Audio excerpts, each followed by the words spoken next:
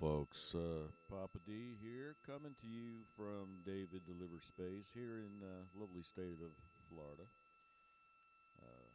Apologize for being a little bit under the weather today, but I wanted to get on with this very important day. I wanted to get on a little bit earlier than I had scheduled. The plan was to go live with the NASA broadcast at about 6:41 local time. This is Mission Control Houston. This computer-generated visualization based on real-time telemetry from Integrity showing the distance from Earth decreasing with each passing second, now just 54,000 miles from Earth, and the distance traveled by Integrity's astronauts since they arrived at the moon earlier this week.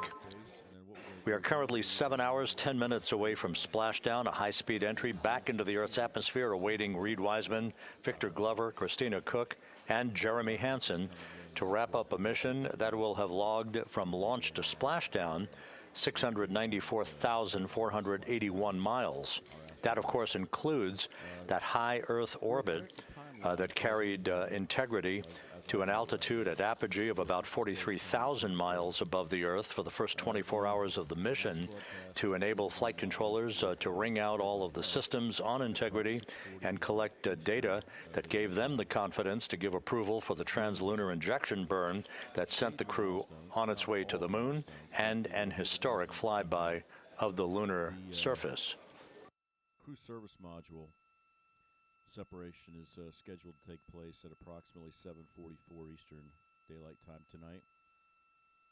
There's going to be a raise burn, the final raise burn, about at 7:47. There will be a burn prior to that later this afternoon. That is the RTU, I believe it's called, but that's going to be the two burns that'll take place. Everything looking good. These are just built into the timeline for the return and recovery. So that would be the raise burn at 7:47. We're looking at entry interface to begin roughly 8:04 this evening.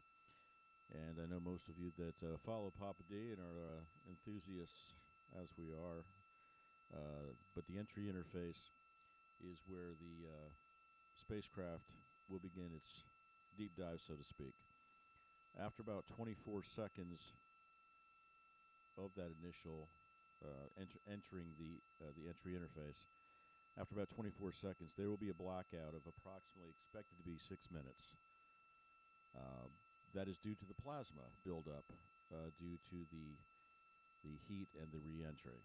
The plasma forms around the spacecraft, will not allow radio waves in or out. So mission control is going to lose telecommunications. They're going to lose everything coming from the spacecraft until it has gone through that interface after about 6 minutes and the plasma has subsided. You recall, those of you that have watched also the SpaceX's Starship, you'll see the plasma buildup around the fins, the grid fins and whatnot. So it's expected, something that happened in every Apollo, every return since, but that will be expected. Once they leave entry interface, then they begin to, so to speak, pop the top on the spacecraft. There will be an initial set of drone shoots leading to the full shoots that will lead to splashdown, which is scheduled and expected at approximately 8:17 Florida time, Eastern Daylight Time.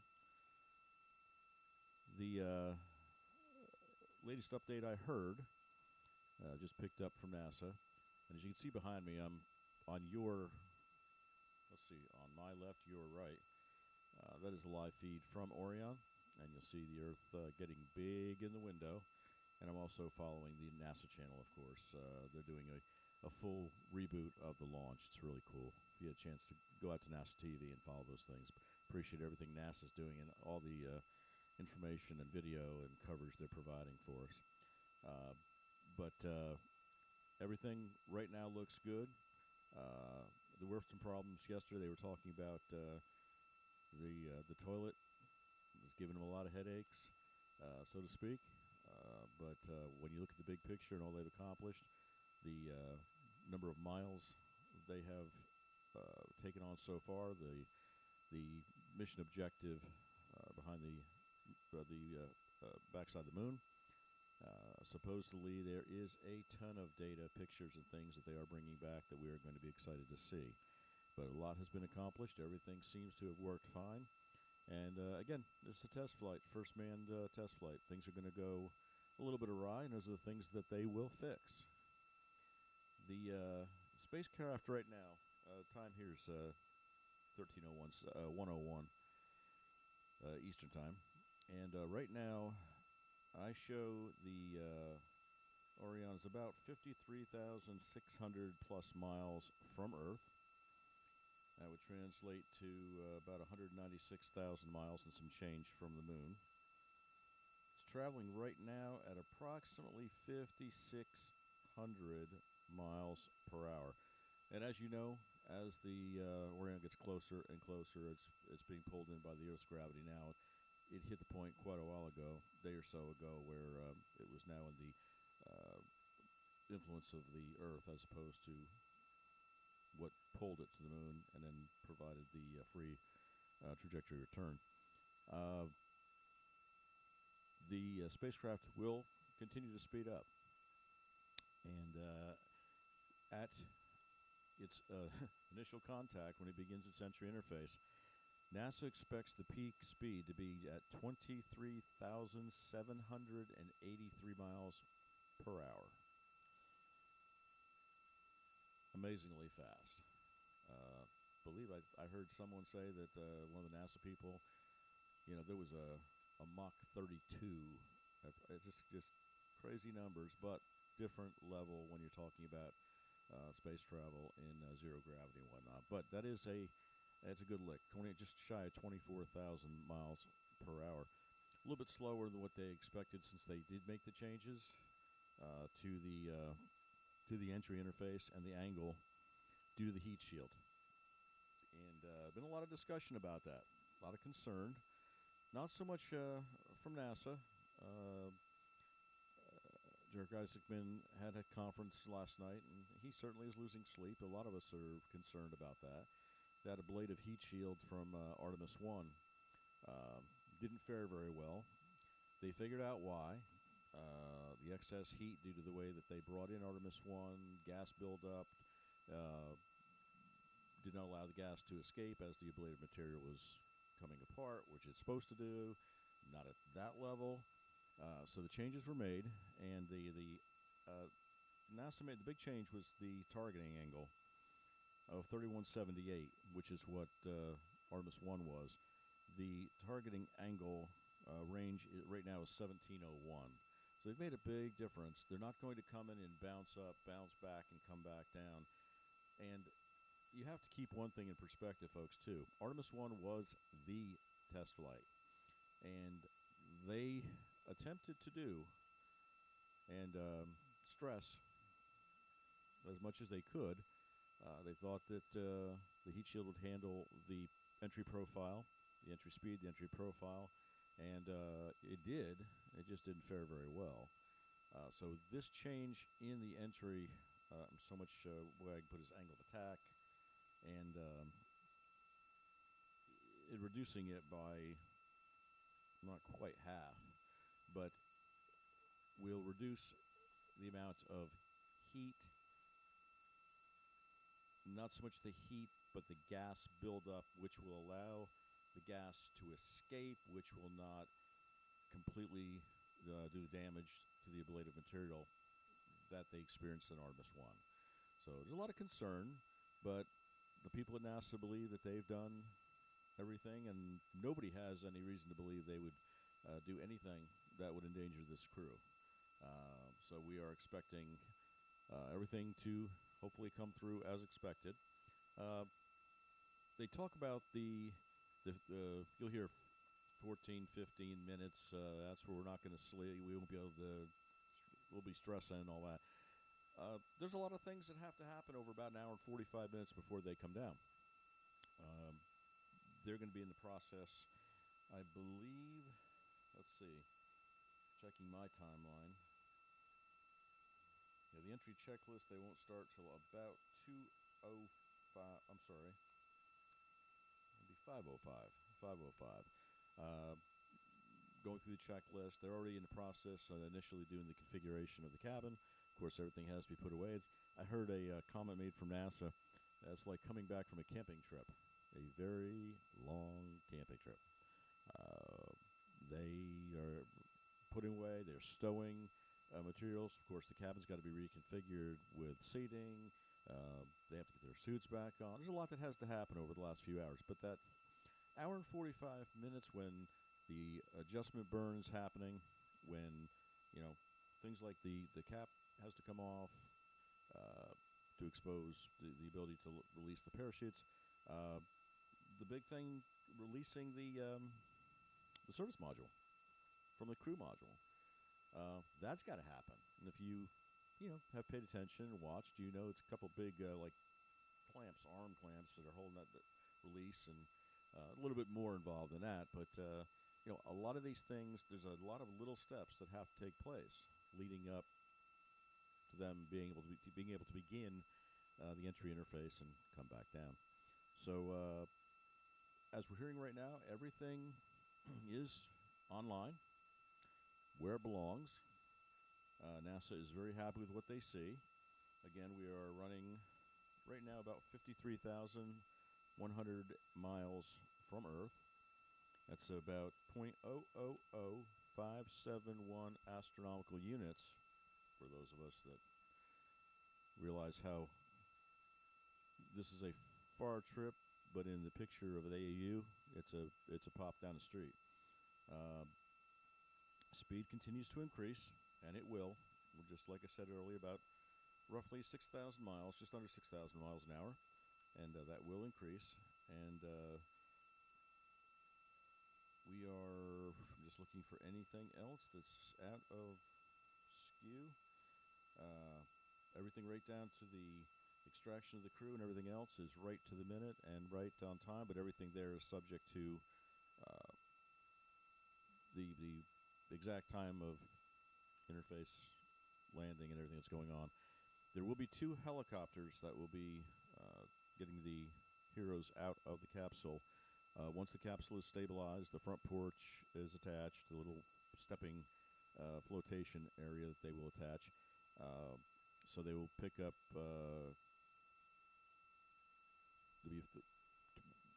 the first helicopter will pick up the first astronaut, which I believe is Christina.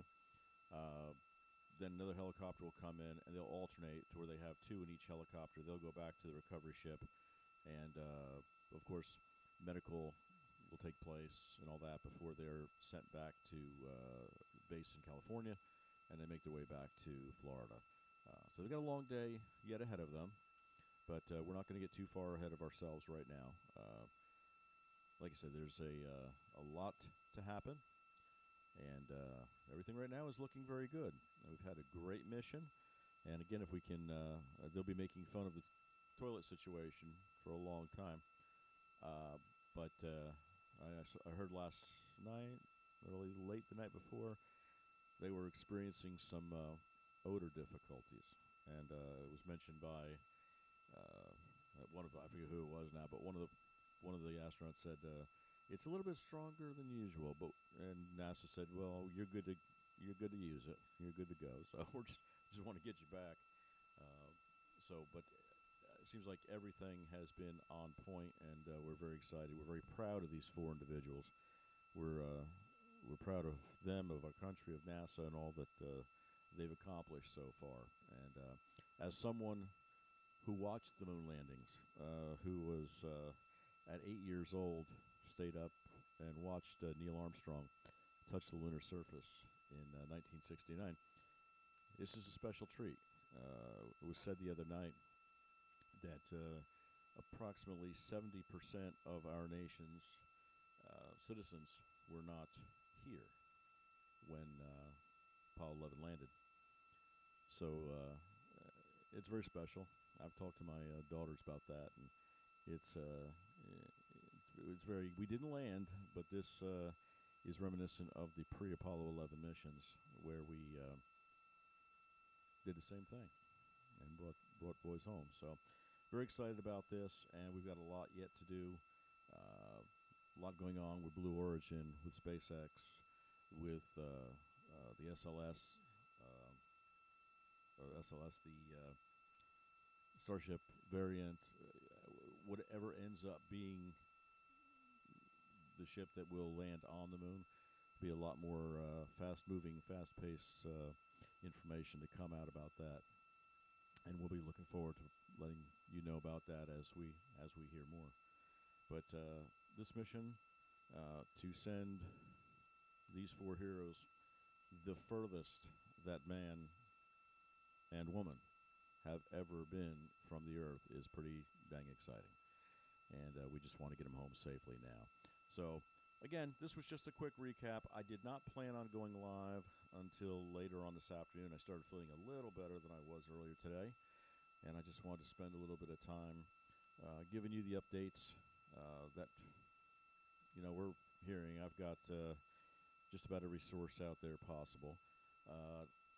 I would like to give a shout out to another Facebook page, and it's helped me out a lot in between looking up the wheres and hows and how fast and all that.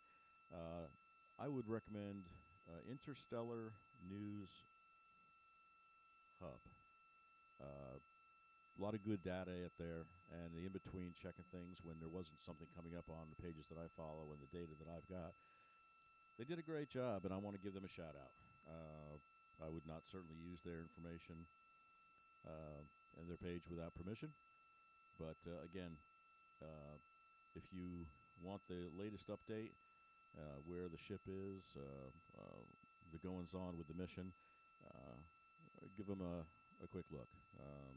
Very, very appreciative of the hard work that those guys and girls put into their page, into their Facebook, their YouTube presence. Interstellar News Hub.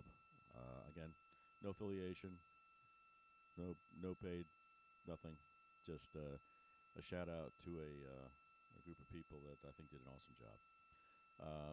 Okay, so with that, what we're going to do here for the rest of the afternoon, I'm going to leave the live feed up. I do not want to break the stream. We've got a good 8K stream blowing right through here, and it's all up and running. I've had my share of glitches here, and that gives me a little bit of time to try to recover a little bit more. Again, just stuff happens. You just don't have to get up and go if some kind of bugs got you, whatever. But better now than earlier, and I just wanted to let you all know where we're at. So what we're going to do, I'm going to leave the stream open, and I'm going to patch over to the NASA feed and leave that up. And I want to, again, big shout out to all the folks at NASA who have been so good and keeping us up to date. This is Mission Control Houston. 8 days, 18 hours, 39 minutes into the flight of integrity on the Artemis II mission. Here in the flight control room, Flight Director Rick Henfling and his team of entry flight controllers on duty, joined by spacecraft communicator Jackie Mahaffey. That's the voice you'll hear talking to the crew throughout the course of the day's activities through entry and through splashdown. Great time to be alive, so it's only going to get better, bigger and better as this... Aboard Integrity, the astronauts, Commander Reed Wiseman, pilot Victor Glover, and mission specialists Christina Cook and Jeremy Hansen are wrapping up their post-sleep period, having an opportunity to review their morning mail, getting a bite to eat, and getting things set up for a final cabin stowage of items no longer needed on this flight prior to the time they move into their entry checklist a few hours from now. The next major milestone will be 1 hour, 38 minutes from now.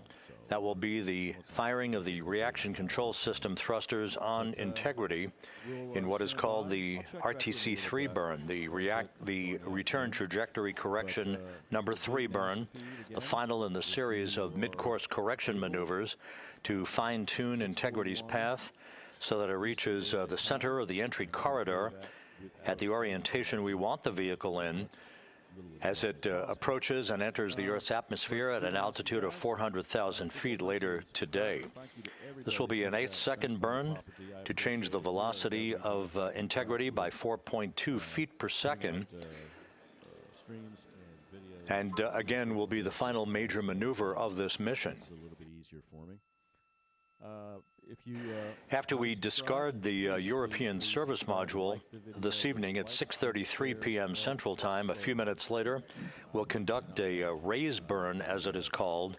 That is a maneuver using Integrity's thrusters, about a 19-second burn that will lift the aft end of the vehicle and provide the final angle of attack that the spacecraft will be traveling in to reach the splashdown zone, some 1,701 nautical miles from the point of entry interface. In the Pacific Ocean, the USS John P. Murtha is on station, ready to begin recovery operations once Integrity has splashed down. The splashdown is scheduled at 7:07 and 7 seconds p.m. Central Time, 5:07 p.m. Pacific Time, 2.5 hours before sunset. From launch to splashdown, Integrity and its 4 crew members will have traveled 694,481 miles. Again, we'll be back as there's new news. I'll check in, and then we'll all meet up for the big show. Communication with the crew on the voice loops will pick up considerably in the next short period of time here as we move out of the post-sleep period into the final hours of the cabin configuration, the preparations for the return trajectory correction burn, and then the crew moving into its entry checklist. All of Integrity's systems are in excellent shape. The latest weather forecast from the Spaceflight Meteorology Group here at the Johnson Space Center for the splashdown zone southwest of San Diego calls for winds at about 10 knots, wave heights less than 4 feet, wave periods, that's the periodic raise and subsidence of the waves against the space.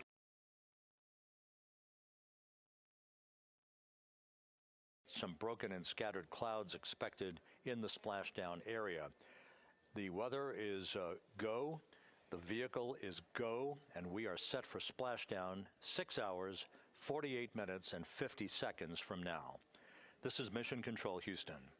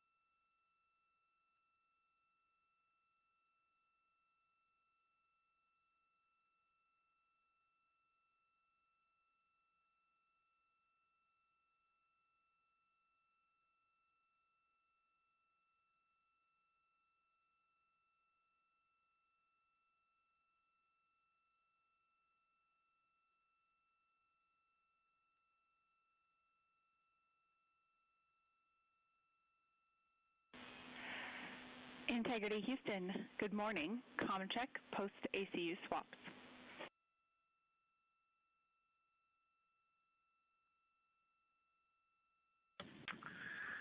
Good morning, Houston. We got you loud and clear.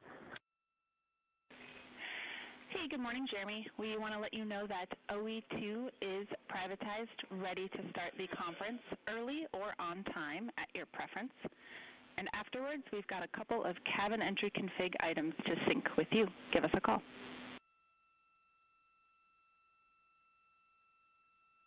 Okay, Jackie. How about we take those cabin config items right away, and then we'll do the PMC. We can do that. So looking at the cabin entry config procedure, step 5 for the AGAs is no perform. Based on your battery activities last night, AGA is in good shape through splashdown. And in step 10, that tracks with our thinking. We would like you to get going early on step 10. In particular, for the post-landing LIO, we'd like you to perform the battery check. That is in step 1 of your post-landing LIO mounting and routing procedure. Okay, we can get started on the LIO.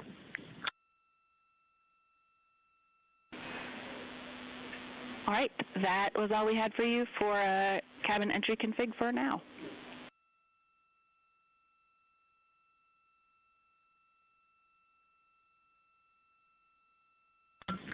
Houston, speaking of cabin config, one thing for you, the contingency urine CWC, that has, we had a plan so that we could actually complete that stowage as a get-ahead last night, and that's been done. We did not use a hefty bag, but it is empty, and it is sealed in 2 Ziplocs inside the JSB. We feel that it's unaccessible now, and we'd like to keep it in that config.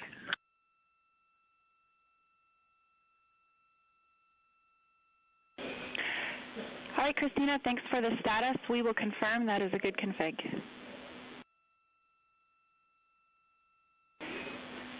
Thank you, ma'am.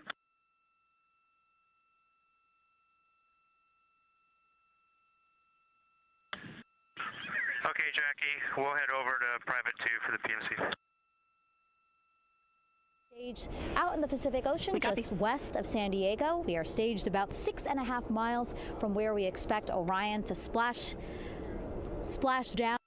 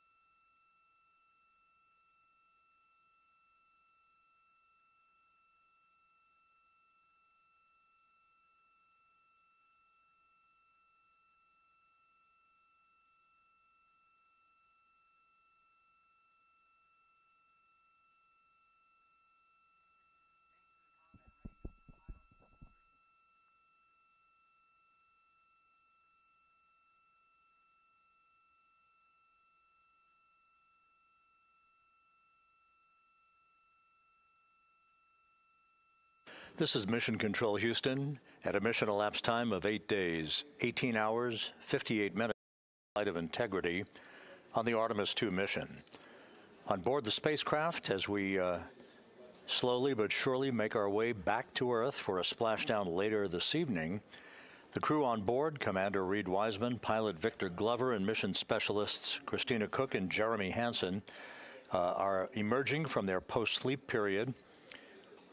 They are about to begin a private medical conference that has been planned all along with the flight surgeon here in Mission Control to make sure that there are no issues associated with their high-speed entry back to Earth later today, with splashdown scheduled at 7:07 and 7 seconds p.m. Central Time, 5:07 p.m. Pacific Time, 2.5 hours before sunset at the splashdown site off the coast of San Diego.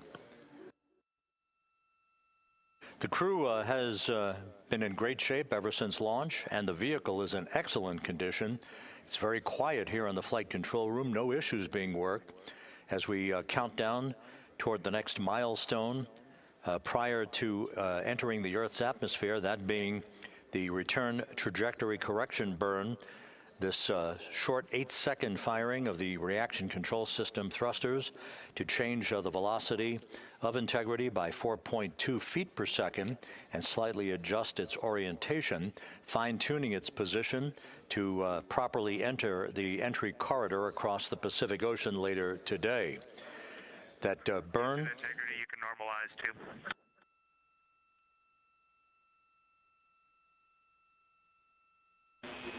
In work. That burn is scheduled at 1:53 p.m. Central Time, 2:53 p.m. Eastern Time. That'll be followed by the crew completing the configuration of the crew cabin for entry, stowing final items, and making sure all of their checklists and other post-splashdown devices that they will need are in the proper... making sure that all of their equipment is within arm's length after they splash down in the Pacific, waiting to be extracted from the vehicle by the recovery personnel that will be deployed from the USS John Murtha, which is on station out in the Pacific in the splashdown area. The weather forecast for splashdown is ideal. Winds just about 10 knots, wave heights less than 4 feet. Those are very benign conditions that will await Integrity's astronauts when they emerge from the spacecraft.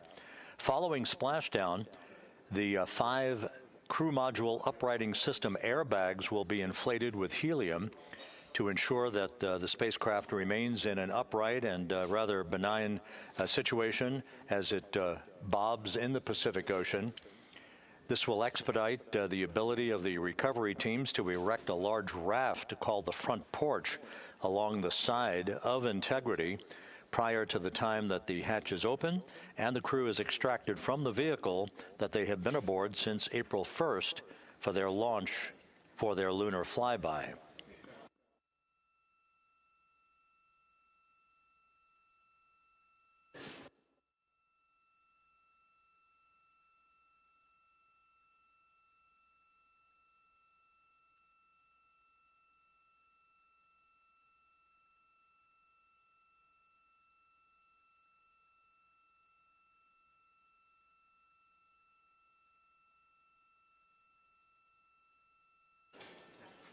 The heart of today's entry will begin. Integrity Houston, some pre-burn SA for you. The Plus X flange heaters are on and prop avionics are configured.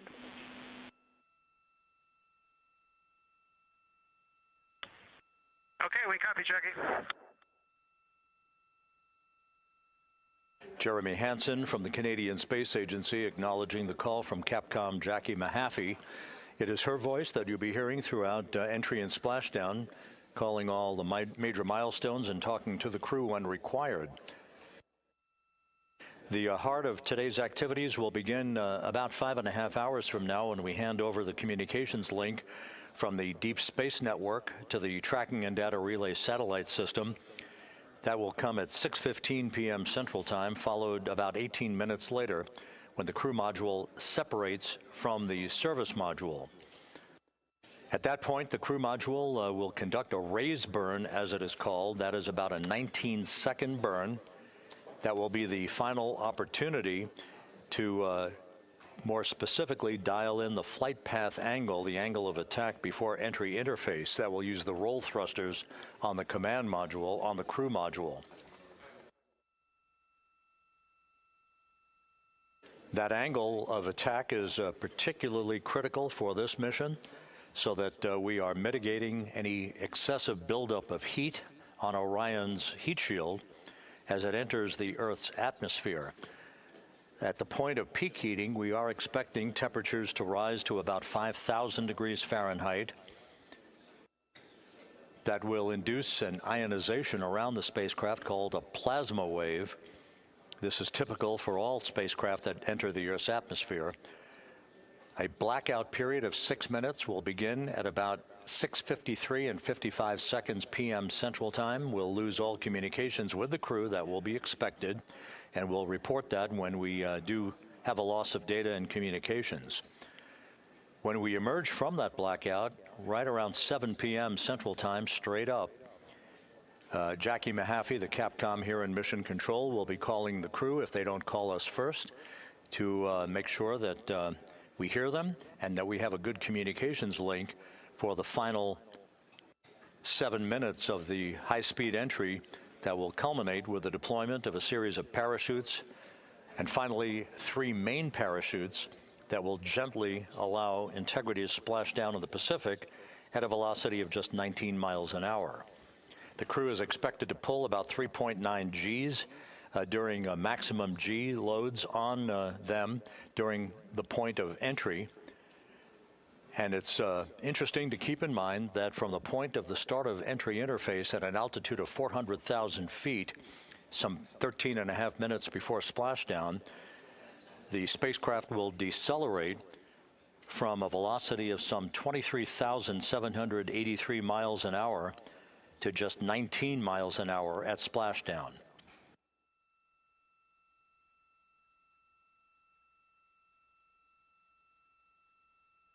So everything is in order aboard Integrity. We have a solid spacecraft and a solid go weather forecast in the splashdown zone. As the world awaits the return of Artemis's astronauts from this historic lunar flyby, splashdown scheduled 6 hours, 25 minutes, 30 seconds from now. This is Mission Control Houston.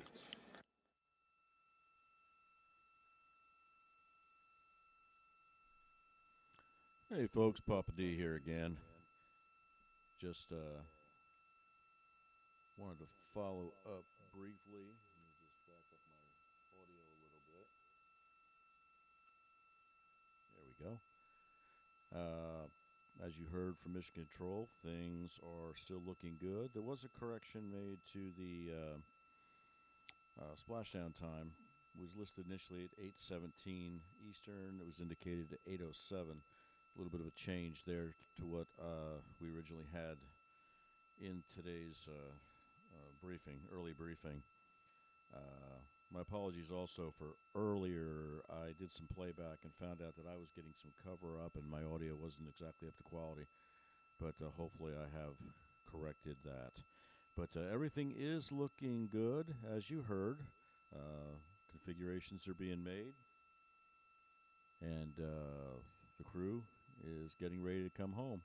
A lot of things going to be happening. Going to be a busy 5 hours plus before the final landing, or final interface, and then splashdown.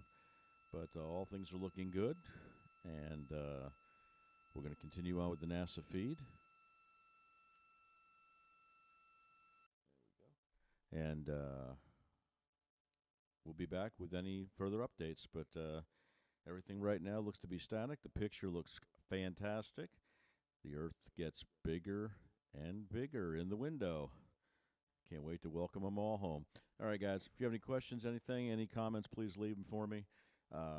Subscribe, do all those YouTube things, as I always beg you to do. Appreciate your time. Appreciate you doing that for me. And then hopefully we'll get all these bugs worked out of this system as we lean further into the day. And NASA's formal beginning of their broadcast, which will take place around 6:41 Eastern Standard Time. So we'll talk to you a little bit. Thanks for coming by. Appreciate you watching us today. And Papa D appreciates you dropping in and leaving your comments and doing all the YouTube good things for me. We'll be back. Have a great afternoon.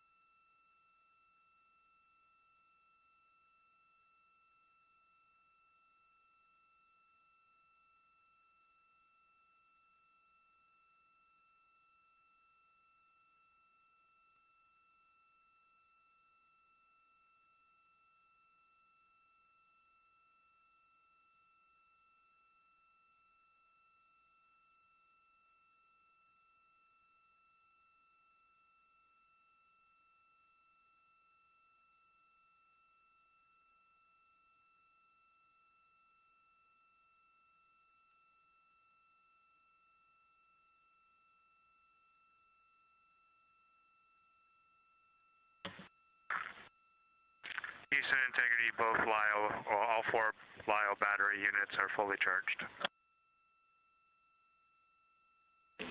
Houston copies. Good news. Thanks.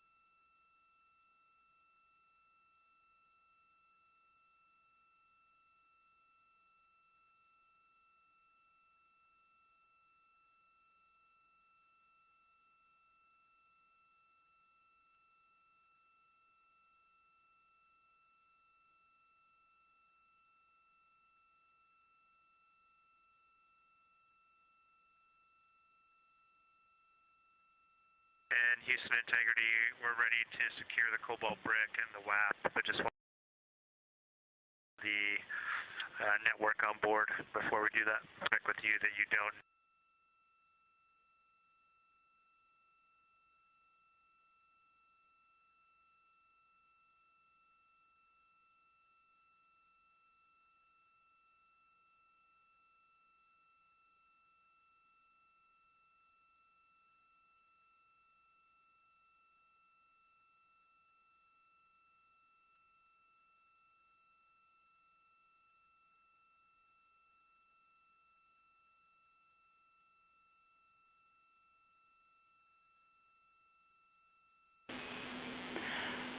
Integrity, for Jeremy, we copied your question.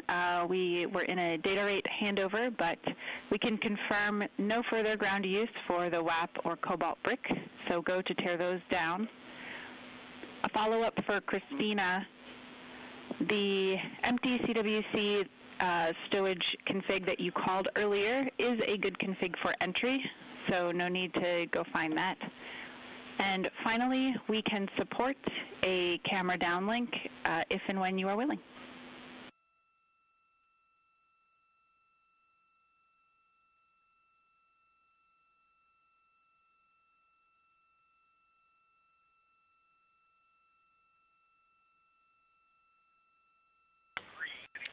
Okay, we copied all those, Jackie. And which cameras were you planning on coming on board with? Yeah, good question. We just wanted to use cab 3.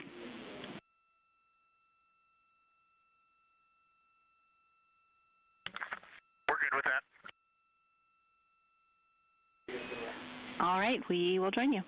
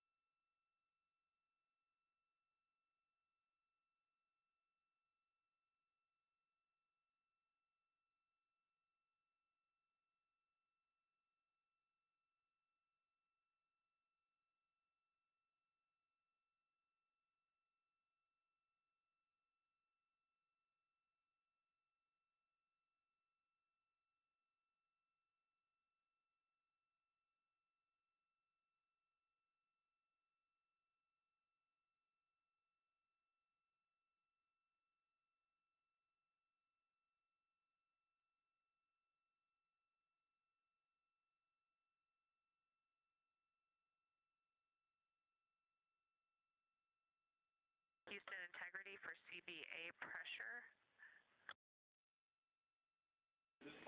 Go ahead. CBA pressure is 2,500 psi.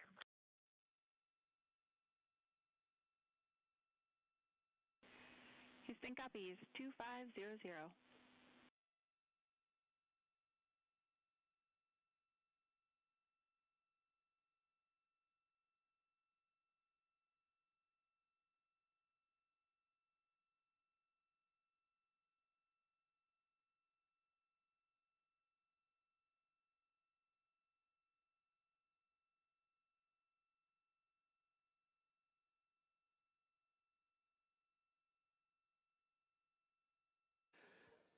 This is Mission Control Houston. You just heard Mission Specialist Christina Cook aboard Integrity offering some parameters of cabin atmosphere readings.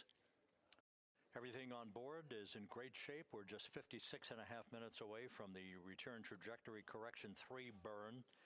This will be the final major maneuver of the mission for Integrity, an 8-second burn of Integrity's thrusters to change its velocity by 4.2 feet per second, and further fine-tuning its path for the entry interface into the Earth's atmosphere later today. Just so we can identify some of the key players you'll hear and see here in Mission Control throughout the course of the day. On the front row, from left to right, that's astronaut Stan Love. He was the Ascent Capcom, or spacecraft communicator, talking to the crew and has pulled several shifts during the mission. Second from the left is Jackie Mahaffey, who will be the entry Capcom, talking to the crew during their high-speed return to Earth later today. Then to her left is entry flight director Rick Henfling, and to his left is Judd Freeling, who presided as flight director over the ascent of Integrity 9 days ago from the Kennedy Space Center. In the back row is the lead flight director for the mission, Jeff Radigan, and to his left is the chief of the flight director office, Emily Nelson.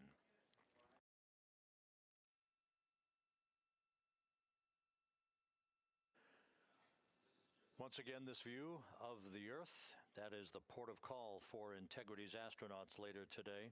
Splashdown scheduled 6 hours, 8 minutes, and 22 seconds from now.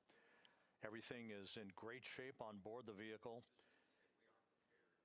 in the home stretch of what ultimately will be a 694,481-mile journey from launch to splashdown.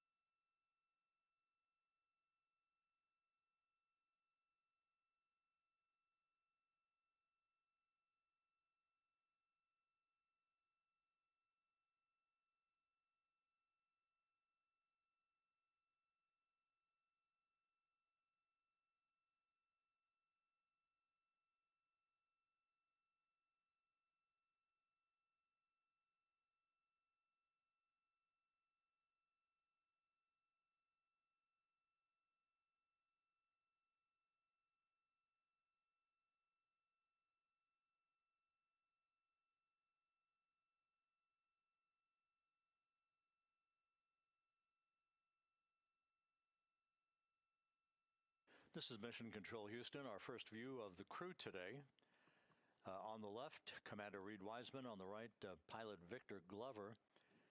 They are reviewing some of the timeline parameters and some of the systems status boards on their computers on the flight deck of Orion. Everything is in great shape system-wise, and the weather forecast is a go forecast at the splashdown zone as the crew approaches the 6-hour mark until they return to Earth to complete this historic mission.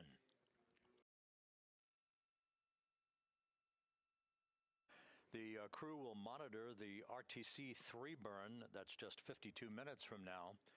And then we'll move into the heart of completing the configuration of the crew cabin, stowing some final items, and reviewing their entry checklist as they march down the timeline towards the point at which they will don their launch and entry suits, the Orion Crew Survival Suits, or OCSS, the OX suits as they are called,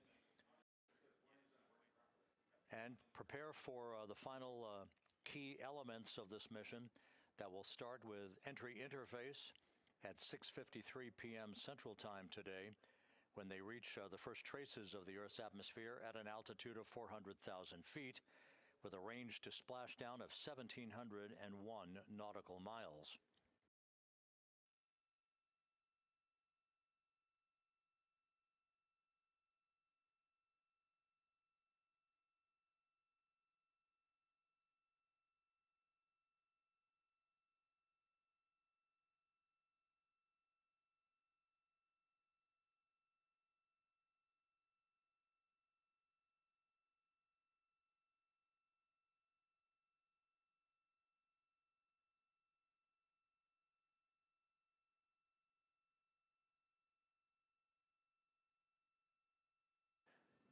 You can see down below in the lower deck of the crew cabin, if you will, Christina Cook. Jeremy Hansen is right by her. The crew will begin the suit-up procedures later today. They'll conduct leak checks on their suits to ensure that they're in a good configuration for the entry. And once again, we're struck by some of the numbers involved. At the point of entry interface, which will be about 13 and a half minutes before splashdown, the vehicle will be traveling some 23,839 miles an hour. At the point of splashdown, 13 and a half minutes later, they will have decelerated under parachutes and through the interaction of Earth's atmosphere, the friction created by Earth's atmosphere, they will have decelerated to a splashdown velocity of just 19 miles an hour.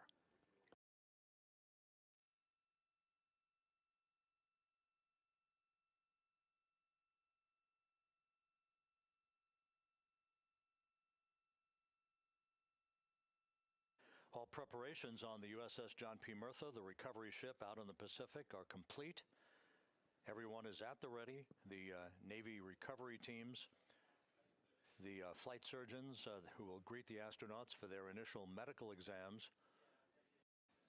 There will be Navy helicopters and fast boats that will be deployed from the Murtha to move alongside the spacecraft. It will take about 15 minutes, perhaps a bit less, for the flight control team here in Mission Control to power down the vehicle. Once it splashes down and the airbags, the inflatable airbags, 5 of them at the forward bay cover at the top of the spacecraft, are inflated to ensure that the vehicle remains in an upright orientation in the Pacific. The airbags will be deployed. The vehicle will be powered down. That's not the end for Mission Control here in Houston. They will not hand over to the Exploration Ground Systems folks until the crew has been extracted from the vehicle onto a large raft that will be erected alongside the hatch to integrity. That is called the front porch. Each of the crew members will leave the vehicle, Christina Cook first, followed by Victor Glover, then Jeremy Hansen, then Reed Wiseman.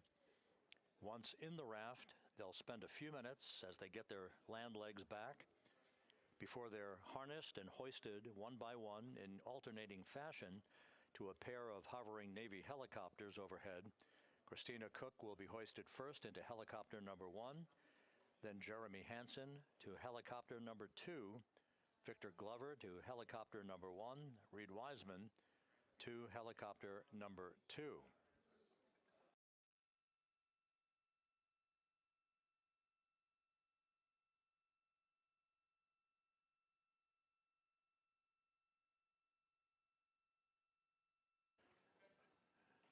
We're about to have a quick burn conference with the crew to review the parameters of the upcoming return trajectory correction burn. Again, a final opportunity to fine-tune Integrity's path towards its splashdown zone and to make sure the orientation of the spacecraft is correct for its angle of attack into the Earth's atmosphere.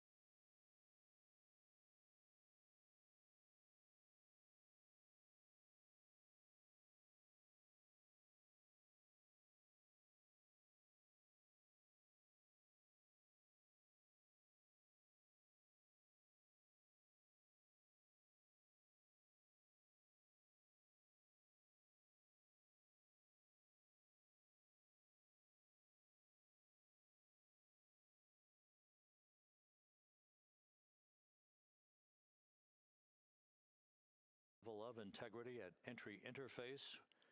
5 hours and 43 minutes mark. Splashdown 5 hours 56 minutes from now. Houston integrity. We are standing by for the burn conference whenever you are ready. We are ready. Your final burn plan is on board, and we've got several deltas to the pad. The deltas are to version 2 uplink at day 100, 12:20. The first delta is TIG slip is 10 minutes. Secondary pointing Omicron is 2525.0. For your guidance solution, Delta V tote 4.17. For your attitude in Delta V, this remains frame inertial. Attitude, yaw pitch roll, is 4643.237.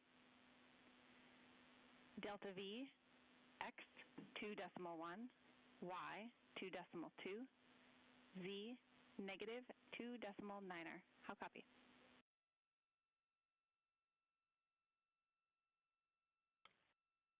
Okay, Jackie, we caught the in material. Can you give us the trim number that you started with and Omicron, I believe, were the two?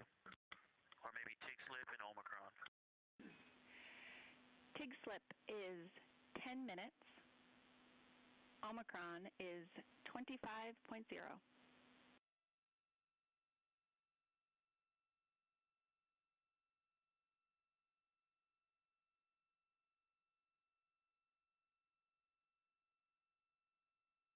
Okay, Jackie, we copied all the deltas, but we are not confident we started with the right file. Can you confirm the date, the UTC of ground generation? Yep, that is day 100, hour 12, minute 20, 20.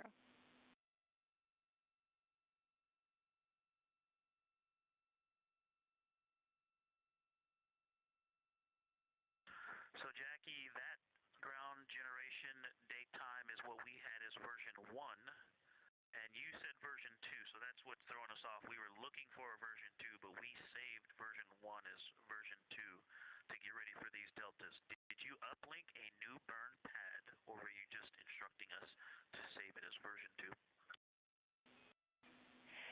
2? Yeah, sorry about that. These deltas we're reading you are called version 2, and the UTC we are expecting you to be referencing is the one I read off.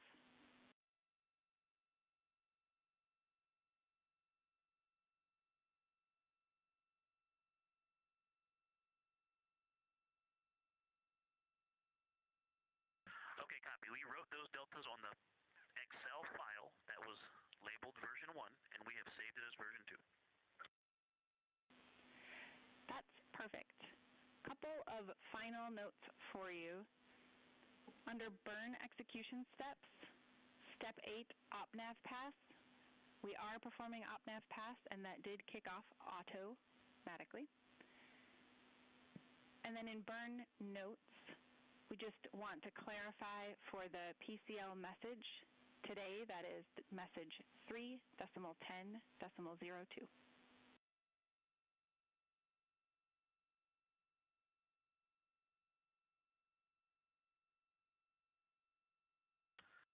Okay, we copy step 8 auto and 3.10.02, which we all read. Thank you. Any other deltas to the steps, burn execution steps? No deltas. One final note, the cell in the burn notes that talks about if BFS engages does have about 2 rows worth of text, so you may need to expand it to see all of it.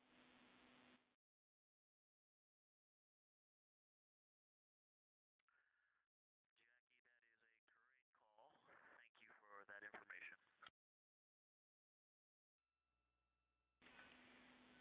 That is everything we have. Okay,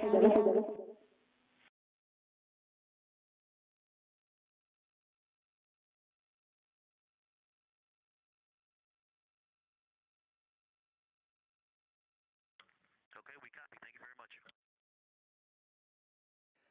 This is Mission Control Houston. That exchange between Capcom Jackie Mahaffey here in Mission Control and pilot Victor Glover aboard Integrity, reading off all the critical numbers for the upcoming return trajectory correction 3 burn.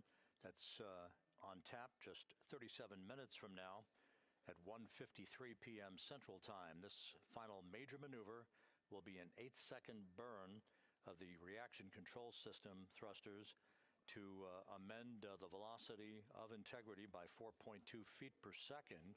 It also contains a number of angular adjustments to Integrity's orientation to fine-tune its precise orientation as it enters the Earth's atmosphere at the point of 400,000 feet above the Pacific Ocean, called entry interface.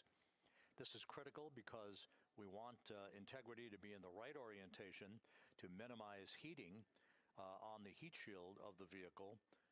This needs to be extremely precise and will be fine-tuned one more time through what is called a crew module raise burn tonight at 6:37 p.m. Central Time, a 19-second burn that will fine-tune the angle of attack for one last time to make sure Integrity is entering the Earth's atmosphere in an orientation that will minimize the peak heating effects on the heat shield.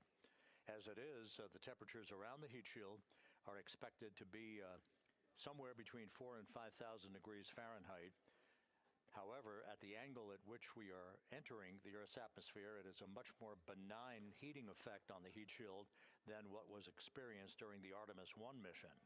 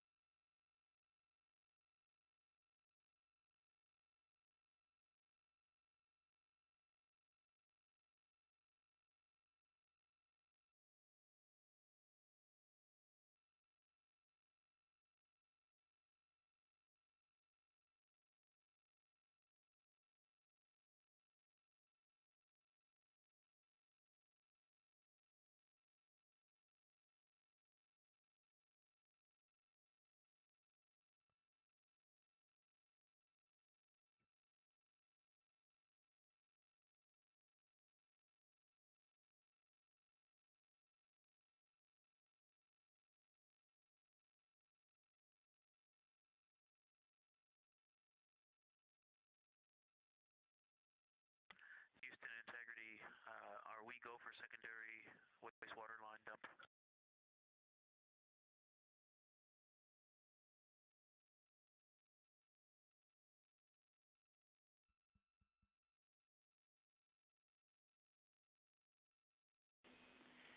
Integrity, you are go for secondary line dumps.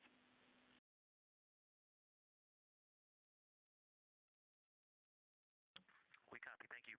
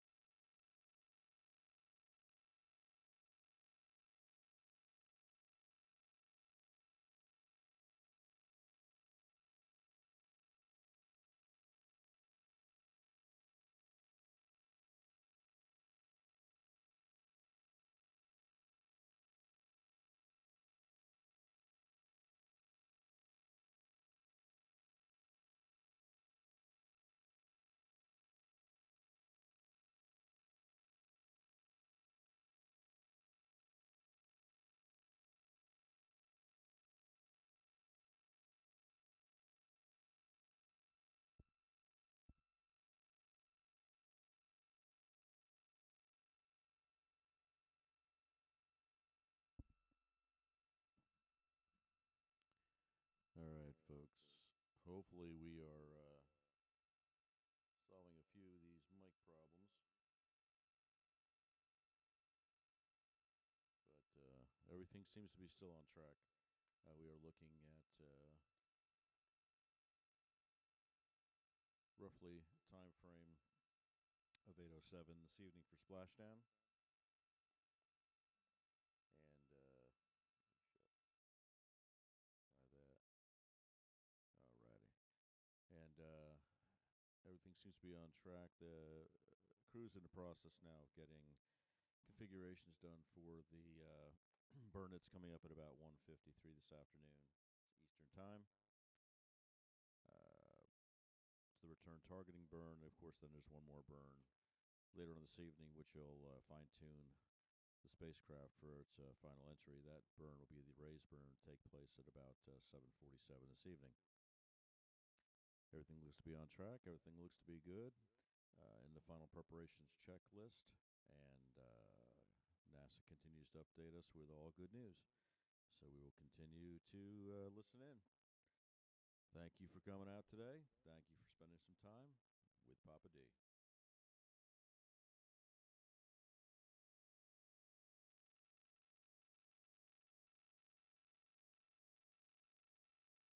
This is Mission Control, Houston. Flight Director Rick Henfling here in Mission Control. The entry flight director is going to be polling his team of flight controllers to get a go for the RTC-3 burn, which is coming up in just 31 minutes. We're back inside the cabin of Integrity, looking at Jeremy Hansen on the left, Christina Cook in the middle, Victor Glover on the right. The crew, and there's Reed Wiseman, the commander of the ship. Everything is in great shape as we await splashdown 5 hours and 44 minutes from now. The entry profile for Integrity is a source of great interest because of some of the heat shield damage that was unexpected during Artimus I. We have deliberately created a trajectory which is essentially a lofted entry profile rather than a skip entry.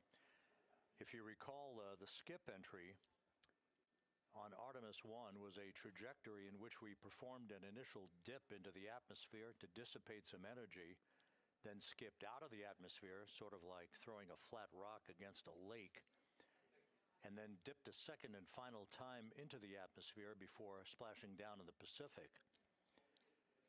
However, that profile induced a longer entry range of some 3,178 nautical miles in length that induced a 20-minute duration of a higher total heat load on the vehicle. So after a great analysis and the review of an independent review team, we decided to amend the entry profile to a maximum entry range of 1,775 nautical miles. In this case, we're going to be flying downrange from the point of entry interface to a splashdown zone just 1,701 nautical miles downrange, heading from southwest to northeast towards the coast of California. The 20-minute duration of the Artemis I entry has been reduced to just 13.5 minutes in duration for Artemis II, thus inducing a lower total heat load on the vehicle and mitigating any deleterious effects on the heat shield itself. The flight control team, the engineers, have tremendous confidence in this entry profile that will protect the heat shield from any excessive loads that may be imparted on it during this high-speed entry back into the Earth's atmosphere. Having said that, we still will be exposing the heat shield to temperatures some 4,000 to 5,000 degrees Fahrenheit as we enter peak heating at the point of entry interface and a communications blackout within a few minutes after that. Currently taking a poll in the room for a go for RTC-3. That'll be communicated to the crew momentarily.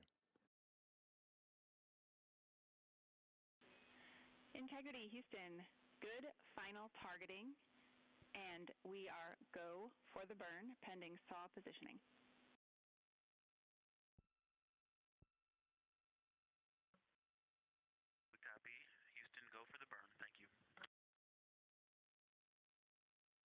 Again, the burn that's coming up, RTC-3, just 27.5 minutes from now, will be an 8-second firing of the reaction control system thrusters to change the delta on the velocity to about 4.2 feet per second, and refining Integrity's path to reach entry interface at the correct angle and at the correct time and orientation.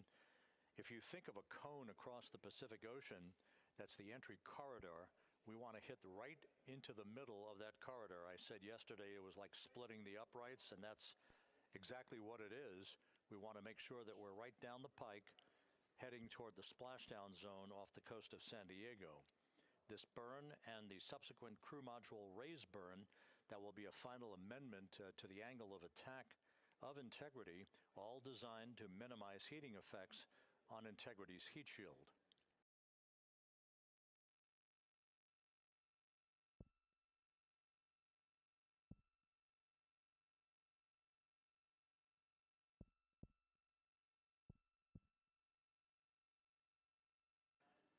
A short time ago, the Spaceflight Meteorology Group briefed the entry flight control team on the latest weather at the splashdown zone where the USS John P. Murtha is stationed, ready to begin recovery operations shortly after splashdown.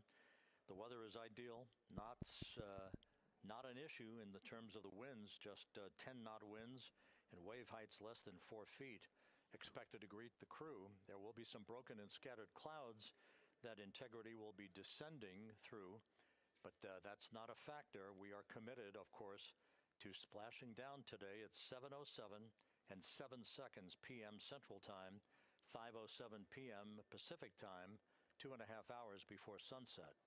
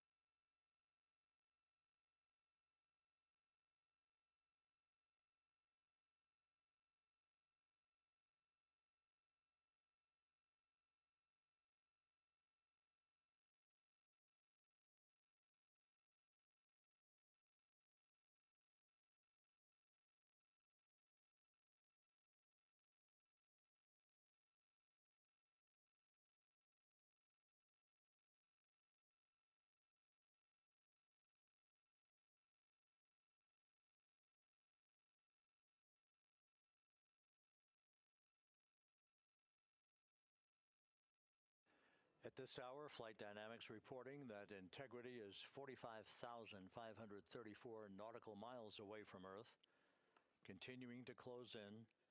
Its velocity will be accelerating over the next several hours.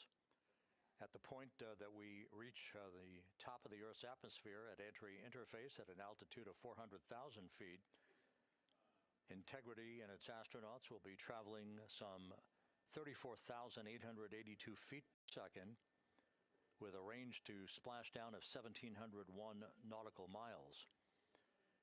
That velocity will increase slightly to 34,965 feet per second, or 23,839 miles an hour at peak velocity. There will be a series of roll reversals. Those are computer-induced maneuvers that will occur after we complete the blackout period. Actually, there are 2 before, while we are in the blackout period, and 3 more afterwards. Those roll reversals designed to dissipate energy, reducing the speed through the laws of physics to bleed off excess energy as the vehicle points itself toward the splashdown zone prior to going subsonic and then inducing the beginning of the parachute deployment sequence. The crew is expected to pull just under 4 Gs during the maximum G loads on themselves and the vehicle. We have 3 spaceflight veterans and 1 first-time flyer in Jeremy Hansen. Unlike an International Space Station flight of 6 months or more in duration, These are well-skilled astronauts and test pilots. Christina Cook, of course, having returned to Earth, as did Reed Wiseman from his first flight in Soyuz vehicles for parachute-assisted landings in Kazakhstan. Victor Glover flew on a Crew Dragon vehicle.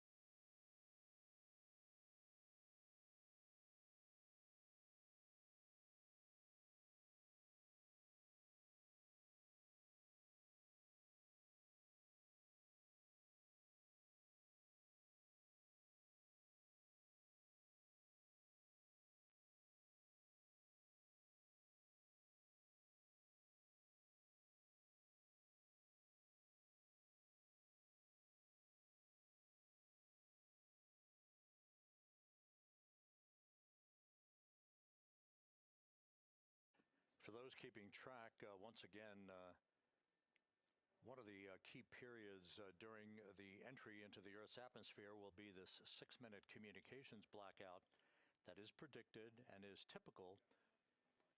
Integrity. Tank pressures are good for the burn.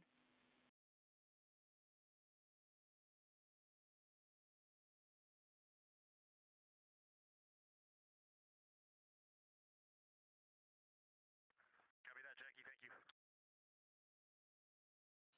Capcom Jackie Mahaffey saying that all of the systems, including the pressures in the ready for the RTC-3 burn coming up just 18 and a half minutes from now.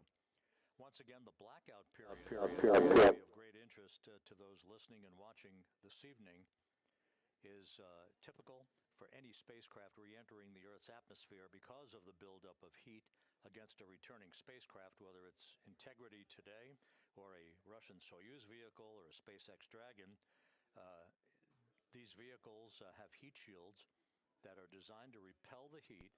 However, there is an ionization around the spacecraft, a buildup of plasma that is caused by the interaction of the velocity of the spacecraft entering the Earth's atmosphere and the friction of the Earth's atmosphere itself. This ionization period, or the blackout period, is expected to last 6 minutes tonight. It is expected to begin at 6:53 and 55 seconds p.m. Central Time, just 24 minutes or 24 seconds after the beginning of entry interface. That blackout of 6 minutes is the period of time where we will not be in communications with the crew or receiving data from Integrity itself as it barrels through the atmosphere.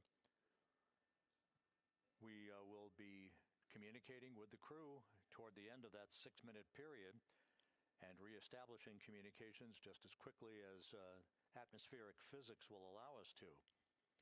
The blackout period is expected to end at 6:59 and 56 seconds p.m. Central Time, which would be 6 minutes and 25 seconds from the start of entry interface. Now, after splashdown, several activities will be occurring. First will be to ensure that the vehicle is upright in what is known as a stable 1 configuration. Whether it's upright or in some other orientation, the CMOOS bags, the crew module uprighting system bags, 5 of them that are surrounding the vehicle at the forward bay cover in a circumferential orientation, those 5 large airbags will be inflated with helium and be inflated. Integrity Houston, solar arrays are in position for the burn. We see the same, Jackie. The CMOOS bags, again, 5 large inflatable airbags that are inflated with helium right after splashdown. Those bags designed to maintain an upright orientation for the spacecraft. Flight controllers here in Mission Control will begin to work to power down the vehicle, also check for any leakage of toxic gas. We are not expecting any issues. Integrity's in great shape as it prepares for its homecoming 5.5 hours from now. But to ensure that the approaching Navy recovery team does not encounter any toxic gases, we will make the first check of that here in Mission Control, power down the vehicle, and we will be reestablishing communications with the crew through what is known as VLDR.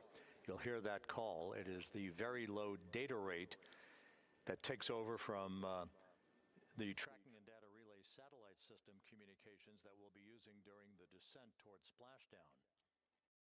It may be a period of seconds or even minutes before we establish that very low data rate with the crew following splashdown, so we'll keep a sharp ear out and obviously carry that on the Orion to Earth loops that we provide for you and have been since the beginning of our coverage with launch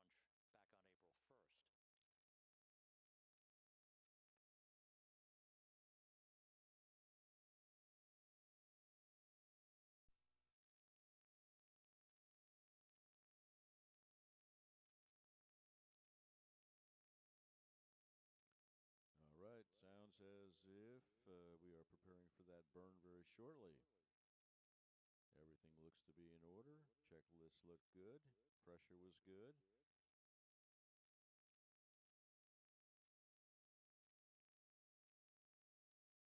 coming up less than 13 minutes from now.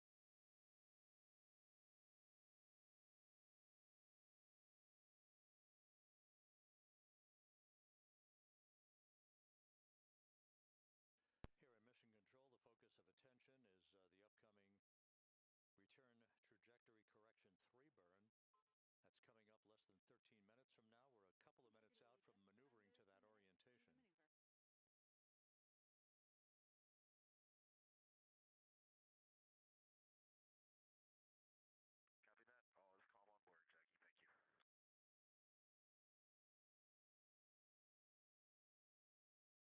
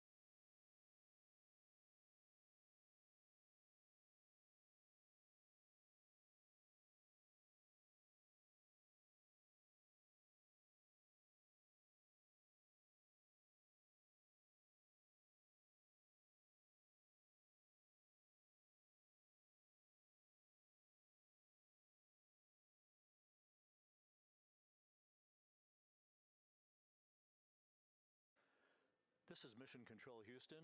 While we wait for the burn, this view from the deck of the USS John P. Murtha showing some of the armada of helicopters. There will be Navy helicopters hovering over Integrity following splashdown. 2 of them to be employed in the hoisting of the crew members off of the front porch raft that will be erected alongside the vehicle following splashdown. 2 crew members, 2 astronauts for each of the 2 helicopters for the short ride back to the deck of the Murtha, where they will be brought into the medical bay for comprehensive post-flight medical exams.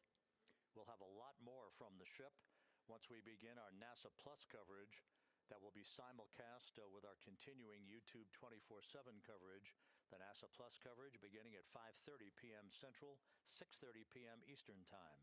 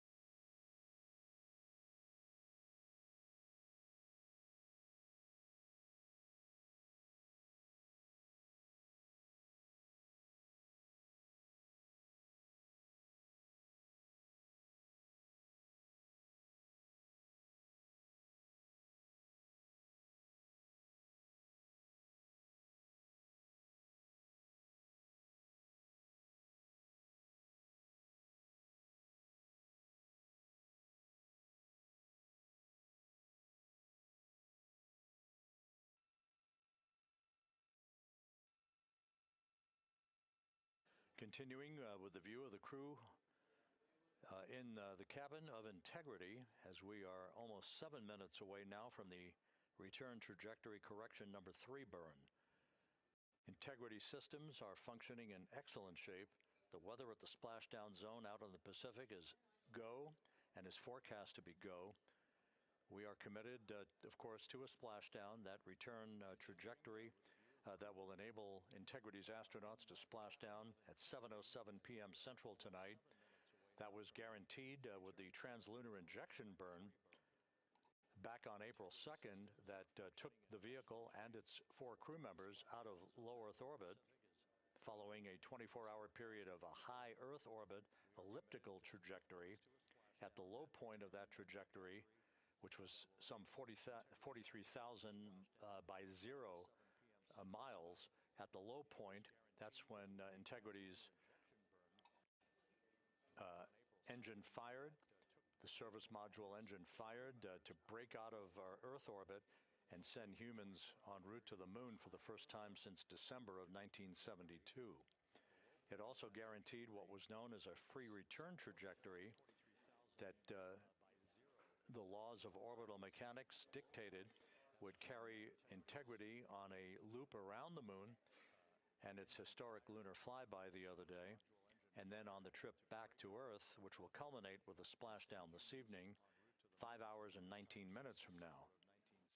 It also guaranteed what was known as a free return trajectory that the laws of orbital mechanics dictated would carry integrity on a loop around the moon and its historic lunar flyby the other day, and then on the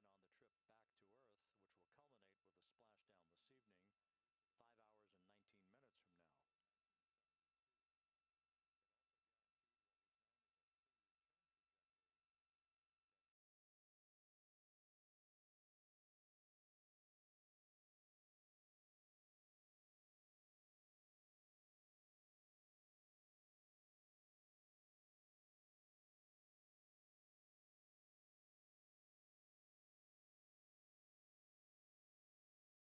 As you can see, the maneuver to the burn attitude has induced quite a bit of sunlight coming into the crew cabin.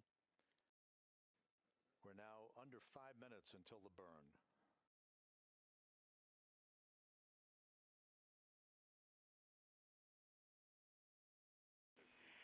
Integrity, Orion is in burn attitude.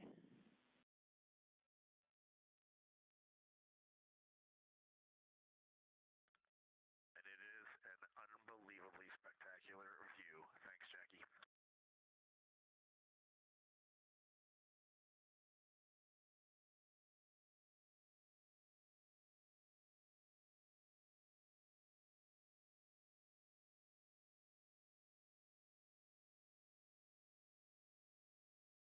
Reed Wiseman responding to Capcom Jackie Mahaffey, that attitude into the burn orientation for the return trajectory correction burn coming up in just under 4 minutes has offered the crew yet another spectacular view of the Earth growing larger in their windows.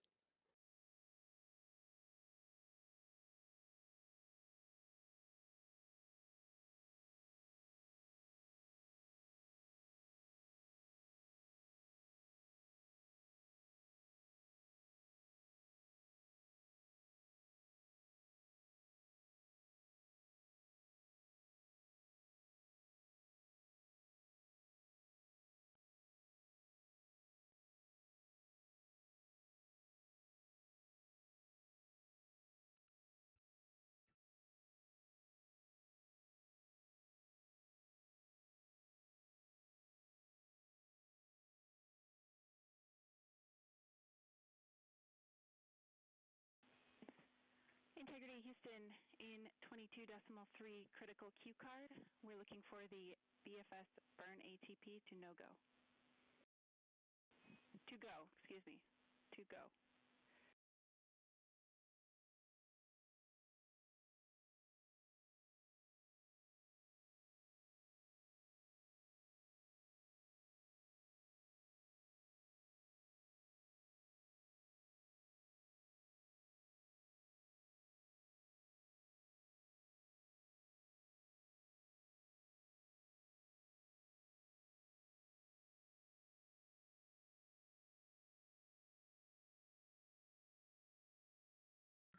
Good catch, Jackie. We are BFS burn ATP go, and we do not need to command the no-go on this because we're SM plus X. Good words. Sorry about the confusion, and we see a good config.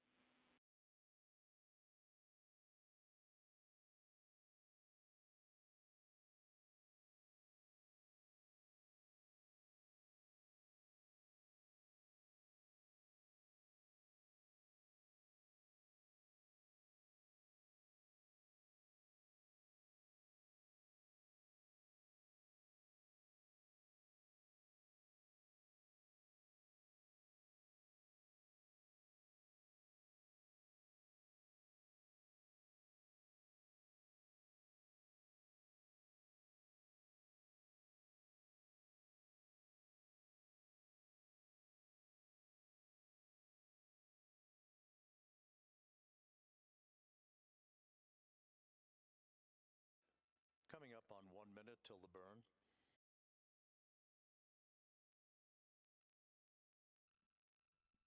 Mark, 1 minute.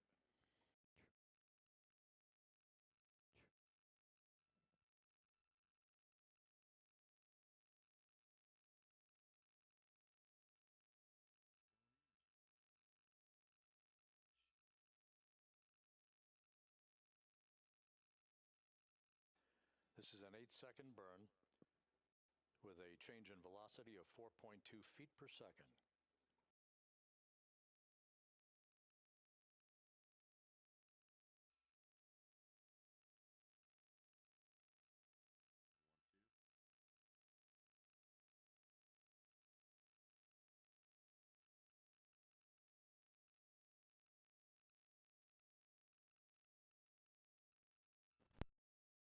Ten seconds.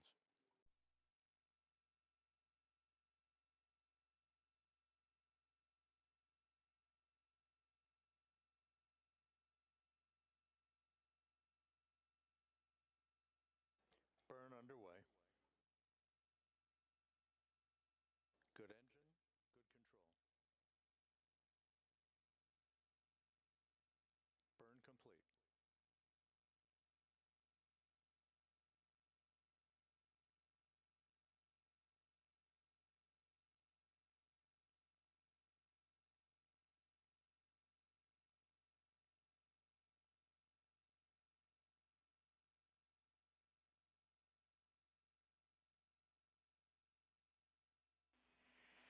Integrity looks like a good RT, and we are assessing details.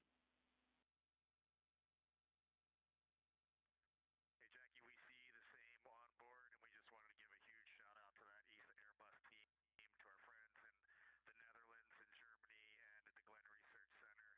This vehicle powered us and it propelled us from the Earth to the Moon and back with extreme precision, and we are excited to be a part of your team.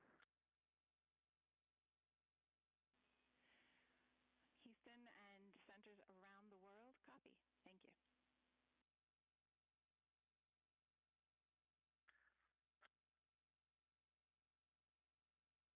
Commander Reed Wiseman with a shout out. Jackie, we are ready to reconfigure our F7 SIP switches for entry, if you can give us that go.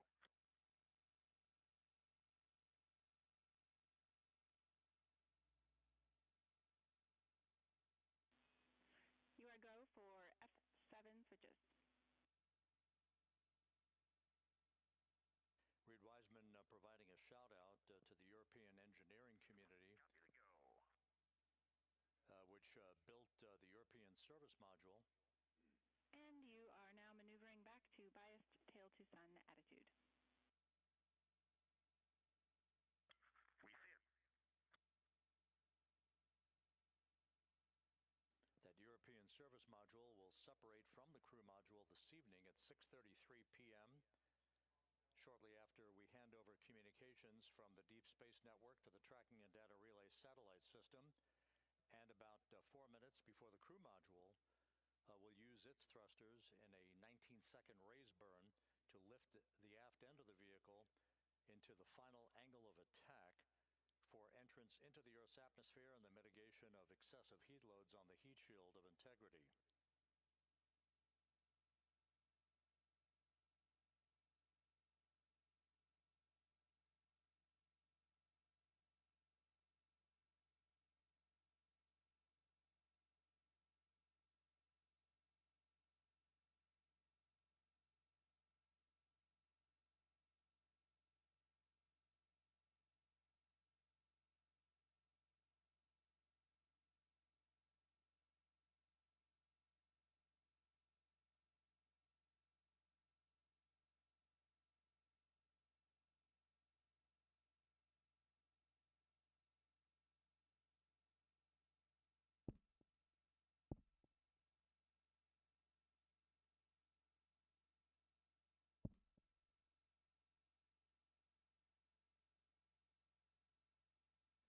So with the final major burn having been successfully completed, the crew is now preparing to complete the configuration of the crew cabin, a final stowage capability and an opportunity to put other items away that they will not need during the entry phase.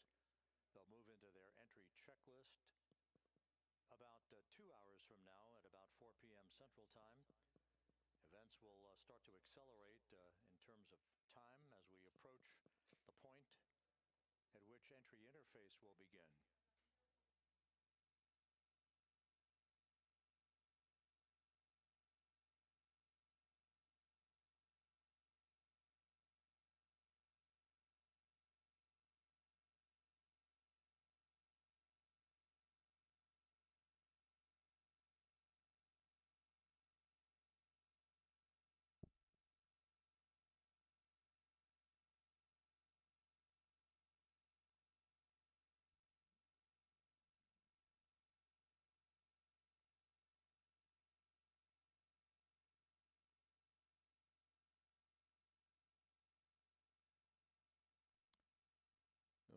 Okay, quick check-in and audio check.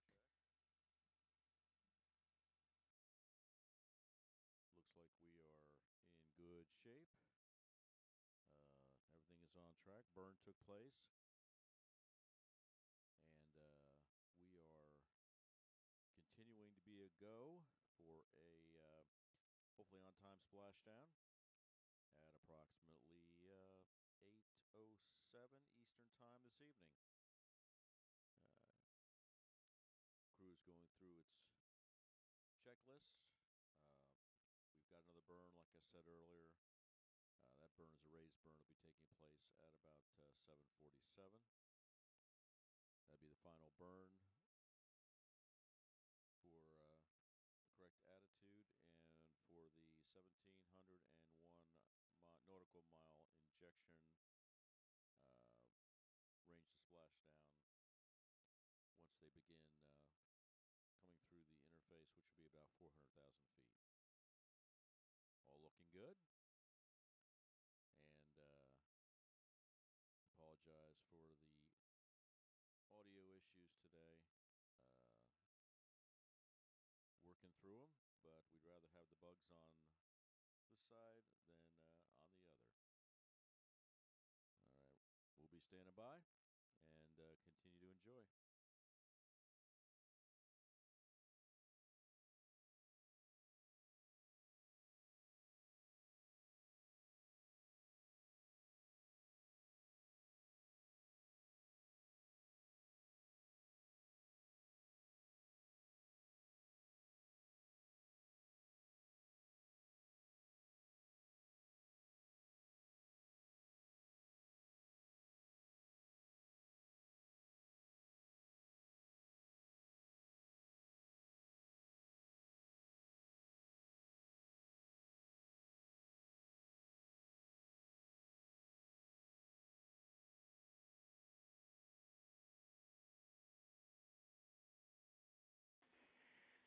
We're going to need a copy of that photo when you guys get back.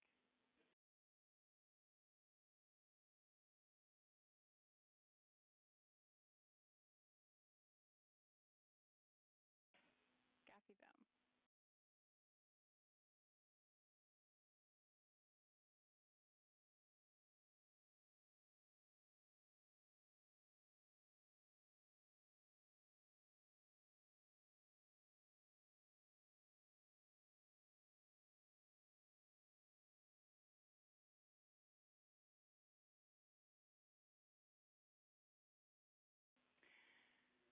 Integrity. FIDO confirmed that that was a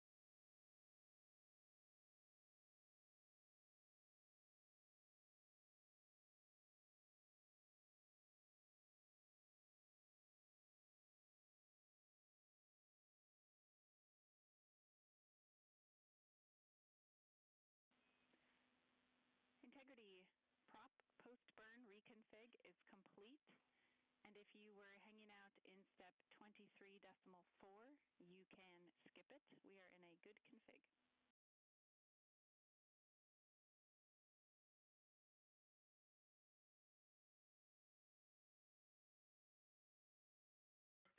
And Jackie, we were talking about seats. I'm in instruction 337 of 392, and then can you repeat that call?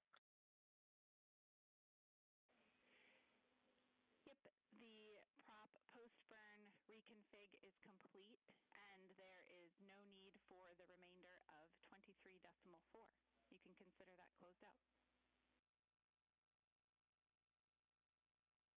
Remainder of 23.4, closed out, copy.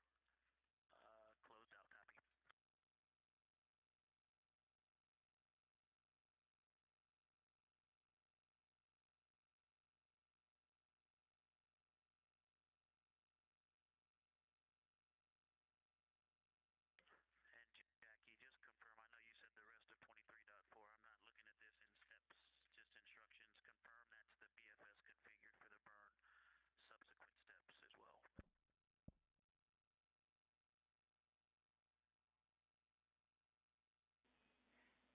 Affirm, all the way through instruction 347 can be skipped.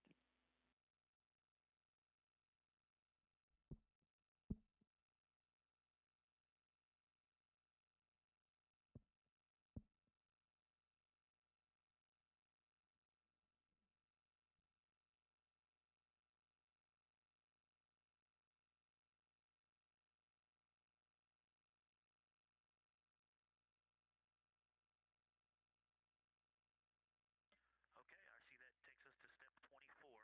I did not do any of the remaining steps into step 23, and that is over to you, MCC. We're moving back to cabin config. Houston copies and concurs.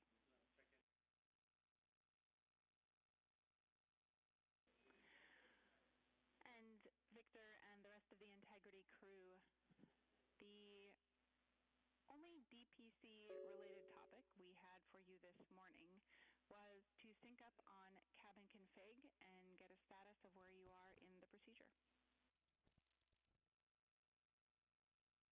Okay, Jackie, we're with you on that. We are complete through step 7. Actually, step 8 now is complete as well. And step 15 is complete. And we'll update you on the rest as we go along. We copy all.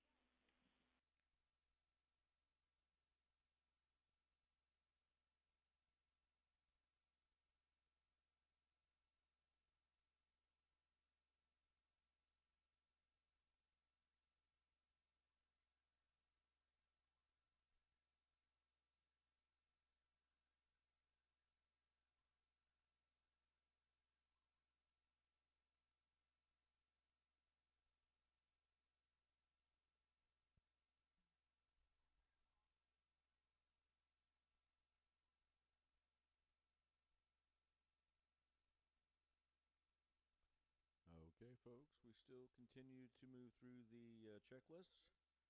Everything seems to be going ahead as per schedule.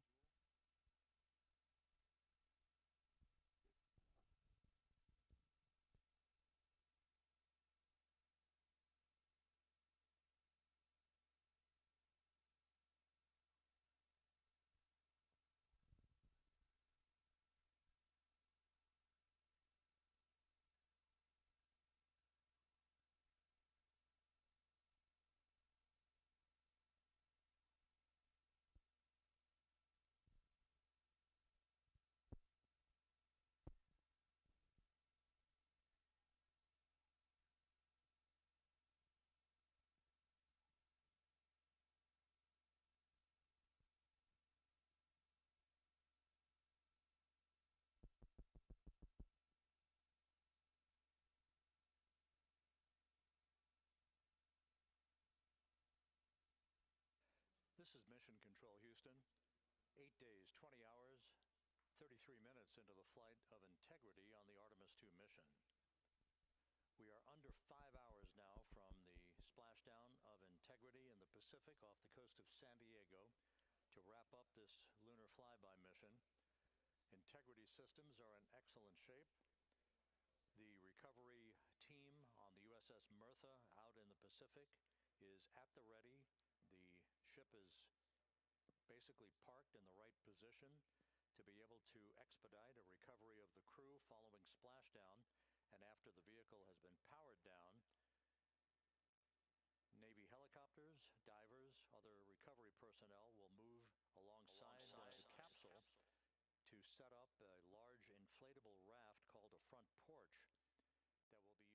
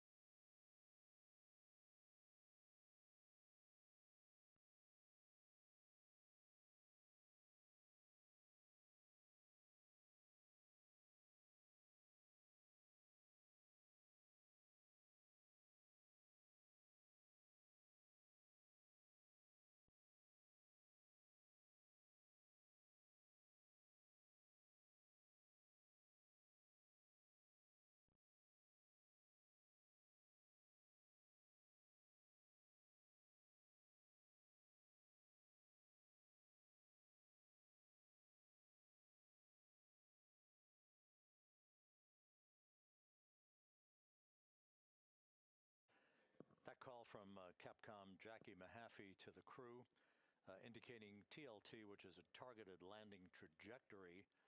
That is simply a value that was placed on board on the onboard computers, but is not being used for today's entry by the crew. The last maneuver that will be conducted by Integrity will occur at 6:37 p.m. Central Time tonight. That is the crew module raise burn. That occurs about 4 minutes after the crew module will have separated from the service module. This will be about a 19-second burn with a velocity change of about 9.9 feet per second as the precursor to entry interface. The raise burn designed as a final opportunity to sweeten the flight path angle, the angle of attack, if you will, of the vehicle as it enters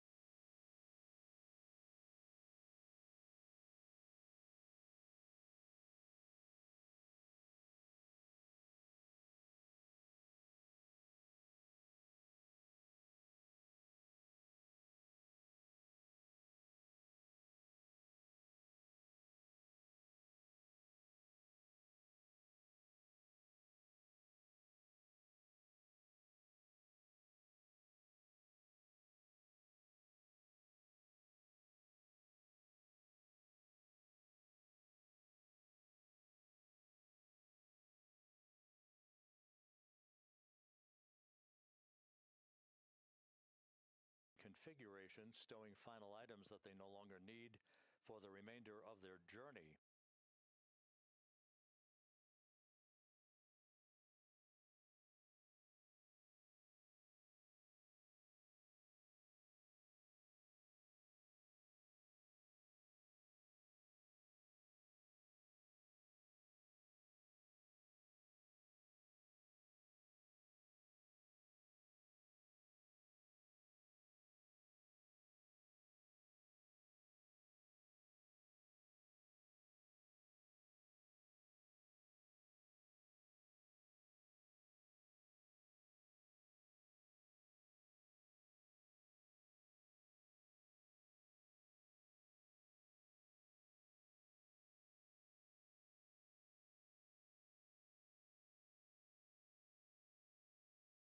Houston integrity, step 9 is complete. The seats are configured. Houston, copy seats.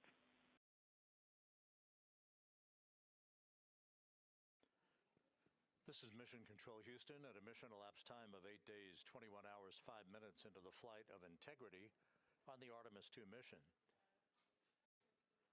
Several countdown clocks are ticking backward here in the flight control room as the Earth grows larger and larger in the field of view. In order, the next major milestone will be a raise burn of the crew module. That raise burn will follow the separation of the crew module from the service module this evening. The separation of the crew module is scheduled at 6:33 p.m. Central Time. 4 minutes later, at 6:37 p.m. Central Time, we'll conduct about a 19-second raise burn. This is a slight maneuver to tilt up the aft end of Integrity and a final opportunity to fine-tune the angle of attack that Integrity will incur as it enters the Earth's atmosphere over the Pacific Ocean.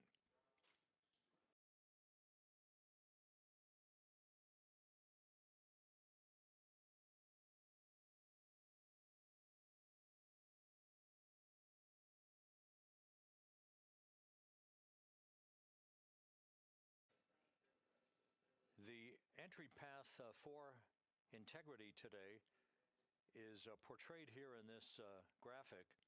Basically, entry interface is 1,701 nautical miles uprange, if you will, from the expected splashdown point near the USS John Murtha, the recovery ship, and off the coast of San Diego. The entry interface point is critical because what we want to do is put Integrity in an orientation that will mitigate peak heating on the heat shield. For a point of comparison, during Artemis I, we had an entry range of 3,178 nautical miles from the point of entry interface and a 20-minute entry profile. That was the so-called skip entry, in which the Artemis I vehicle dipped into the atmosphere to dissipate some energy, then lofted or skipped out of the atmosphere, then dipped a second and final time back into the atmosphere before splashing down. What that resulted in was a higher heat load on the heat shield, which caused unexpected char liberation. So rather than design the heat shield or replace it for Artemis II, we elected to go into a different trajectory profile. This one with a max entry range of 1,775 nautical miles, or in today's case, all of our maneuvers and orbital mechanics will take us 1,701 nautical miles downrange from the point of entry interface. This will only be a 13.5-minute entry profile for Integrity and its astronauts and results in a much lower heat load on the heat shield. This is deliberate so that we have the lessening effect of charring on the heat shield, should there be any at all, and we do expect some. But this will more than protect the astronauts from the effects of peak heating, which will be some 4,000 to 5,000 degrees Fahrenheit during the maximum peak heating around the vehicle. That will also cause a 6-minute blackout because of ionization as heat is repelled or thwarted from the heat shield while the vehicle flies in the direction of travel towards splashdown.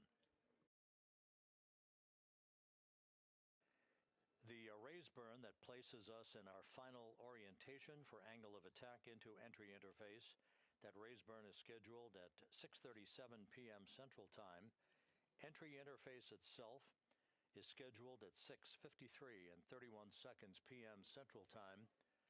When we hit the top of the Earth's atmosphere at an altitude of 400,000 feet, traveling about 34,800 feet per second, we expect our peak velocity just a few moments later, and that peak velocity is forecast by flight dynamics to be 34,965 feet per second, or 23,839 miles an hour. Now, this all occurs after we begin the blackout period of 6 minutes. We will lose communications with the vehicle just 24 seconds after we enter the Earth's atmosphere, or entry interface, as you see there. This is an expected 6-minute blackout that will begin at 6:53 and 55 seconds p.m. Central Time and will last almost until 7 p.m. straight up Central Time. Once we regain communications with the crew following the blackout, we will continue a series of roll reversals. These are gentle rolls to the left and back to the right, essentially bleeding off excess energy and excess heat on the vehicle as we approach the splashdown site. The vehicle is expected to go subsonic at 7:02 and 25 seconds p.m. Central Time. That's about 8.5 or almost 9 minutes after the beginning of entry interface. And at that point, we will be at an altitude of 59,000 feet above the Pacific Ocean. A series of parachute deployments will begin. The first of that will be the forward bay cover parachutes that will basically pull the top forward bay cover off the very top of the vehicle, allowing other parachute deployment activities to occur. The forward bay cover chute deployment is scheduled at 7:03 and 22 seconds p.m. Central Time at an altitude of 23,946 feet. The forward bay cover parachutes are used in conjunction with pyrotechnic thrusters to ensure the separation of that forward bay cover, protecting Orion and its parachutes during the heat of re-entry. Following that, there'll be the deployment of drogue chutes. These are 2 drogue parachutes, 23 feet in diameter. These drogue chutes will be deployed at an altitude of 23,483 feet. At this point, our velocity will have slowed from almost 24,000 feet per second to just 470 feet per second in a matter of minutes. 3 pilot parachutes will be used to lift and deploy the main parachutes from the crew module forward bay. Those main parachutes, 3 of them, are used to slow the crew module down to a splashdown at a speed that ensures astronaut safety. Each main parachute 265 feet in length from the crew module attachment to the top when inflated. The main chute deployment is scheduled at 7:04 and 44 seconds p.m. Central Time. Now that's just 11 minutes and 13 seconds after the start of entry interface. At this point, we'll be at an altitude of 5,445 feet above the Pacific. And splashdown to complete this mission is scheduled at 7:07 and 7 seconds p.m. Central Time, 5:07 p.m. Pacific Time, 2.5 hours before sunset. The crew will splash down in the Pacific southwest of San Diego at a gentle rate of just 19 miles an hour.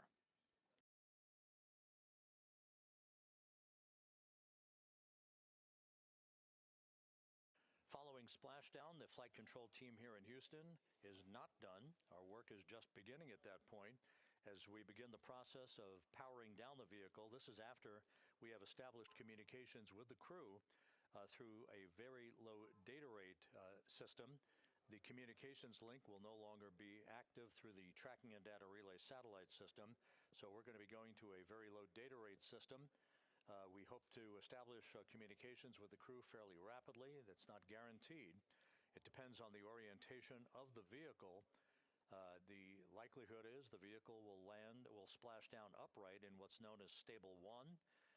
Whether it's upright or in some other orientation, we'll begin the process of inflating 5 inflatable airbags that are positioned in a circumferential manner around the forward bay cover at the top of integrity.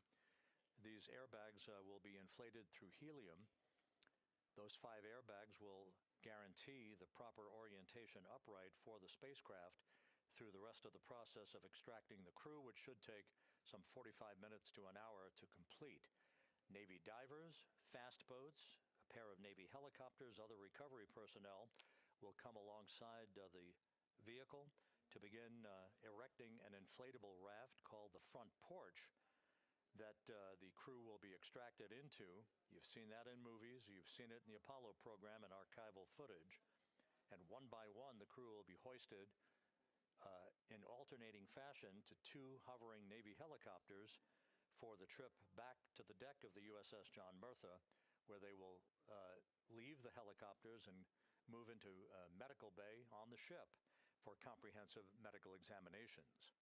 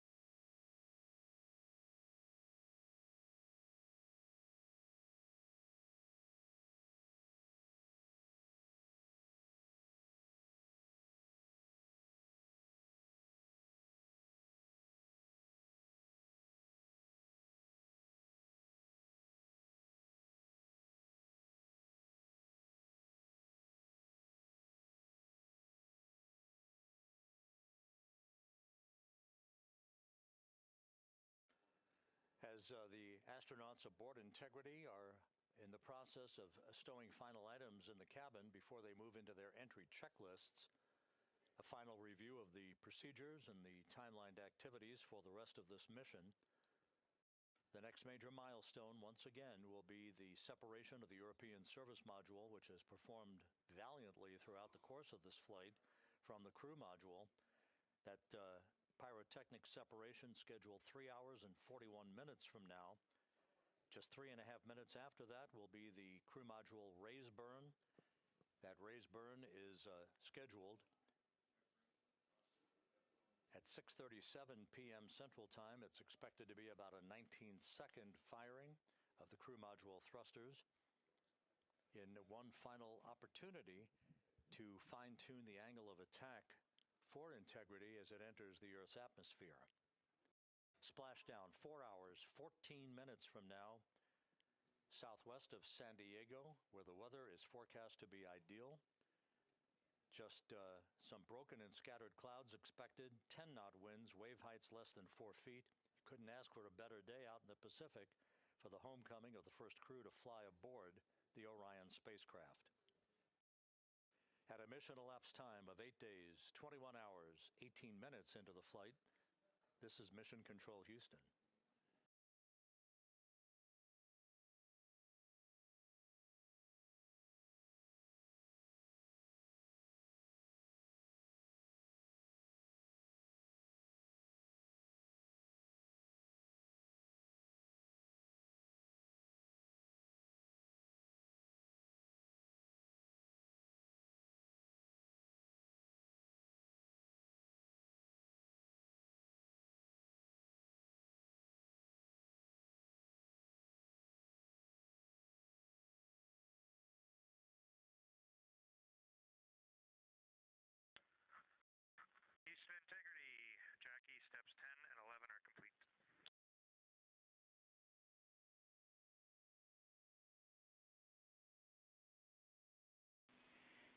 Houston copies.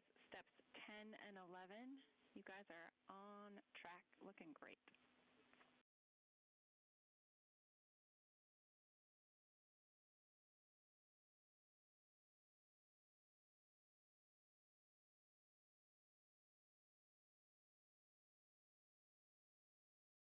For those just joining this view of the key players here in Mission Control, part of a flight control team. Rick Henfling, second from the right, is the entry flight director for this mission. Seated to his left is Judd Freeling, who was the flight director for Ascent back on April 1st. Jackie Mahaffey is second from the left. She is the Capcom whose voice you'll be hearing throughout the course of the afternoon and evening, talking directly to Integrity's astronauts through splashdown. Stan Love, a veteran astronaut, is on the far left of your screen. He was the Ascent Capcom. He's joining Mahaffey today as a second set of eyes on all the data that we'll be discussing and hearing from the crew during the course of their high-speed entry back into the Earth's atmosphere.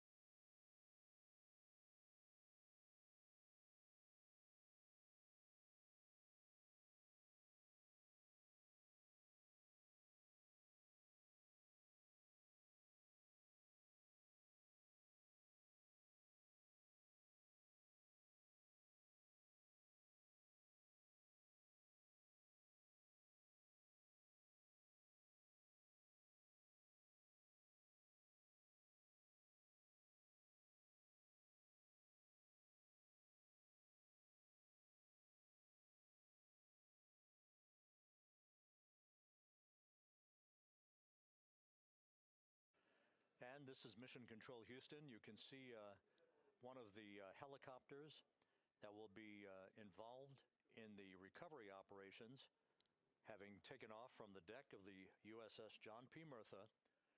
Recovery operations underway. Several helicopters will be employed not just for recovery but for imagery activities.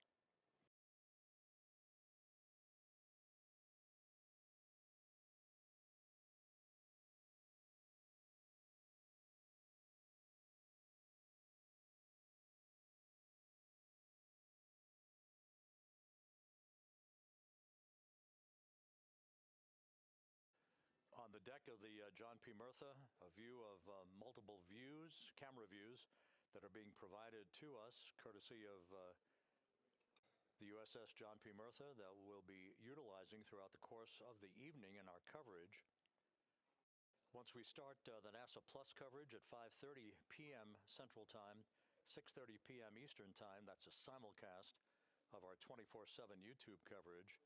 My colleague from the Kennedy Space Center, Megan Cruz, is on the Murtha, and she'll be providing updates and interviews as well as we continue our operational coverage of the recovery of the Integrity astronauts following their lunar flyby mission.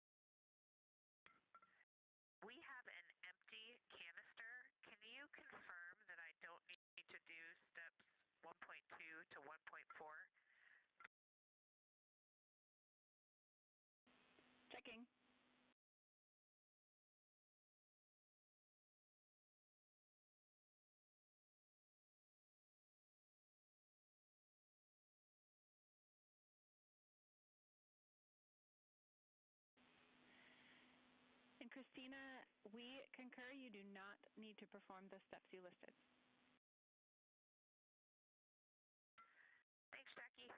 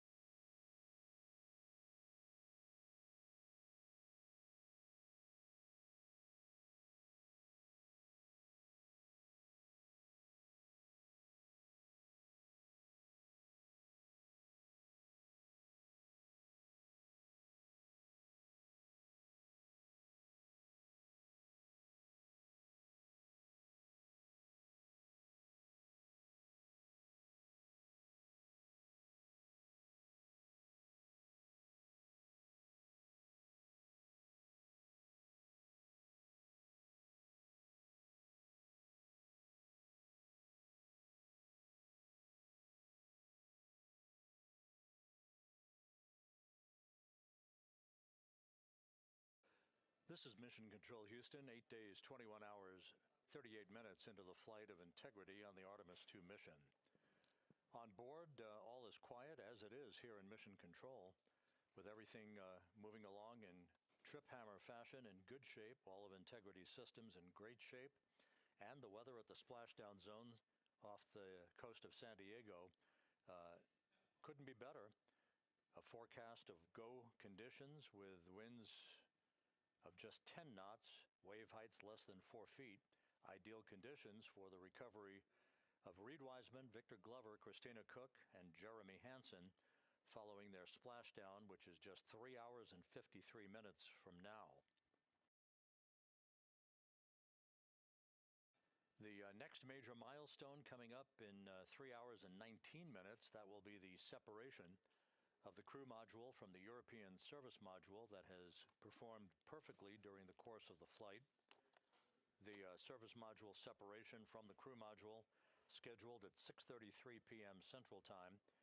Just 4 minutes later, there will be a slight maneuver, a raise burn as it is called. This will tilt the aft end of the crew module upward ever so slightly in one final opportunity to refine the flight path angle, the angle of attack, if you will, as Integrity enters the Earth's atmosphere at the point called entry interface. That is at 6:53 and 31 seconds p.m. Central Time, or some 16 minutes after the raise burn itself.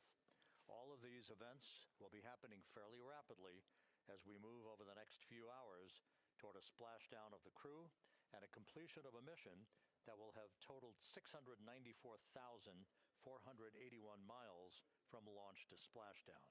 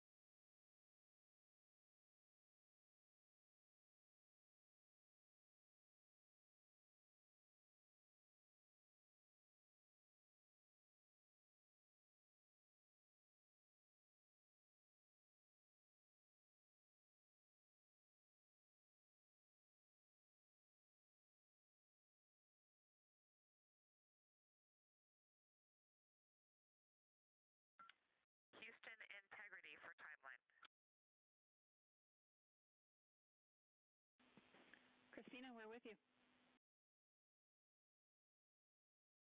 Hey, Jackie. You guys okay if we start entry checklist 30 minutes early?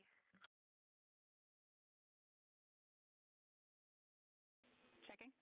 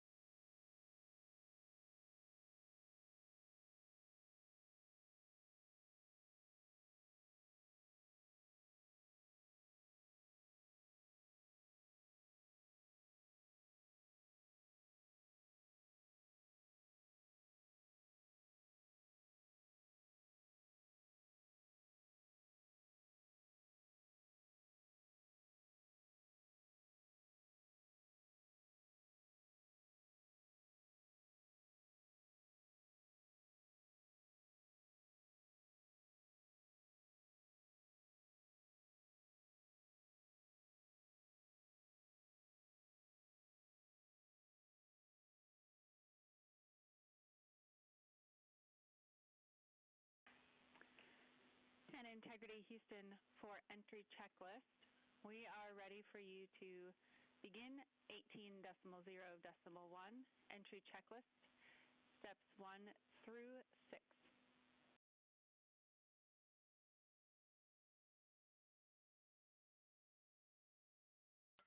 Copy. We're go entry checklist 1 through 6. Thanks. And step 3 for GPS can be skipped. GPS has been powered and it still looks good.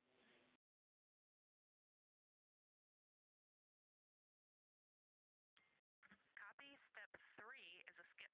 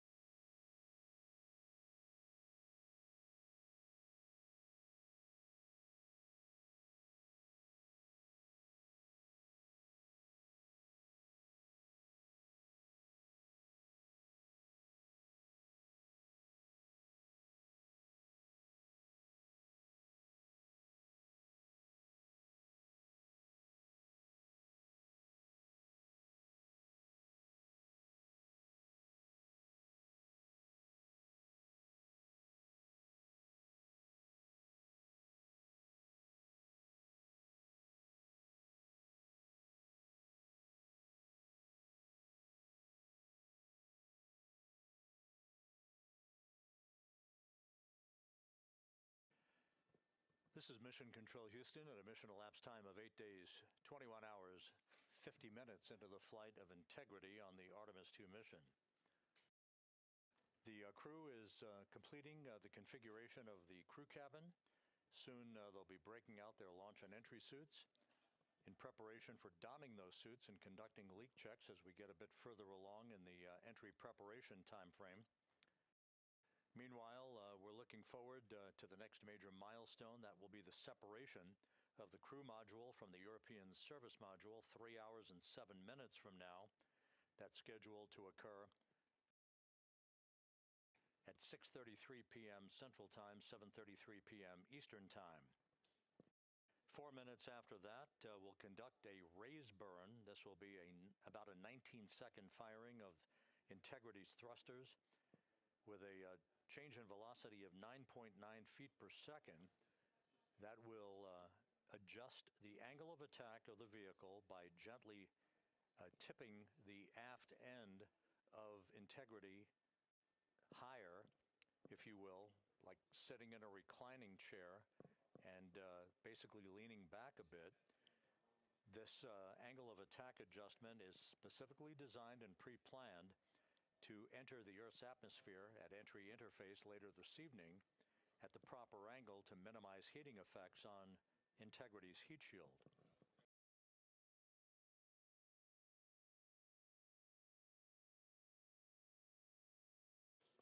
It's worth mentioning once again that the difference between this entry and the uncrewed entry of Artemis I is that on Artemis I, we flew a trajectory known as a skip entry, which involved an initial dip into the atmosphere to dissipate some energy, and then we lofted back out of the atmosphere briefly, then dipped back in a second time before splashing down in the Pacific. After the flight, the post-flight inspection and video analysis showed that there was an area of mechanical char liberation that was not expected. And so after extensive analysis and the review of an independent review team, it was determined to adjust the entry profile for Artemis II, minimizing the range of entry from 3,178 nautical miles to a distance of just 1,775 nautical miles across the Pacific.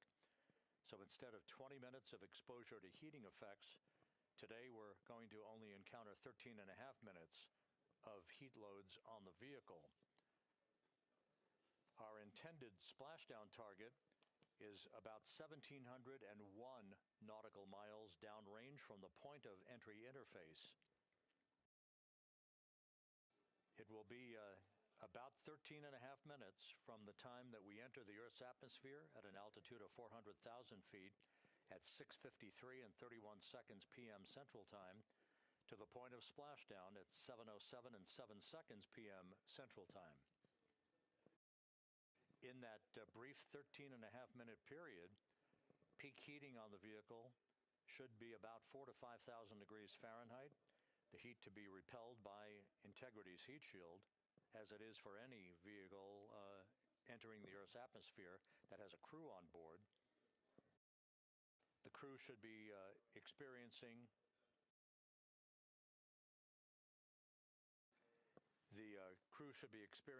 a G load on their bodies of about 3.9 Gs at peak loads on the crew members, feeling the tug of Earth's gravity for the first time in 9 days.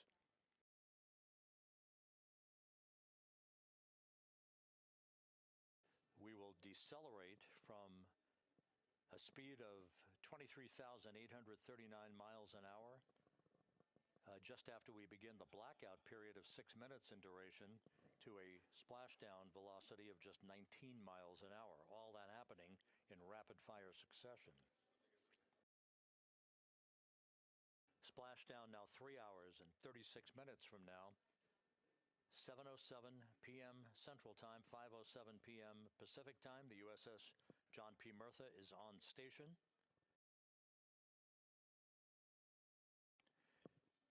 Some of the airborne assets, helicopters and fixed-wing aircraft, are taking off in sequential fashion from the deck of the ship. These are imagery assets the actual Navy recovery helicopters that will hoist the crew out of the front porch, inflatable raft that will be erected alongside the hatchway to Integrity. And there's a view, a live view from the deck of the USS John P. Murtha. It is a bit overcast. We do expect those clouds to lift a bit over the next few hours. We should have some broken and scattered clouds. It won't be crystal clear blue skies out there in the Pacific, but the weather is go and forecast to be go by the Spaceflight Meteorology Group. The Navy helicopters will be hovering over the spacecraft once it is powered down, and once it is guaranteed to be uprighted through the inflation of the 5 crew module uprighting system airbags that will take place shortly after splashdown. The Navy divers and a Navy flight surgeon will pull alongside the spacecraft to begin the process of erecting the front porch. Then they will open up the hatch and begin to extract the crew members one by one. They'll have an opportunity to get their land legs back a bit before they're hoisted one by one in harnesses up inside the 2 awaiting helicopters. They'll be hoisted up in alternating fashion. So there'll be two crew members for each helicopter for the short ride back to the Murtha. Once they arrive on the deck of the ship, they'll be brought into medical bay for comprehensive medical exams. That is all part of the post-flight medical evaluation of these crew members as they complete their mission around the moon and back to Earth.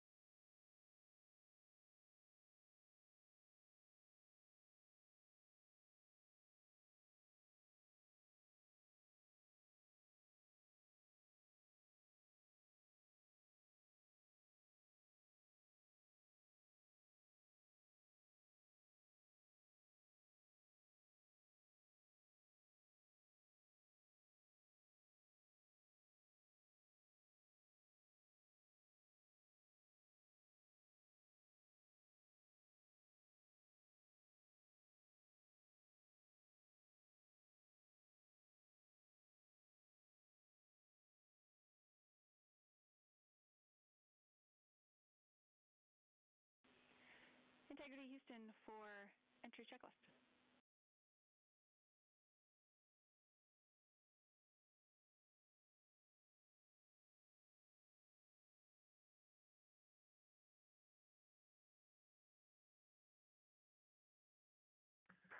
Go ahead, Jackie. Hey, Reed, a couple of questions for you. We realized we didn't give you an explicit thumbs up to perform step 1.2 for the flight path angle hash mark update, so we wanted to confirm that you did in fact perform the set EI FPA limits procedure. And secondly, we want your opinion on the in and out CMIS caution. Is that something that will be distracting such that we should inhibit it.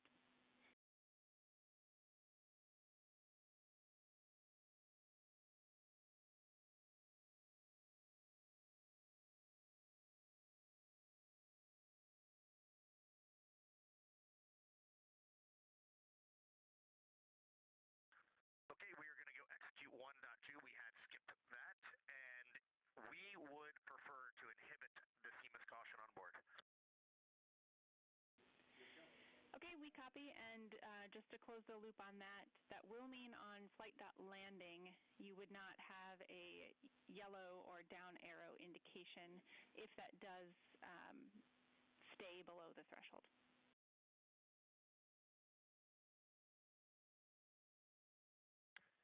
And that is totally fine.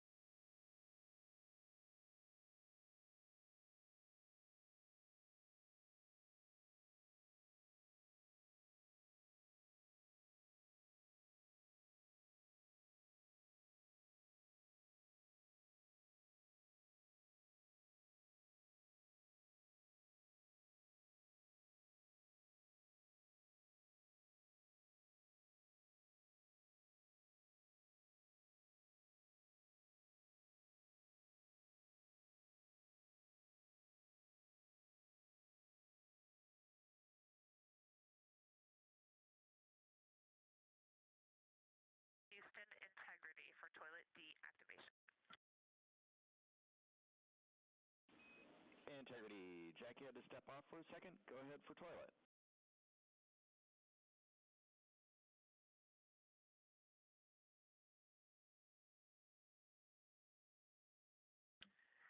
Yes, sir. Hey, Stan. Great to hear your voice. We are ready for MCC to deactivate the toilet. Houston copies. Putting that in work.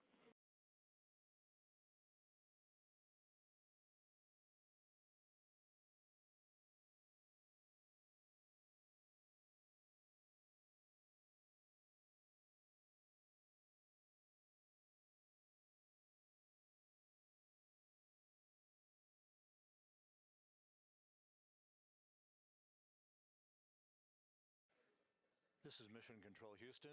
That communication from Christina Cook on board Integrity to spacecraft communicator Stan Love. Integrity for burn telemetry on CM raise burn. 2 questions.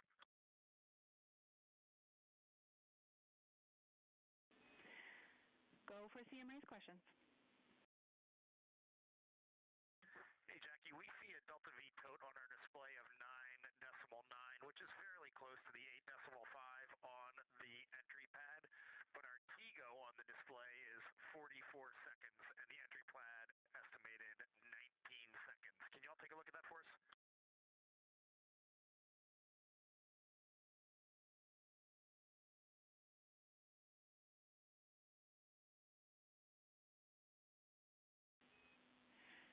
Hey, Reed, good catch. The explanation there is that Delta V is about what we expect update-wise, but the TGO calculation is not understanding that you will not have the SM when you burn CM raised. So it's doing a different mass calculation there. I remember that class in November of 2023 in Building 5 on the 3rd floor. Thank you very much.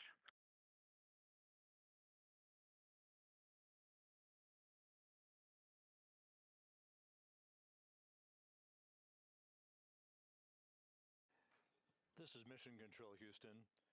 Commander Reed Wiseman inquiring about the values for the upcoming crew module raise burn.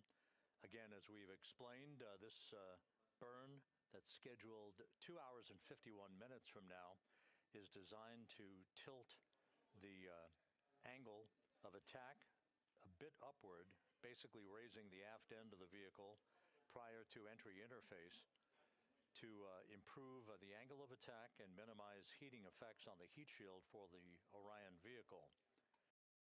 The crew module raise burn will occur about 4 minutes after the service module is separated from the crew module, and we're expecting about a 19-second burn. Integrity, Houston, the toilet is unpowered.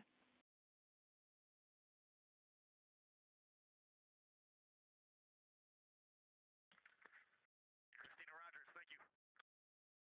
The crew module raise burn is expected to be 19 seconds in duration with a change in velocity of about 9.9 feet per second. Once again, that's designed to fine-tune the angle of attack for Integrity as it enters the Earth's atmosphere, which will occur about 16 and a half minutes after the raise burn itself. And as you heard, spacecraft communicator Jackie Mahaffey relaying that we have sent commands to turn off the ship's potty, so it is no longer to be used for the remainder of the mission, with splashdown scheduled 3 hours and 19 minutes from now. The 4 crew members on board Integrity, Reed Wiseman, Victor Glover, Christina Cook, and Jeremy Hansen, are in the process of completing the stowage of items in the crew cabin before they move into their entry checklist, basically looking through all of the chronological procedures that lie ahead for the rapid-fire succession of all of the events that will unfold over the course of the next 3 hours.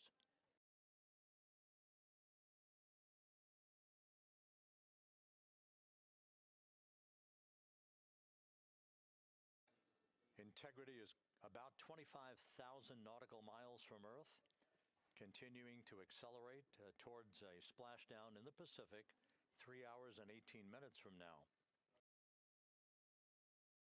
All of Integrity's systems are in excellent shape. The crew is great, feeling well. And the weather in the splashdown zone in the Pacific, although a bit cloudy with broken and scattered clouds, is a go forecast with just 10-knot winds and wave heights less than 4 feet.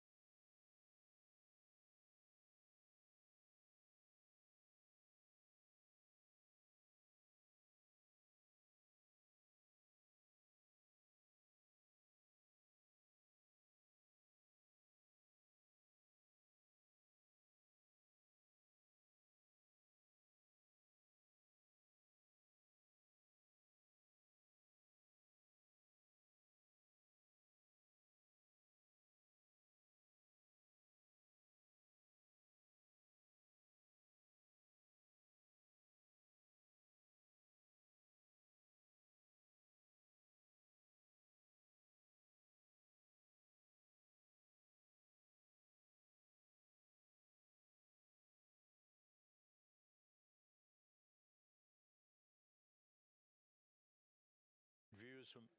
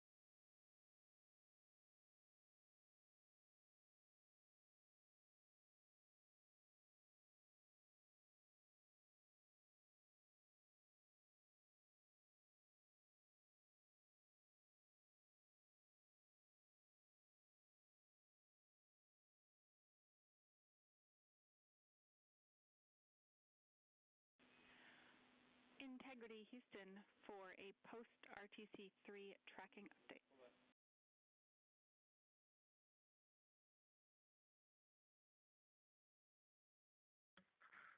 Go ahead, Houston.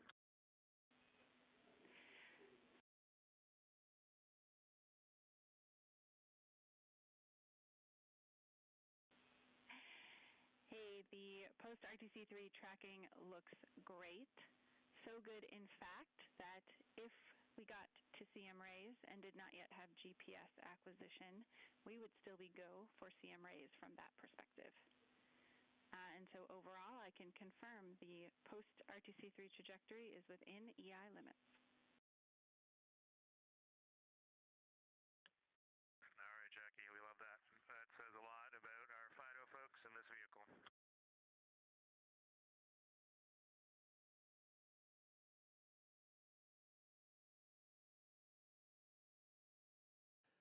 This is Mission Control Houston. A tip of the hat from Canadian Space Agency astronaut Jeremy Hansen to the flight dynamics folks and the guidance, navigation, and control officer. The RTC-3 burn that was conducted just over 2 hours ago, which was basically a final fine-tuning of the trajectory of integrity to hit the sweet spot in the corridor over the Pacific Ocean for entry interface, was so perfect that we are dead on the center line down the corridor. And the crew module raise burn that is scheduled at 6:37 p.m. Central Time, and which will be conducted, is only required to lift the aft end of the vehicle ever so slightly by a degree or two to improve the angle of attack of the spacecraft as it enters the atmosphere, mitigating peak heating effects on the heat shield for integrity. But our trajectory is dead set, right on the money, right down the pike, heading for a splashdown 3 hours and 10 minutes from now at 7:07 p.m. Central Time, 5:07 p.m. Pacific Time.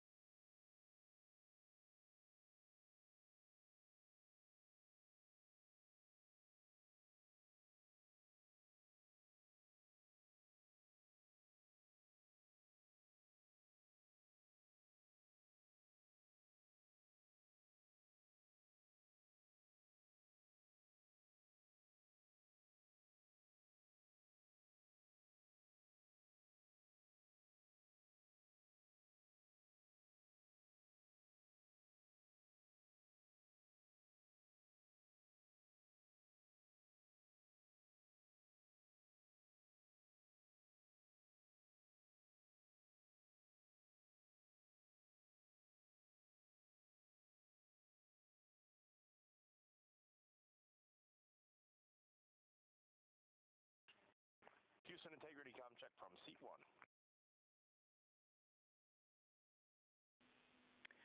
Seat 1, have you loud and clear coming down on both OE1 and 2? How me on 1? Gotcha, loud and clear on 1. Jackie, we're going to stay in this config on both 1 and 2, and Reed and Victor are in our seats, slowly proceeding along.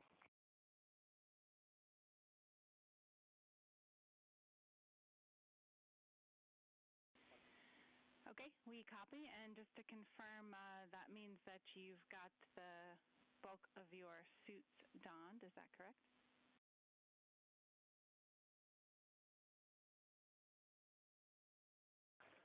Just for Reed and Victor, A-firm. We're not gloved, not helmeted yet.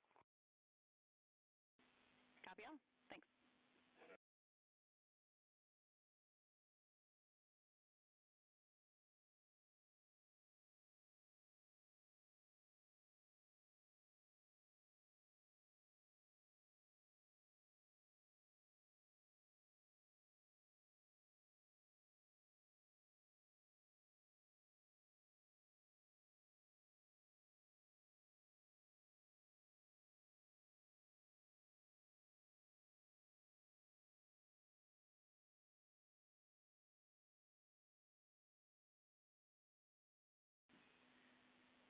Integrity BFS is configured for entry with outputs inhibited. And a reminder, when you get to step 9.3, use your separate instance of 18.3.101 to save off the time. 100%, thanks.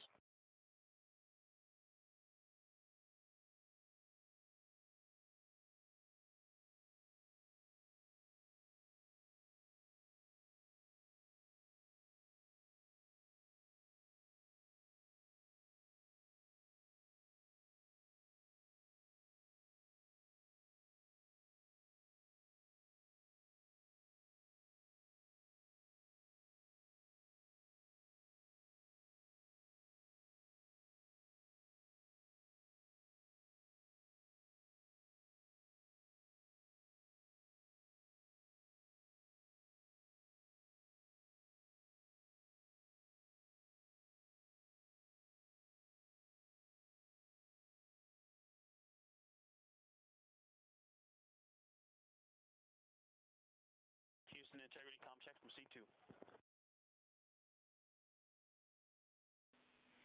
Victor, have you loud and clear? I'm coming up on 1. How me?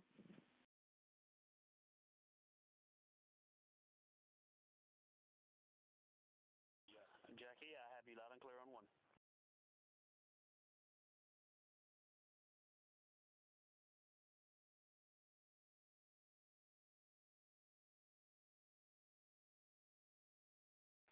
You are loud and clear on 2, Jackie.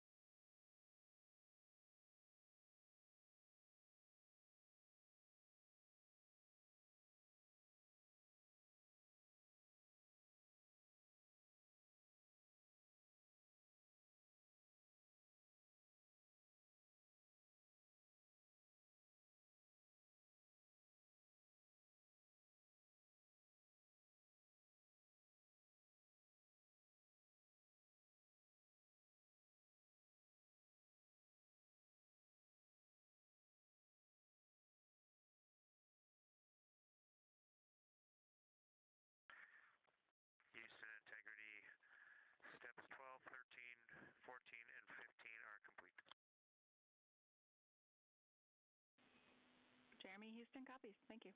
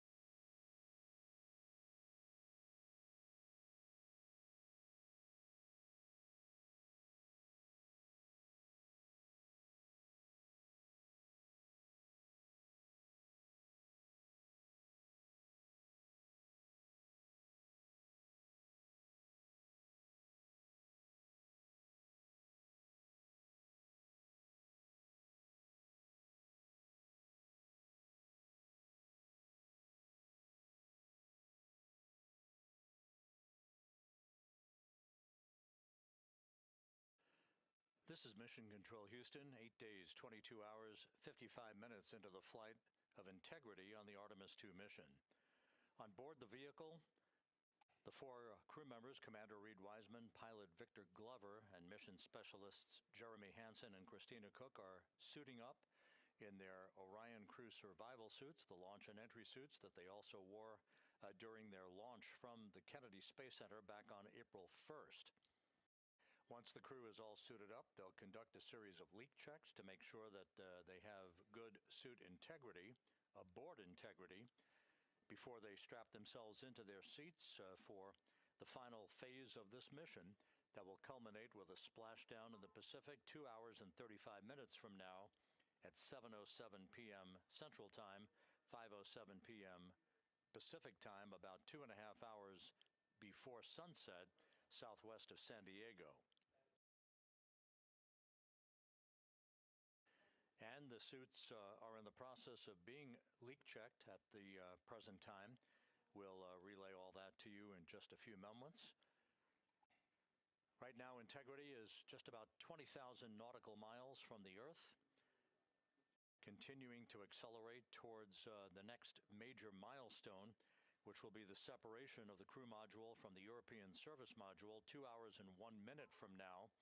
That separation maneuver, pyrotechnically, will occur at 6:33 p.m. Central Time.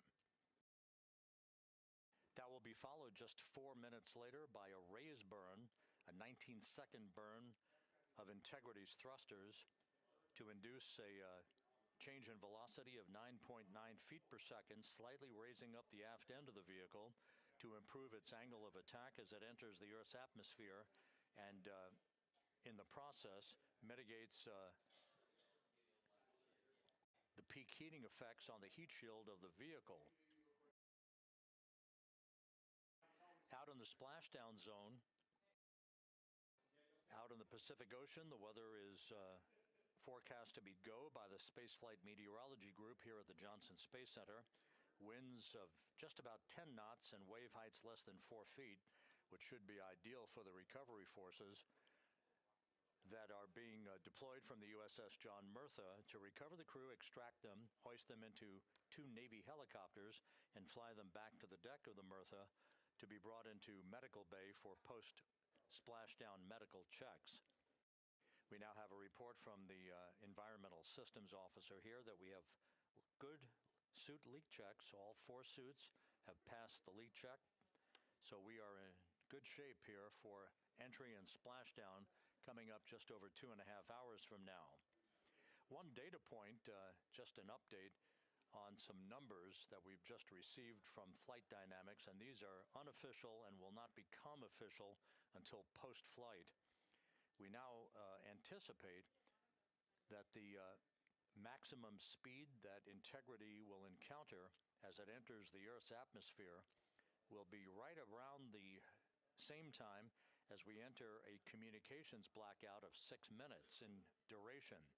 We're expecting Integrity's peak speed at 6:54 and 4 seconds p.m. Central Time, and at that point, the vehicle should be traveling at 24,661.21 miles per hour, which will be just 130 miles short in velocity of the record that was set back in 1969 by the Apollo 10 crew, Tom Stafford, Gene Cernan, and John Young, on their return from orbiting the moon. Once again, that peak speed expected to be reached just a few seconds after the start of entry interface, as the vehicle plummets back into the Earth's atmosphere. The peak speed expected to be reached at 6:54 and 4 seconds p.m. Central Time, and that peak speed now estimated by Flight Dynamics to be 24,661.21 miles per hour, which equates to about Mach 33. Houston Integrity, seat 1 and 2, leak check complete. Also, we powered up the AGA, and it's giving us a CO2 alarm at 4.4.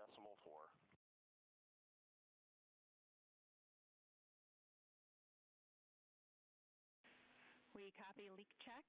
We saw it as well. And copy CO2 at 4.4. We are discussing. We also on the AGA have a bit A of 16. We've seen that in the past. Should go away.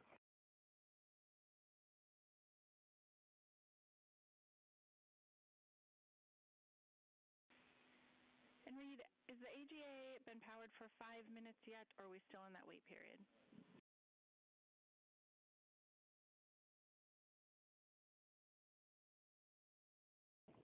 We are in the wait period. We expect that bit will go away.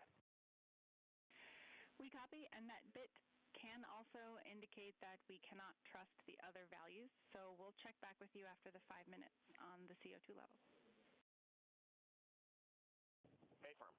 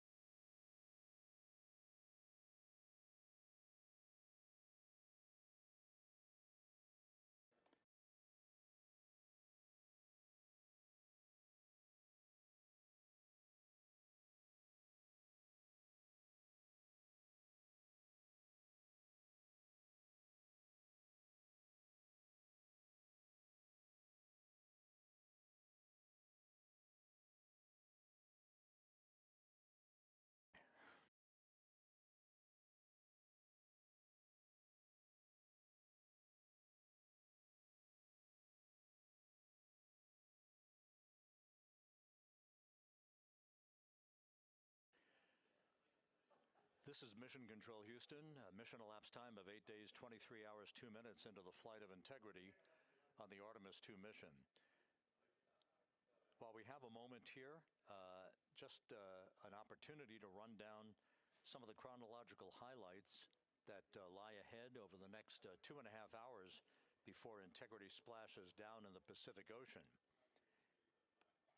Coming up at 5:30 p.m. Central Time, 6:30 p.m. Eastern Time, we will begin a simulcast of NASA Plus coverage that will accompany our 24/7 YouTube coverage that we have been providing ever since we began the mission with the tanking of the Space Launch System at the Kennedy Space Center for launch back on April 1st. Houston Integrity, we are complete through steps 18. Seats 3 and 4 are yet to suit, obviously.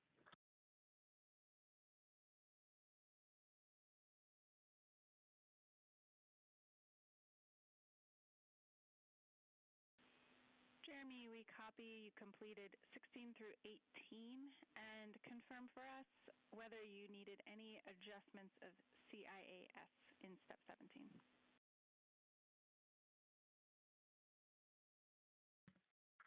Negative. All the settings were still in their launch config. Houston copies.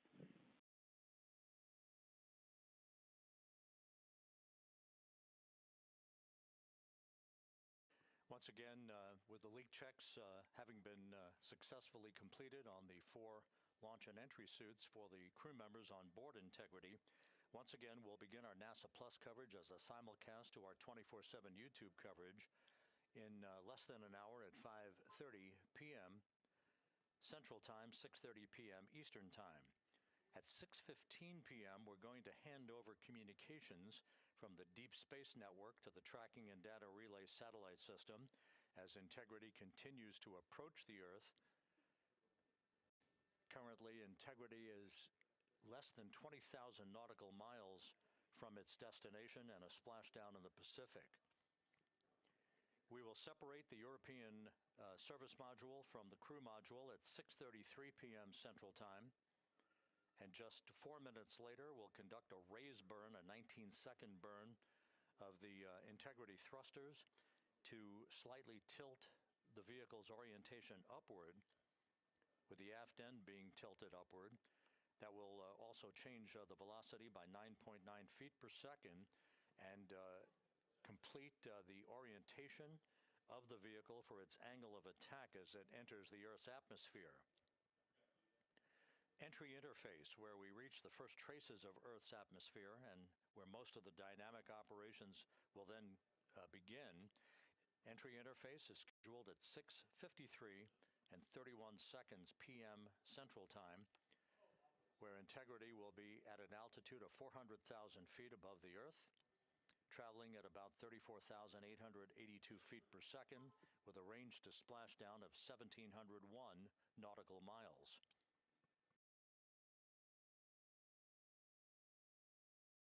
Just 10 seconds, just a few seconds later, about 24 seconds later, we'll enter a 6-minute communications blackout at 6:53 and 55 seconds p.m. That communications blackout will be due to the buildup of plasma around the vehicle, the ionization of the interaction of the velocity of Integrity with the friction of the Earth's atmosphere. So the communications blackout, to last about 6 minutes in duration, will start 24 seconds after entry interface. At 6:54 and 4 seconds p.m., we'll reach our peak velocity. This is an estimation from Flight Dynamics. We should be reaching a peak velocity of 24,661.21 miles per hour, or somewhere around Mach 33.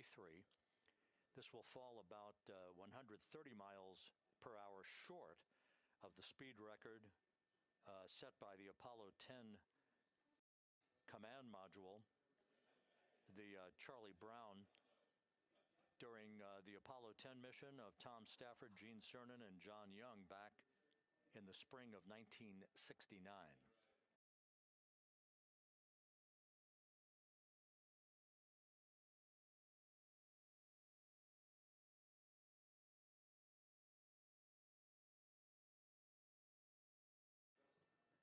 Once the communications blackout ends, which is expected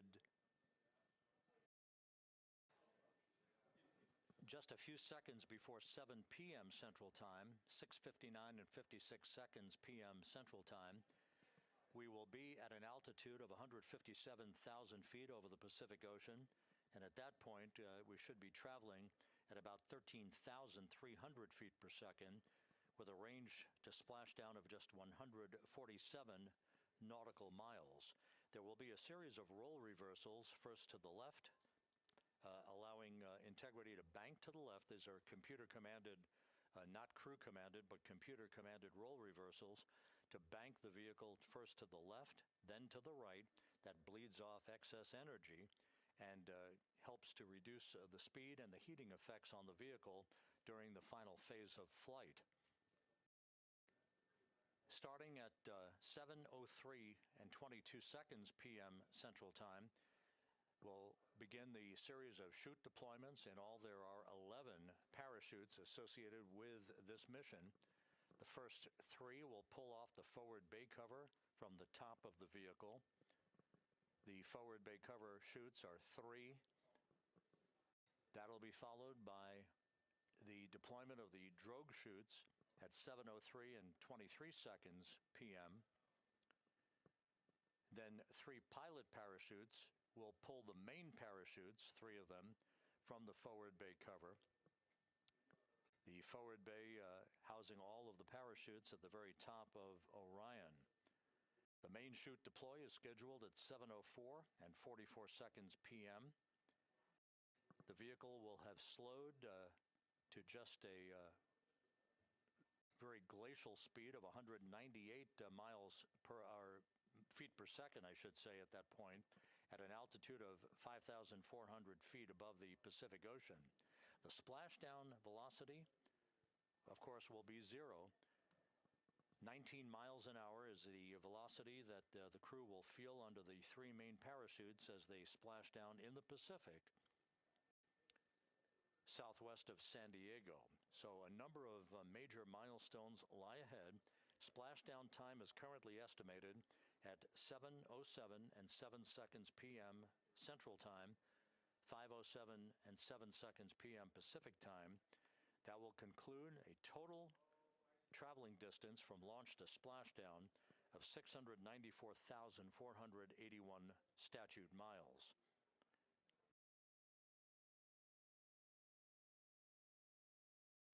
We're just 1 hour and 48 minutes away now from crew module, service module separation. The crew has donned their launch and entry suits. They've conducted leak checks. Everything is in order, and the weather is go at the splashdown site.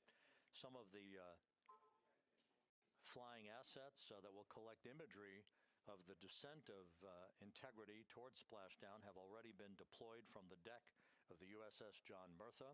The actual recovery team members will be deployed in helicopters and fast boats a bit later on as we approach splashdown, and of course after splashdown itself. Once the vehicle splashes down, we'll be deploying the 5 inflatable airbags at the top of the vehicle with helium. That will ensure that the vehicle is upright throughout the course of the recovery operations. The team here in Mission Control will check all of the systems on Integrity, make sure that we are not leaking any toxic gases from the spacecraft, and that will be the signal for the start of the power down of Integrity systems and the ability of the first members of the recovery team to approach the vehicle to set up the inflatable life raft called the front porch, which will be used to bring the crew members out of the vehicle into that front porch one by one after the hatch is open to Integrity. We expect the extraction of the crew to be some 45 minutes to an hour after splashdown, which would be about 30 to 45 minutes after the vehicle is powered down.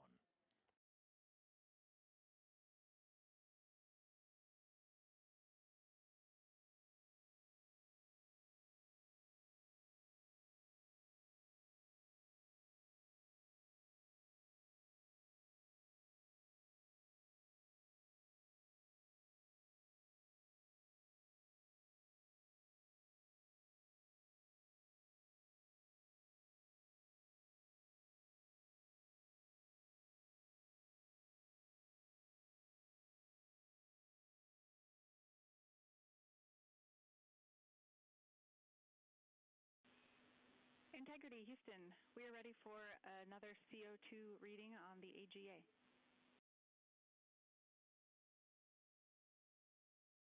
It is 5.1.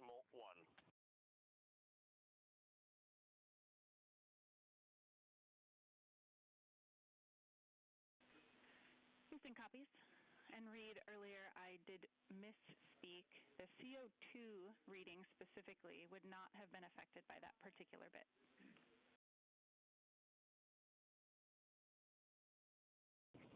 Okay, sounds good. We just know we're in an ARS suit, and that's very likely contributing to that.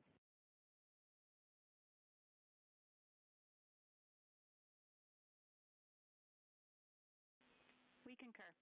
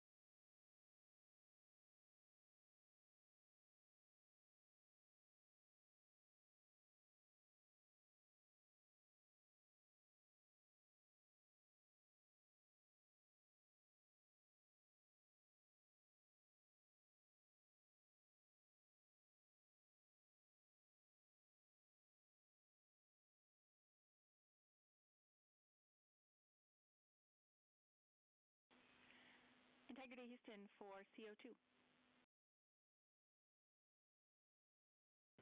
Go ahead, Jackie. Hey, Reed, what we'd like to do is open the ARS ISO valve to mix the cabin and suit loop air for the time being. And we would just need a call from you all when Christina and Jeremy are getting in their seats and are a few minutes out from leak checks, and we'll get that back into a good config for you to start the next leak check.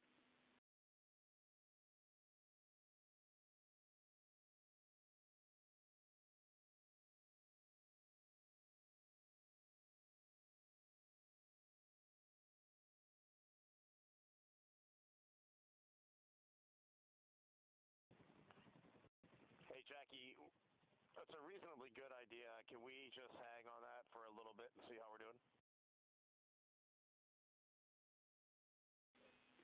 Yep, up to you. We will wait. Let us know if you'd like that cabin air mixing.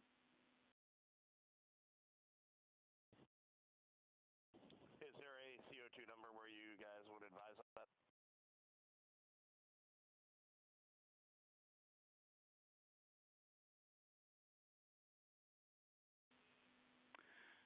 Reed, we would not want to go above 7.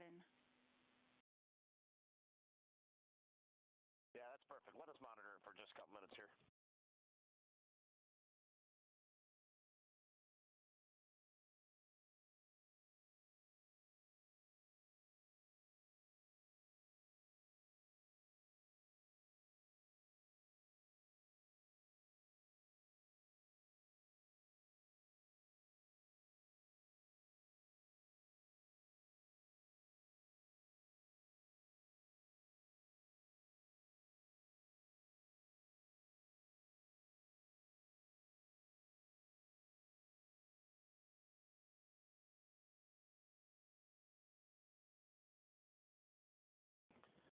Houston, cabin entry config is complete, and Christina and Jeremy are about to start suit on. Excellent on cabin config and copy suit down. That call from Commander Reed Wiseman aboard Integrity indicating that following the successful leak checks on the 4 launch and entry suits, the crew will begin to actually don those suits now, and then they'll climb into their respective seats, both on the flight deck and the mid deck of the Integrity, in preparation for crew module service module separation that's scheduled 1 hour and 40 minutes from now.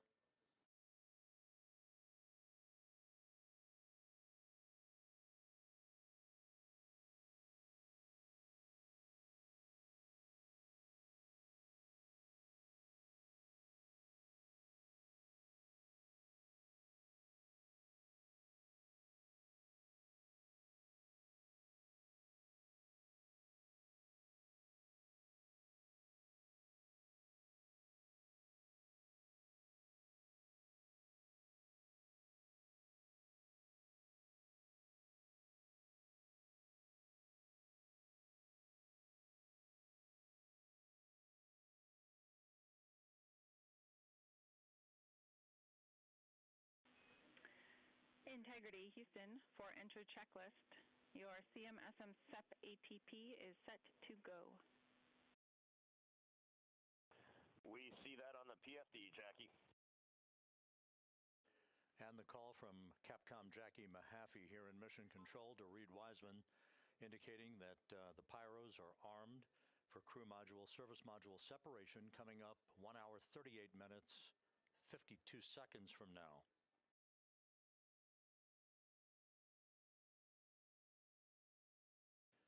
Integrity now squarely facing the planet Earth, 17,600 nautical miles away, headed for a splashdown 2 hours 12 minutes from now.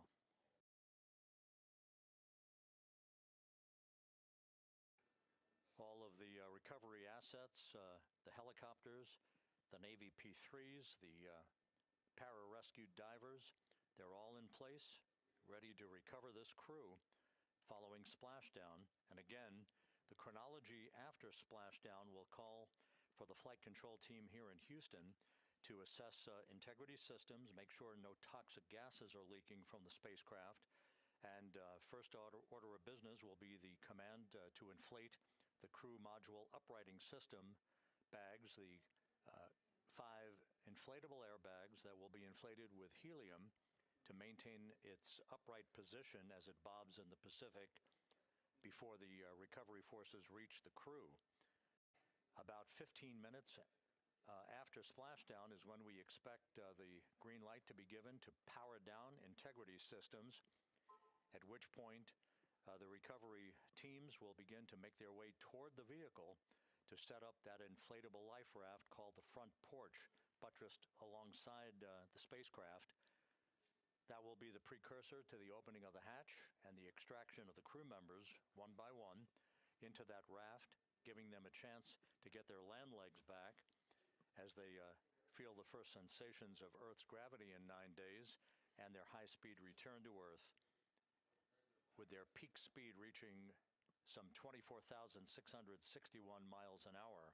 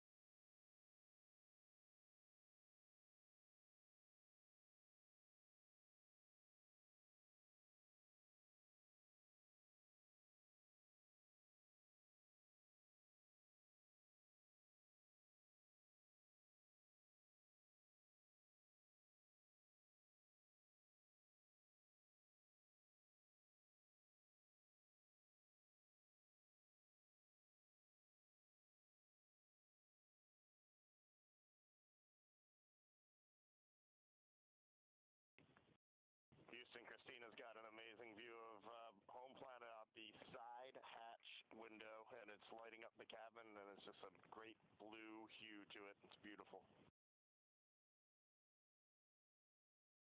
That is amazing. When you kicked us out of the cabin, we turned on one of the SAW cameras and also had the Earth's reflection on one of the arrays. It was very cool. Oh, man, that is amazing.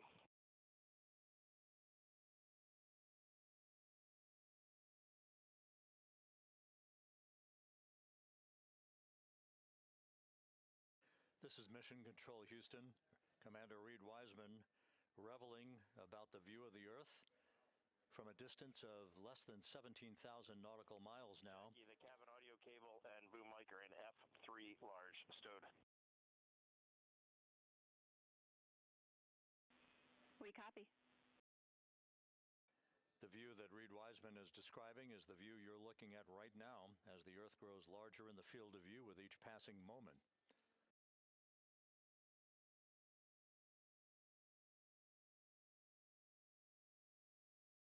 We're about 29 minutes away from the start of the NASA Plus coverage, joining our 24/7 YouTube coverage as a simulcast for the remainder of the evening through the time the crew is on the deck of the USS Mertha and in medical bay. So we'll be looking forward to additional reports and other video coverage from the deck of the USS John Mertha and other assets in the splashdown zone as we continue toward splashdown and the return of Integrity's astronauts just 2 hours and 5 minutes from now.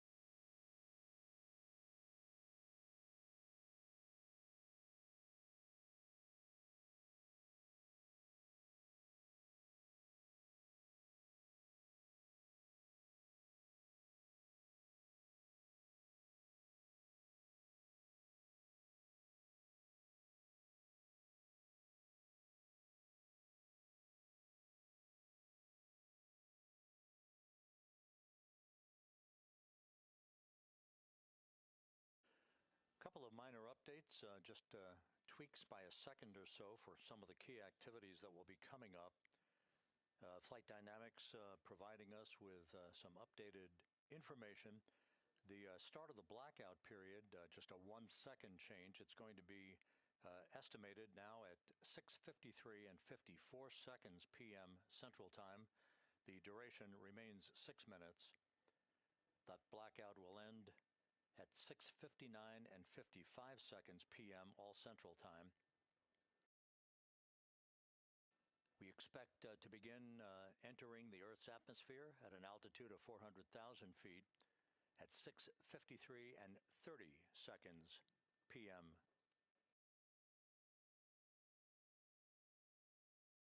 And 1 second difference now in our splashdown time.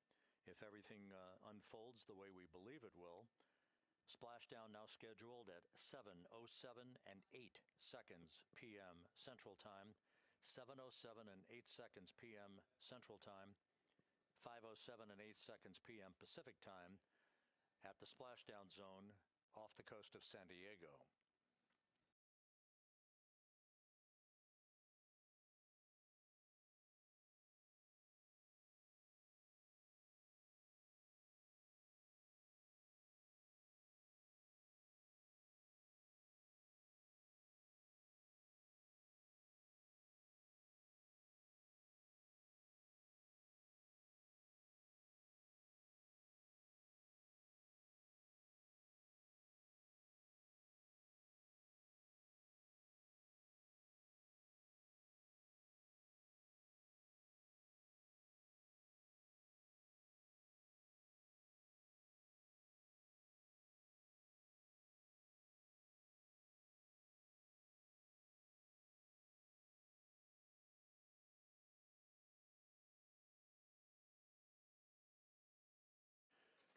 one other update. The latest weather forecast from the Spaceflight Meteorology Group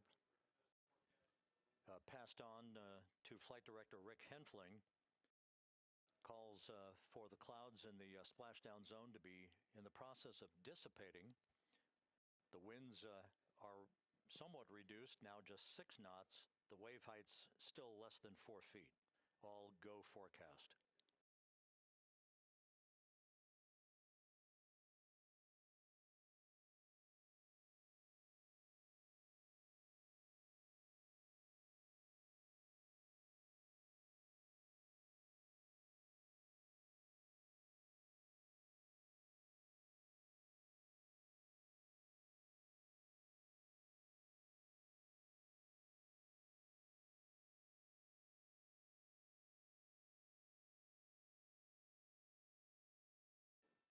So once again, the stage is set as Integrity continues its inexorable march toward a splashdown in the Pacific 2 hours from now.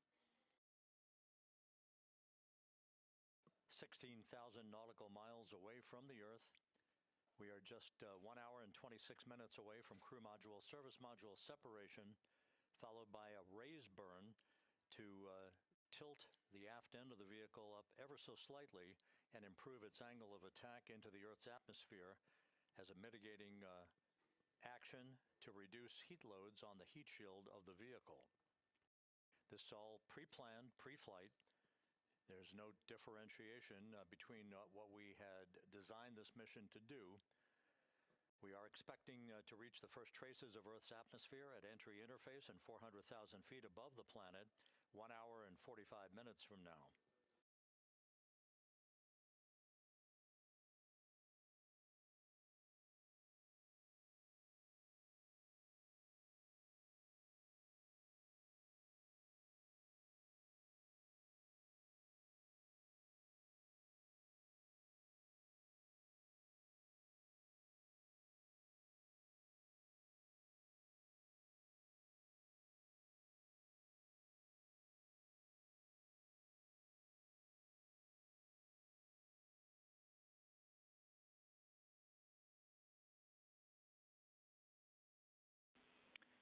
Integrity, Houston. Cabin temp cold soaking is initiated. Copy that, Jackie. CO2 is 5.5, and we are still doing good on board. Christina and Jeremy are beginning suit on.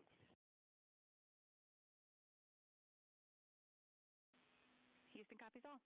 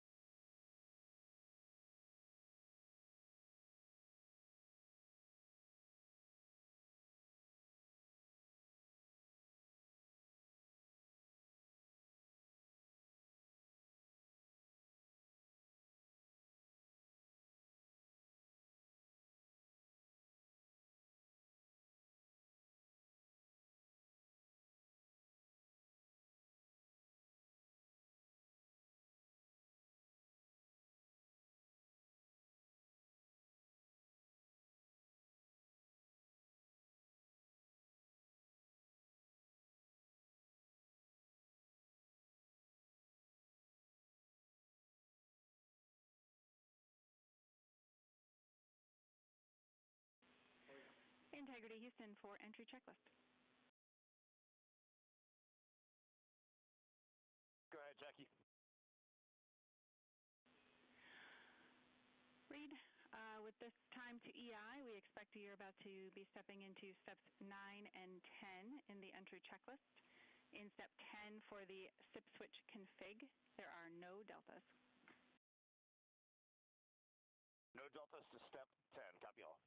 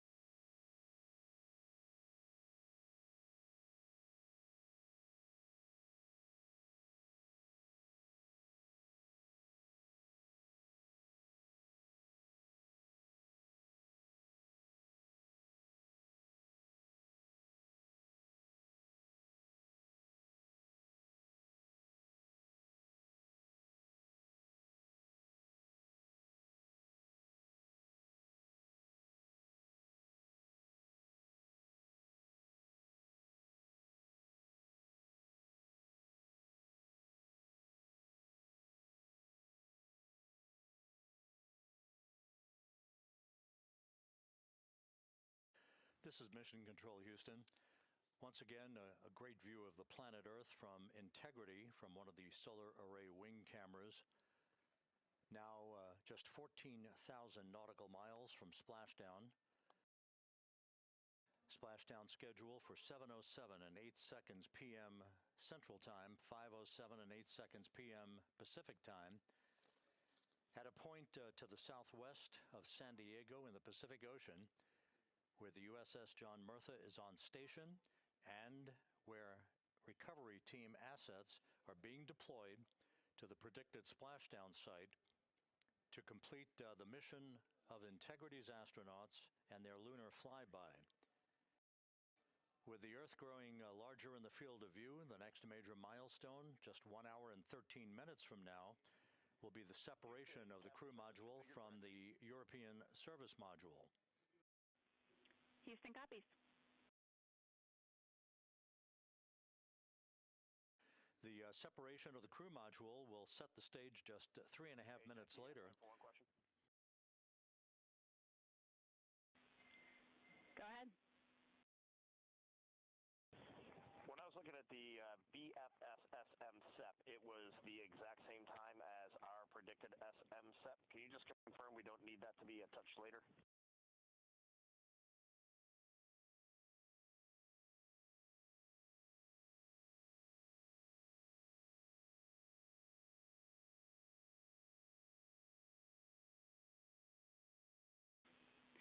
And Reed, matching is expected. That's when the sequence will begin for that whole SEP config. Outstanding. Thank you for the verification. Here in Mission Control in the Artemis Flight Control Room, Capcom Jackie Mahaffey confirming some of the timeline activities with Commander Reed Wiseman aboard the vehicle. The crew has suited up in its launch and entry suits, ready to begin the critical phase of this mission. Their homecoming to a high-speed entry and a parachute-assisted splashdown in the Pacific. Once again, the next major milestone, 1 hour, 11 minutes from now, the separation of the crew module from the European service module as Artemis's astronauts head home to complete this historic flight.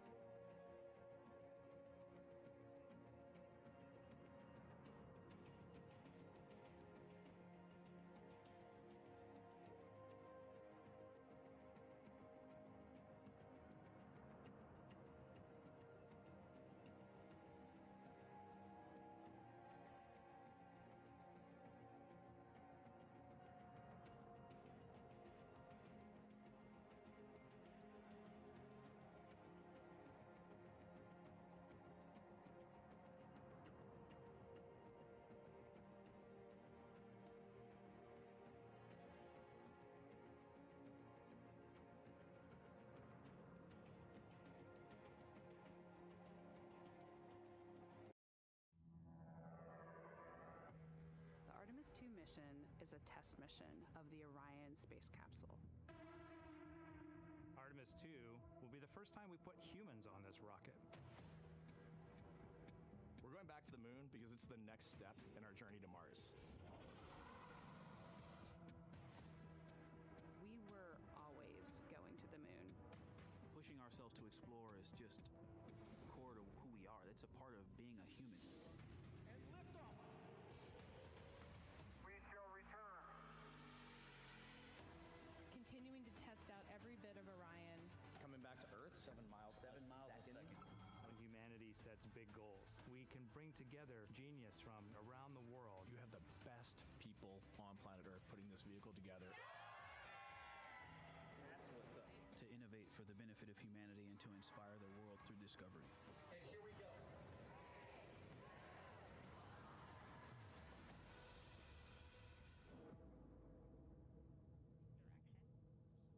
19th, 1972, 2:25 p.m. Eastern Standard Time. The Command Module America splashes down in the Pacific with Gene Cernan, Ron Evans, and Jack Schmitt aboard as the Apollo 17 mission came to an end, along with humanity's first series of expeditions to the moon. Today at this hour, you are looking live at our planet from the Integrity spacecraft, heading for a splashdown in the Pacific off the coast of San Diego just 1 hour and 35 minutes from now. And good day from the Artemis Flight Control Room here at the Johnson Space Center in Houston, where the entry flight control team is on duty at this hour, led by Flight Director Rick Henfling, joined on console with the voice you'll hear talking to the crew throughout the course of the day. That is Jackie Mahaffey, second from your left. Everything has gone extremely well as we are closing in on the return of Artemis's astronauts from their flight around the moon and historic lunar flyby that will culminate with that splashdown in the Pacific off the coast of San Diego just 1 hour and 35 minutes from now. And with that, it's a good entry pad, and we can continue in the procedure. Integrity. You're looking at a live view inside Integrity. Reed Wiseman on the left doing a fist bump with pilot Victor Glover on the right, and down in the middeck area just below their feet, suited up in their launch and entry suits, are mission specialists Christina Cook and Jeremy Hansen of the Canadian Space Agency. A number of milestones yet to unfold before splashdown just over an hour and a half from now. Earlier today, the crew woke up at about 10:35 a.m. Central Time.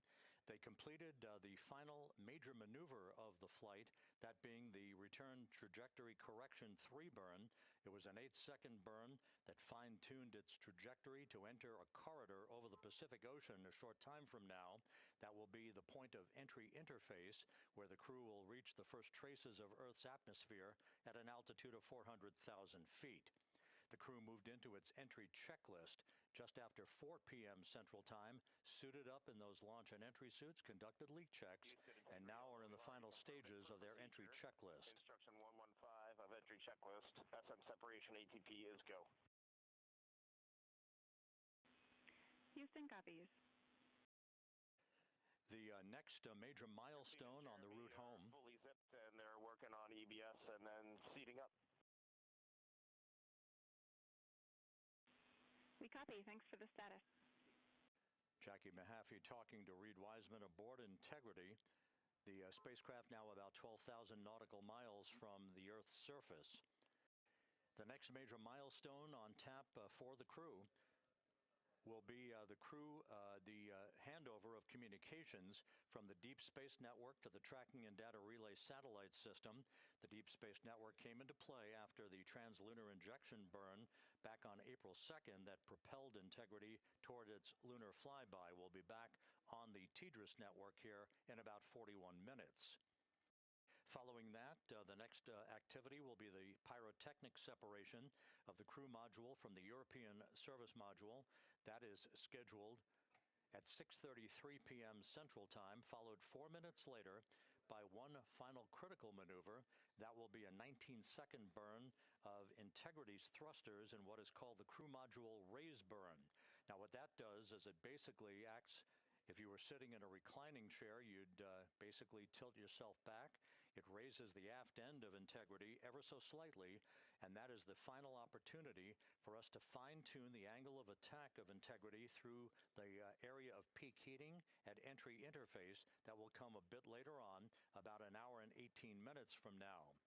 So after the raise burn, we will be in the final orientation that will minimize any peak heating on the heat shield of Integrity, and prior to the time the crew enters the Earth's atmosphere at an altitude of 400,000 feet.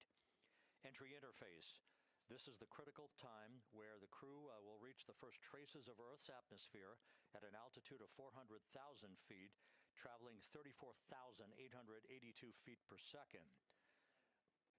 Just 24 seconds after entering the Earth's atmosphere, we will experience a communications blackout expected to last 6 minutes in duration. This is planned, and it is caused by the interaction of the velocity of Integrity with the friction of Earth's atmosphere. There will be a buildup of plasma around the vehicle, and that ionization will prevent any communications with the crew and any receipt of data by flight controllers here in Mission Control. That blackout is scheduled to begin at 6:53 and 54 seconds p.m. Central Time. Again, a 6-minute blackout that will end, if all goes as planned, at 6:59 and 55 seconds p.m. Central Time. At that point, we expect to regain communications with the crew and a reacquisition of data through the Tracking and Data Relay satellite system. We will have a series of roll maneuvers. These are computer commanded that will roll the vehicle slightly to the left, then back to the right. That will bleed off excess energy as we begin our peak period of velocity. We expect to reach a maximum velocity of 24,661.21 miles per hour, equivalent to about Mach 33 times the speed of sound, shortly after we enter that blackout period. Once we exit the blackout period, of course, we're in the denser regions of the Earth's atmosphere, and then we get set up for the parachute deployment sequence. First, the deployment of 3 forward bay cover chutes that will pull essentially the top forward bay cover off the very top of the Integrity vehicle. That will be followed by the deployment of drogue chutes, and then the final deployment of a series of 3 main parachutes at 7:04 and 44 seconds p.m. Central Time. From that point on, it is about 3 minutes or so until splashdown. Splashdown scheduled at 7:07 and 8 seconds p.m. Central Time at a gentle speed of 19 miles an hour. So just to give you some perspective, at the time that we enter the Earth's atmosphere, we're traveling somewhere around Mach 32. We will splash down at a speed of about 19 miles an hour. The G-forces that will build on the crew members inside Integrity will build to about 3.9 Gs. That is what is expected and what they have trained for and what the spacecraft is designed to support.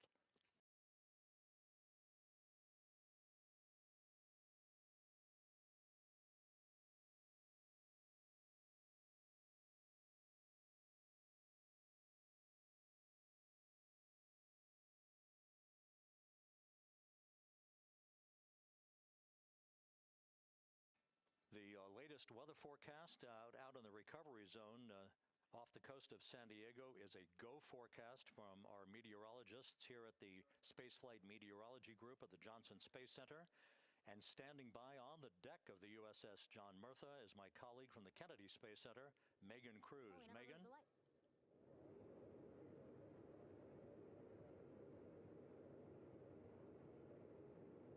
Hey there, Rob. Yeah, welcome to the bow of the USS John Murtha. This is where we will report out live updates from the ship as NASA and the U.S. military work to recover our Artemis II astronauts in just about an hour and a half. How exciting. Now, right now, as you can see, we are out in the Pacific Ocean. We are just west of San Diego. We're actually staged about 6.5 miles away from where we expect Orion to splash down. And then we will incrementally move closer. So at the time of splashdown, we'll be about 5 miles away, and then we will move to 3.2 miles away. At that point, we'll pause, make sure that all the debris that might be coming down with Orion, because basically some parts of like the parachute system, they're jettisoned off Orion during descent. So we'll just want to make sure that those all land in the water and that we are safe to move even closer. So we will make sure that we can move a little closer, and at that point we will move to a mile away from Orion. And at that point the ship will circle the capsule while NASA and Navy recovery forces work to get our astronauts out, and we should have great views of the bow from here. But also we have a ton of cameras all around the ship. For example, we actually have some cameras right to the left of me here on the bow. These are very strong, stabilized cameras. We can really get up close to make sure that we are sharing all the images we have available to you. We also will have some views from above. We actually have 5 planes providing live views of splashdown today. In fact, some of those aerial assets just took off from San Diego minutes ago. And then actually here on the flight deck, you see 4 helicopters, the 2 in the back. Those will take off in about 30 minutes from now, also with live cameras. So again, lots and lots of imagery that we hope to share with you today. And then those 2 helos in the front, those 2 will pluck the crew out of the water and fly them back to our ship. Now, the combined team here on the ship, more than 550 people, left San Diego 4 days ago, and since then I've watched different teams train every day, rehearse, final preps to make sure that they're ready for today. So to give us more of an update about how recovery is going on right now, why don't we turn over to Paul here, Paul Serpinski. He is the Assistant Artemis Recovery Director. Great to have you here, Paul. Great to be here. Thanks. Absolutely. So you just left the landing forces operations center here on the ship. How are we looking for recovery? Right now, it's looking great. When I left, they were just about to get into weather briefing with Mission Control Center in Houston. But listening to the loops this morning and everything that's been going on, the reentry trajectory correction burn, the return trajectory correction burn went great. They were right down the money, right on the money, right down the middle, where they should be coming back. Our forces here are teams out in the water. All our boats are launched or will be imminently. So yeah, it's just coming along great. Yeah. It's really nice to see. We did see some of those boats float behind us. We were hoping to give you a live view, but of course they floated right out of the camera shot as you came to us. But so basically the team right now here on the ship, basically like monitoring mode, but really things will pick up about 15 minutes after splashdown. Yeah, so a couple minutes before splashdown, things start happening really, really fast. Mm-hmm. Some events during the reentry, they're maybe a second or 2 apart, and so it just takes a whole lot of effort and a lot of updates back and forth between us and Houston to try to keep track of everything that's happening, all in real time. And then after splashdown, that's when the recovery team really kicks into high gear. We have our boat teams, our boat crews going out, our divers doing hazardous assessments as they get progressively closer to the capsule, making sure it's safe for all of our people to go in, and it's also safe for the astronauts to come out, because really at the end of the day, that's what we're here for, is we're to make sure that the astronauts get home safe after their tremendous journey to the moon and back. But then also we have, like you mentioned on a minute ago, all of our imagery helicopters are taking imagery, camera shots of it as it's coming in all the way through splashdown. I mean, they'll see it as soon as it crosses the horizon, all the way to the ocean here. And then afterwards, we have to recover actually Orion to bring it into the well deck of the ship. Absolutely, yeah. And so once the astronauts are safe on board, then those same dive teams are going to transition into securing the capsule. They'll position some equipment around it to kind of facilitate that. The ship will move into position. We'll attach a really big winch line to it, and then a bunch of tending lines. We'll pull the capsule around behind the ship and then start to slowly bring it in. And then, Orion comes in, goes hard down, and everyone cheers. Yeah, great day. Great day, exactly. Lots to coordinate, a lot to manage. Basically planning for this recovery, Artemis II recovery, started a month after Artemis I launched. That was the uncrewed test flight of the Space Launch System rocket, as well as the Orion spacecraft. That was November 2022, a month later, all the planning for this. How does it feel to be so close to welcoming our friends, our astronauts, home? I mean, for the whole team, I walked around the ship this morning just kind of visiting with a lot of people, a lot of groups, and just kind of get the feel of them. And everyone has that same kind of mentality. Everyone's excited. Everyone's thrilled to see all that work that's what we've been doing, like you said, for the last 3 years, since right after the last one came back till now. And some people even further back. Some of them go back a decade or more. So everyone is just excited, and they're ready. They're really ready for this, and just to be able to see our crew come back, that's going to be a thrill for everyone. How are you feeling? Are you ready? Is this something you ever thought you'd be doing? I'm ready. I'm I'm excited. This has been the pinnacle of my career so far. It really has. I've seen a lot of firsts, a lot of lasts, but I can't think of ever topping seeing the first crew to go to the moon and back in 50 years, and to be here and be a part of that. And it's just a tremendous privilege. And on behalf of the whole team, like, I'm thrilled, and so are all of us. We're ready. Yeah, I definitely think that those words really embody how everybody on the ship is feeling. So thank you so much, Paul. I appreciate you being here. And so, Rob, we'll toss it back to you again. We will continue to join you with live updates from the ship as much as possible. Thank you, Megan. Back here at the Johnson Space Center, the entry team of flight controllers looking over the shoulders of Reed Wiseman and Victor Glover there on the flight deck of Integrity, and again, just below their feet in the mid-deck area, if you will, Christina Cook and Jeremy Hansen of the Canadian Space Agency. They're in the final review of their entry procedures and all of the activities that will follow here very shortly in trip hammer fashion. We should note that after splashdown occurs, the flight control team here in Houston will be monitoring the orientation of the Integrity spacecraft. We are expecting it to splash down upright in what is called the Stable 1 configuration, with the top of the spacecraft pointed upward. Stable 2 would indicate that it is upside down in the water. Regardless of the orientation, there will be 5 inflatable airbags called the CMOOS system. That's the acronym for Crew Module Uprighting System. We are suit on complete. Houston copies. Reed Wiseman acknowledging that the final steps in suit donning are now complete for the crew. Leak checks have been completed earlier. The CMOOS system, those 5 inflatable airbags, will be inflated with helium. Those airbags will ensure that the vehicle remains upright. While that activity is going on, the flight control team here will be checking the systems on Integrity, also making sure that there's no leakage of toxic gas from the spacecraft. It should take about 15 minutes from splashdown to the power down of all of the systems on Integrity. And at that point, assuming everything is in a nominal fashion, then the green light will be given for the Navy recovery teams to begin to make their way closer to Integrity, to begin the erection of a large inflatable life raft called a front porch that will be buttressed up alongside the hatchway to the spacecraft. That life raft will be used to bring the crew members out of this vehicle once the hatch is open, one by one. They'll get their land legs back after 9 days of weightlessness before they're put in harnesses to be hoisted one by one in sequential fashion, in an alternating fashion, to the 2 hovering Navy helicopters overhead. Houston Integrity for status. Go ahead. Seats 3 and 4 are connecting umbilicals. We're going to be stepping into leak check soon. 1 and 2 will be seated. 3 and 4 will be free float, and we'll configure EPROC accordingly. Houston copies all. Reed Wiseman talking about the current procedures with the suiting of the crew members and subsequent leak checks, a final leak check for all 4 crew members. Everything is actually running a few minutes ahead of schedule.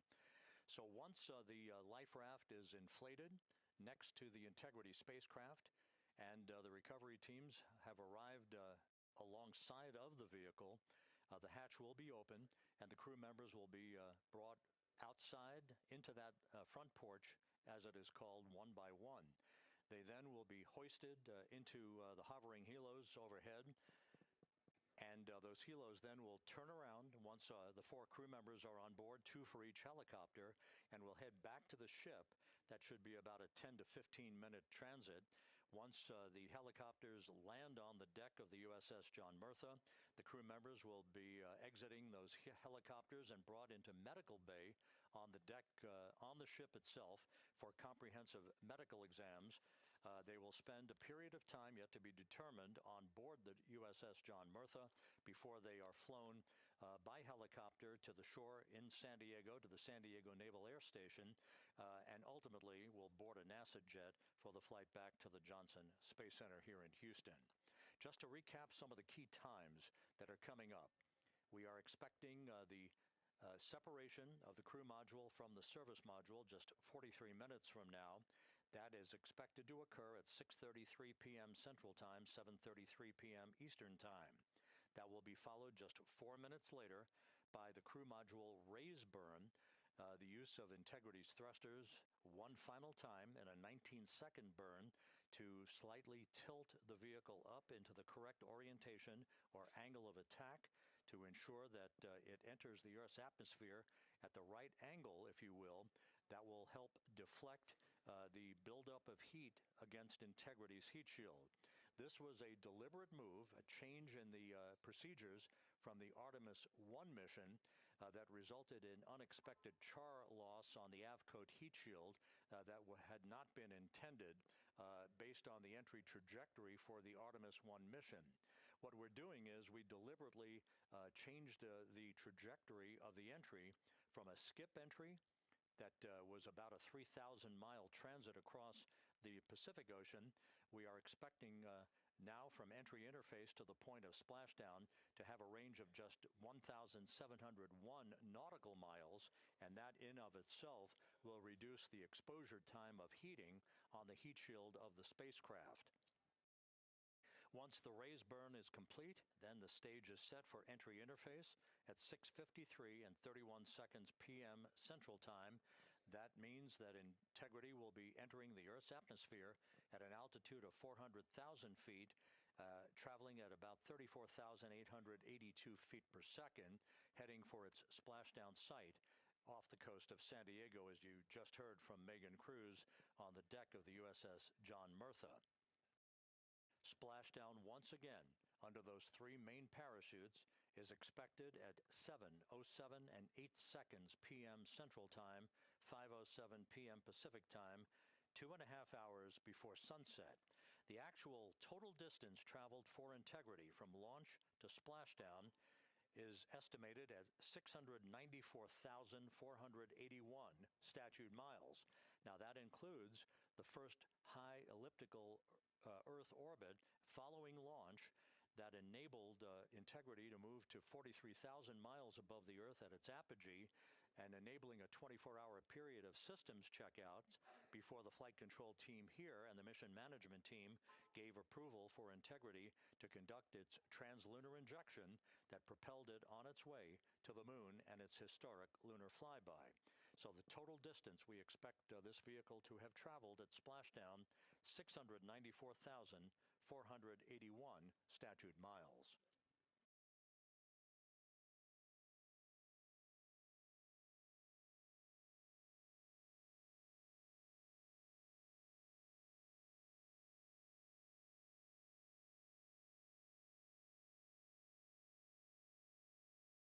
With everything proceeding on track and on time aboard Integrity, the vehicle system's in excellent shape as the Earth grows larger in the field of view. Let's go back to the USS John Murtha and Megan Cruz, who is standing by.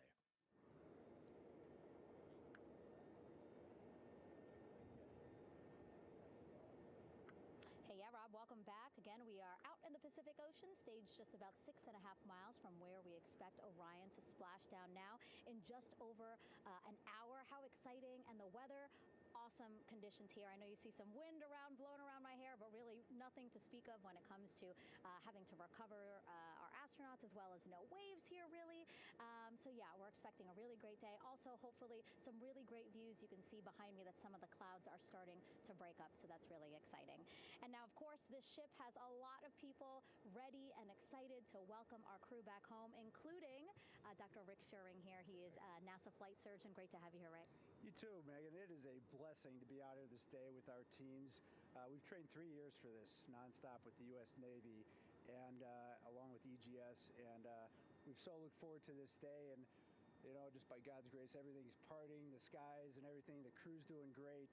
Looking forward to come back, and our teams are ready. So this is one of those days you've dreamt about, and now it's finally here, and we're ready, and just thankful to be a part of it. Yeah, and you play a really integral role. When was the last time you spoke to the crew, and how are they feeling in this last hour before splashdown? Sure.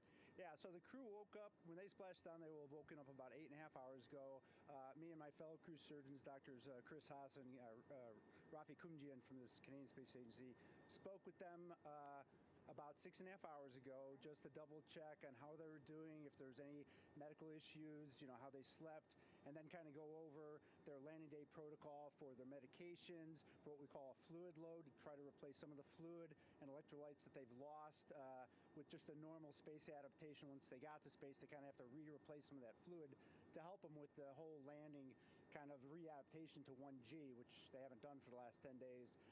And then just kind of let them know how things are going to play out, out with the open water teams all the way until we finally get to the med deck. So they were very pumped up, very hurried though. They had a lot of cabin configuration, a lot of things to get ready. So they're excited, but also very focused on the job that they had to do. So we've trained a long time for this, and we're ready. And you said some medications. I mean, those are kind of just to mitigate the effects of, obviously, their more than 695,000-mile journey back to Earth. It's just like anti-nausea medication, right? Yeah, exactly, Megan. The astronauts are very healthy, fortunately, and even when they come back in reentry, the human system is very kind of dynamic. It has to readapt very quickly, and one of the most common responses they get is just some stomach awareness, to some nausea, even to some vomiting. And with our crews that land out in Karagana, the Soyuz crews or our SpaceX crews, they all kind of experience the same thing. This will be the first time we're landing in water since December 1972, and I worked with all the Apollo astronauts years ago, and they all told me that landing in the water, especially in the Pacific, can be very provocative.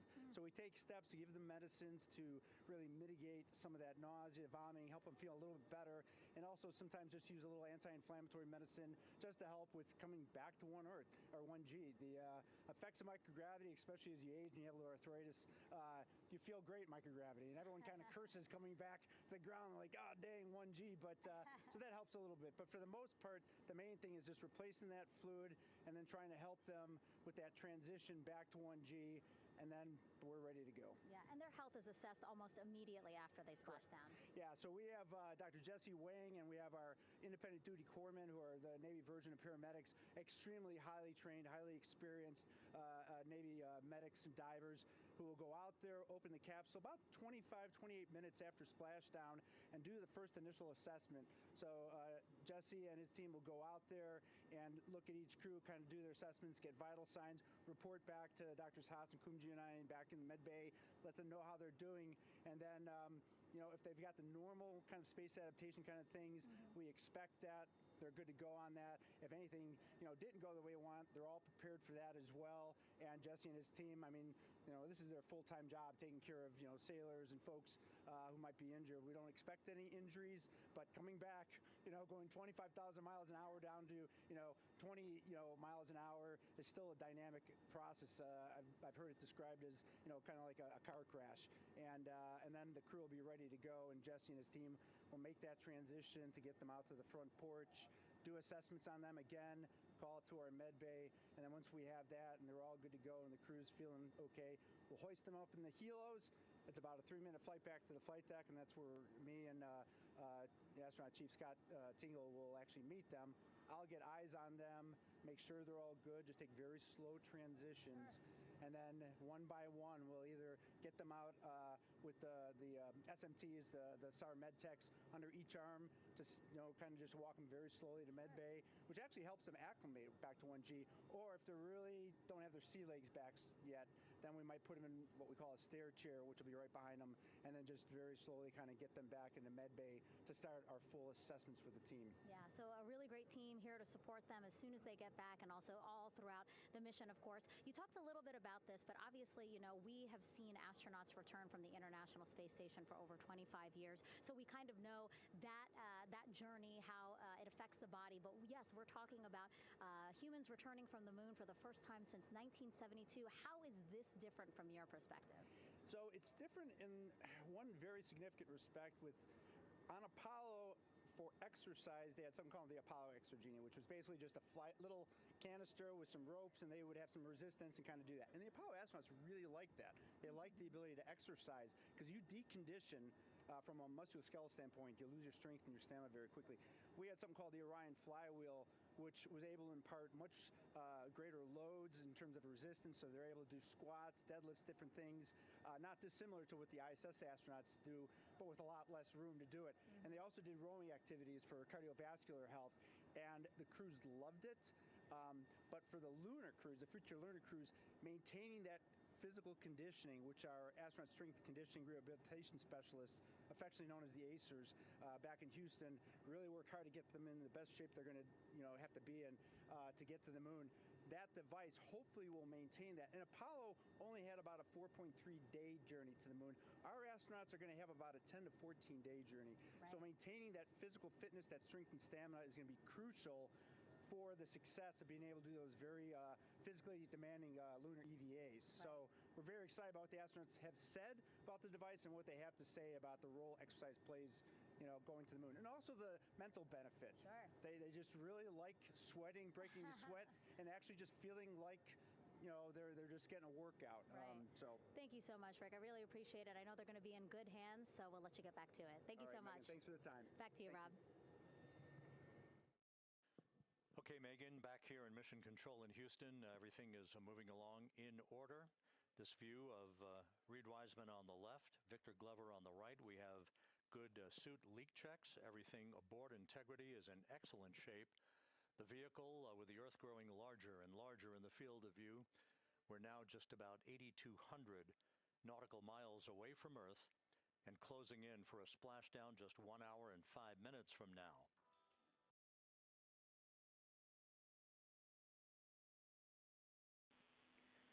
Integrity, just under a minute till your GPS maneuver initiates, and both GPS units look eager to acquire. Outstanding. Seats 3 and 4 are working on seat strap in now. Houston copies. Once again, as we start to close in on some of the major milestones, the first one coming up in just 31 minutes. And Integrity, just confirming the LCG gas trap was able to be closed out. Affirmative. Copy. Crew module, service module separation scheduled just 31 minutes from now. The key point of interest, of course, will be the performance of Integrity's heat shield during its high-speed entry back into Earth and the peak heating that is expected around the spacecraft of some 4,000 to 5,000 degrees Fahrenheit. On Artimus I, as I think most folks know by now, we flew a trajectory known as a skip entry, in which we performed an initial dip into the atmosphere to bleed off some energy. Then we skipped out of the atmosphere and dipped back into the atmosphere before splashing down in the Pacific. But after the mission was over with, we noticed unexpected liberation of some of the charring effects on the heat shield known as AVCOAT. Before the flight, we had an opportunity to sit down and talk with Entry Flight Director Rick Henfling to get a perspective on what this all means and how the mission was redesigned to try to protect Integrity's heat shield to a higher extent. Let's take a look at that interview. Returning from the moon is a lot different than deorbiting from low Earth orbit. When we return from the moon, we expect to achieve velocities upwards of 36,000 feet per second. And in order to slow down to a nice, graceful splashdown in the Pacific Ocean, the flight crew is going to experience between 3 and 4 times the force of Earth's gravity. On Artemis I, pressure buildup inside the char layer of the heat shield resulted in the char losses we saw. NASA established a Tiger team whose job was to investigate the cause of the problem and then make recommendations on how to fly the Artemis II mission safely and successfully. And so for Artemis II, we are going to fly a profile that ensures the spacecraft will not see that same type of pressure profile. And so the char losses seen on Artemis II will not be like the ones that we saw on Artemis I. Rick Henfling indicated that the orientation of the spacecraft and the shortening of the distance of transit to the splashdown zone from the point of entry interface when we reach the top of the Earth's atmosphere, which will be coming up at 6:53 and 30 seconds p.m. Central Time, should do the trick in minimizing the deleterious forces against that heat shield that were noticed on the Artemis I mission. We think we see a beautiful sunrise over the west coast of Australia.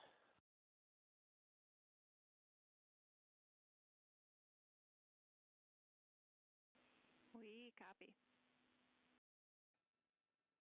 Commander Reed Wiseman reveling in his final hour in space on this mission as Integrity is passing over the southwest coast of Australia now at an altitude of some 7,600 nautical miles. That will begin the southwest and northeasterly transit across the Pacific Ocean. Let's talk a little bit more about some of the highlights and some of the numbers associated with the points of interest here. We are 27 and a half minutes away from crew module, service module separation. That will be followed about 3.5 minutes later by the raise burn that we've discussed, a 19-second burn of Integrity's thrusters to fine-tune its angle of attack as it enters the Earth's atmosphere. Entry interface is scheduled 47 and a half minutes from now. That's the point at which we will reach the top of the Earth's atmosphere, traveling about 34,882 feet per second at an altitude of 400,000 feet. Just 24 seconds after entry interface, we will begin a blackout period of 6 minutes in duration at 6:53 and 54 seconds p.m. Central Time.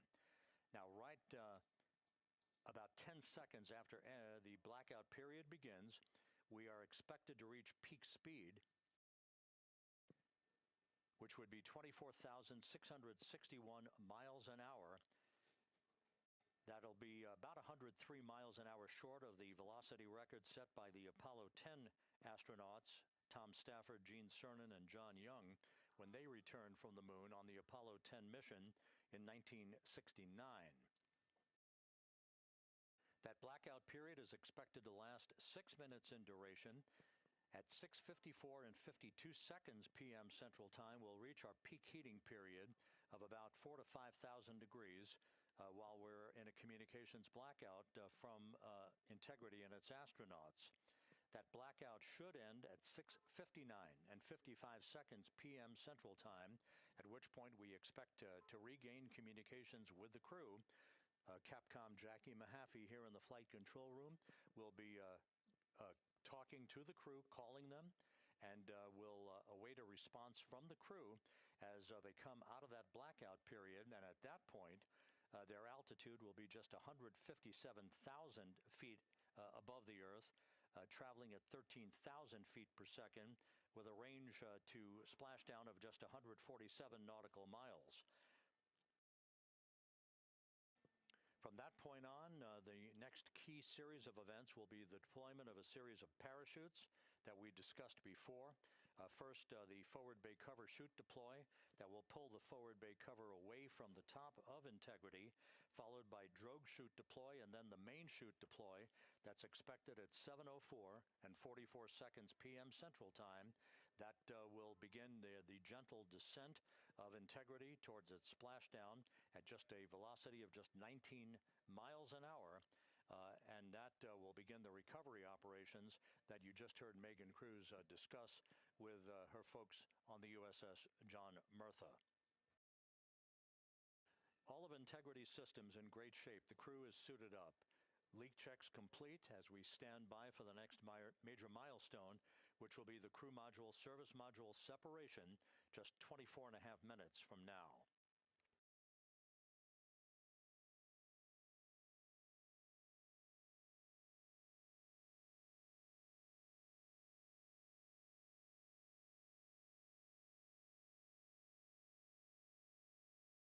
All of the activities from the start of entry interface to the point of splashdown will be quite rapid fire.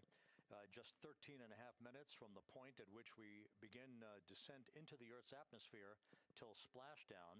And just to show you, as Rick Shearing, the flight surgeon, alluded to in his interview with Megan Cruz, all of this happens to decelerate the vehicle from traveling around Mach 33 to just 19 miles an hour at splashdown. All of that happening in just 13 and a half minutes. But the vehicle and the parachutes are all designed to support all of that, so we'll be standing by to report all that to you in sequential fashion as these milestones are ticked off and as we hear from the crew during its entry back into the Earth's atmosphere and ultimately when they emerge from the blackout period, and at that point we'll be just minutes away from splashdown.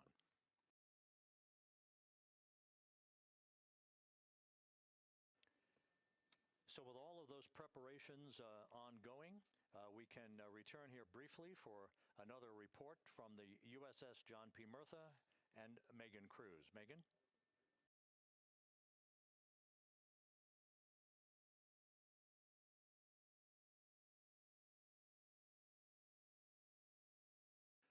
And we'll regain that communication with the USS John P. Murtha just momentarily.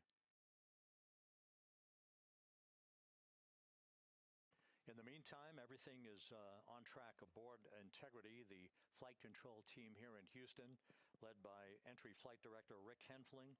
The voice you will hear talking to the crew is that of Jackie Mahaffey. She will be reporting everything to the crew and receiving their reports as they enter the Earth's atmosphere for their 13-and-a-half-minute plunge back into the atmosphere for splashdown off the coast of San Diego. Now we have the ship back with us and Megan Cruz aboard the USS John P. Murtha. Megan? 11 balloon, right?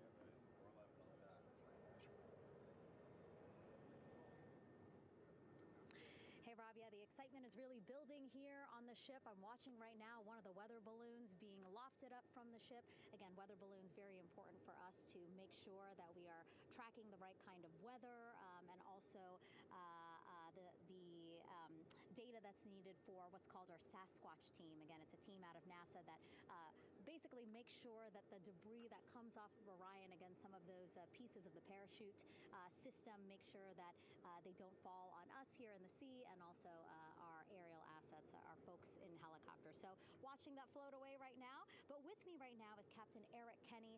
He's the commanding officer of the John P. Murtha naval ship. Thank you so much for being here. There are so many moving parts that you have to keep an eye on. That's absolutely right, yeah. But first of all, on behalf of the crew of USS John P. Murtha, Megan, thanks for having me on today. Happy to tell you what we're doing and excited to get the interview started. Yeah, absolutely. Why don't we actually take a look at the flight deck here? We'll start there. Basically, we also, while watching this weather balloon float away, we noticed all 4 helicopters leave the flight deck. We now have an empty flight deck. We had 2 imagery helos as well as the 2 crew helicopters that will go recover the crew. This is just one of the many things that, again, our ship of 550 people, it's something that you oversee as commanding officer. Yeah, absolutely. Every commanding officer, I would say really every naval service member, our priority is always safety. And as the commanding officer, I take that as one of my primary roles here on board. Mission accomplishment is important, safety always. So my day really has, I would say my message to the crew has sort of changed over the past 24 hours. As we're leading up to today, we've been building up the excitement and motivating the team for the training that we've executed. But really over the past 24 hours, now I'm trying to get us to slow down a little bit. Trust our training, right? Don't believe all the hype. Don't believe everything that's going on. Just let's trust what we've done to get to this point, and if we do that, we'll be successful today. Mm-hmm. And also part of the big success is obviously the coordination between NASA and the U.S. military. How does it feel being able to support the human space program we have? Yeah, I mean, since 1959 with Mercury, Gemini, Apollo, the history between NASA and the Navy has been in lockstep. But like any other skill, if you don't practice it regularly, that skill atrophies. So we've had a few decades off from that. But, over the past 4 or 5 years, really with this ship over the past year, we've constantly trained and working for this moment right here. Building up the hype, but to get to this point today, to be able to trust all the training we've done. We've worked with performance organizations coming together, working in unison. We are seeing that here on board the USS John P. Murtha, and I can't be more proud of all the work everyone's doing. Yeah, Yeah, you had some great words this morning saying just that, again, that it's really nice to see everybody working together and so excited. I mean, you just became the commanding officer of this ship back in February. How does it personally feel for you to be a part of this historic moment today? Yeah, I mean, first and foremost, I'd say any opportunity to command any warship in the United States Navy is a tremendous honor, is a pinnacle of any naval officer's career. That being said, as my change of command was approaching, and I realized that Artimus was going to be in the window here, to say that I'm humbled and honored to be here is an understatement. What really just excites me is the opportunity to see this crew, who has been training so hard over the past year plus, come together. It is what inspires me. Listening to NASA and the ownership and pride they take, they make my crew better. I think we're making NASA better together. That synergy is something that I'm happy to see and hopefully take forward with me in my career. Yeah, it's all about partnerships. We couldn't do it without you, and we couldn't have gotten to the moon without our international partners as well. So thank you so much, Captain. It was really great to have you here today. Thanks, Megan. Awesome. All right, Rob, back to you. Thank you, Megan. Back here in Mission Control in Houston. We just had a quick view of the crew. We'll get that view back, and there they are again. Here in Mission Control, the entry team of flight controllers led by Rick Henfling and Jackie Mahaffey serving as the spacecraft communicator.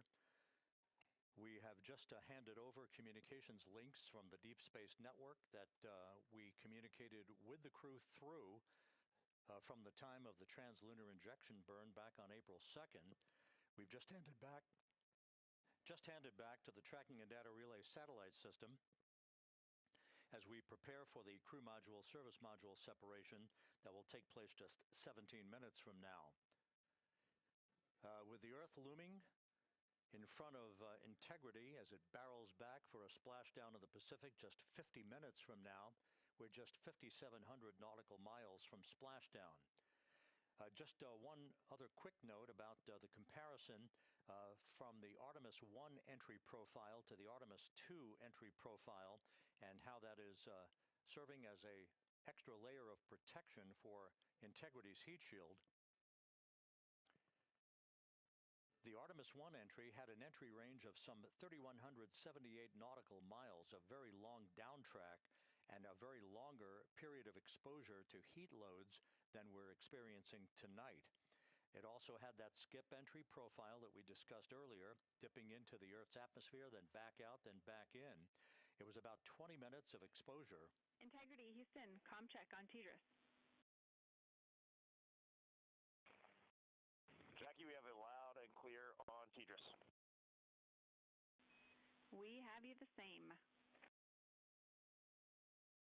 And there's one of the weather balloons being deployed from the USS John P. Murtha.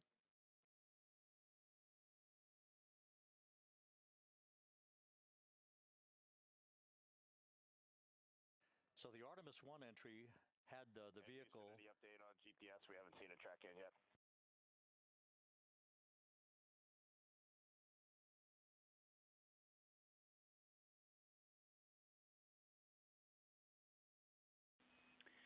Reed, we are watching. We are starting to get into the window where they may start acquiring, so should be within the next 10 minutes.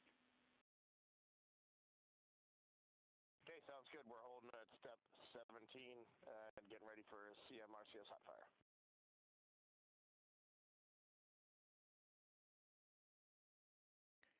And that exchange indicating that we are expecting to acquire data from the GPS system on board. That'll be a navigational tool that will basically tell Integrity's computers that they're on track down the center line of the corridor for the entry interface that will lead them to their splashdown point.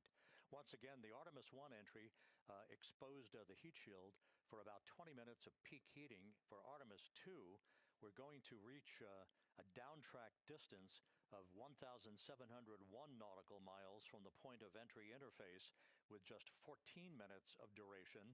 And it's basically a different angle of attack, a little bit steeper angle of attack that will protect the heat shield from excessive heat loads.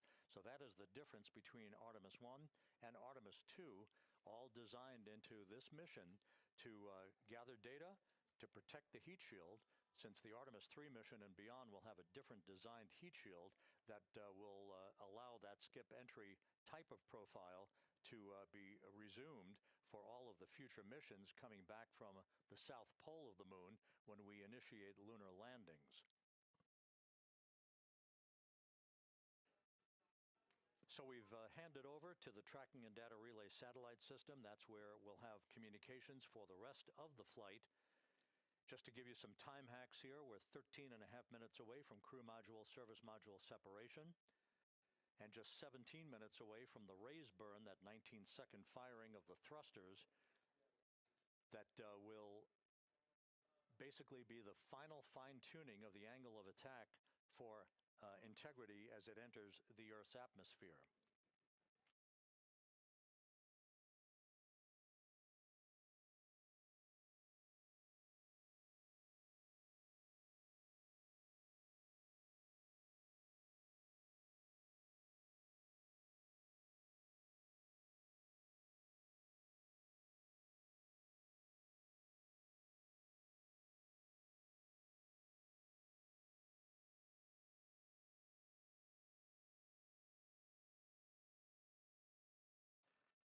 And once again, a dueling box view of some of the assets that are involved in recovery operations today. The Integrity, cabin configured, all crew suited and seated. Houston, copies. That confirmation from Reed Wiseman aboard Integrity, as you see the assets being deployed to the splashdown zone. At the time of splashdown, we expect the John P. Murtha to be about 5 miles away from Integrity, keeping a safe distance until we are sure that the vehicle is in the water and upright, and that it is in a good configuration system-wide for the recovery teams to begin to approach the vehicle to erect that inflatable raft. 2 minutes to CM RCS warm-up hot fire. We're ready. That call from spacecraft communicator Jackie Mahaffey indicating that we're 2 minutes away from a quick burst of the reaction control system. Thrusters, that will be a hot fire test prior to the separation of the crew module from the service module. The European service module has performed flawlessly throughout this flight. Everything, all the burns that had been prescribed for that service module have been executed on time and without a problem. There is the European flight control room that has overseen the manufacturing, the design of the European service module. They deserve quite a bit of credit on this mission for not only propelling the Integrity and its astronauts toward the moon, but also conducting the fine-tuning of its trajectory to bring it to this point where we are dead spot on down the middle of the corridor trajectory-wise to bring Integrity down for its splashdown in the Pacific just 44 minutes from now.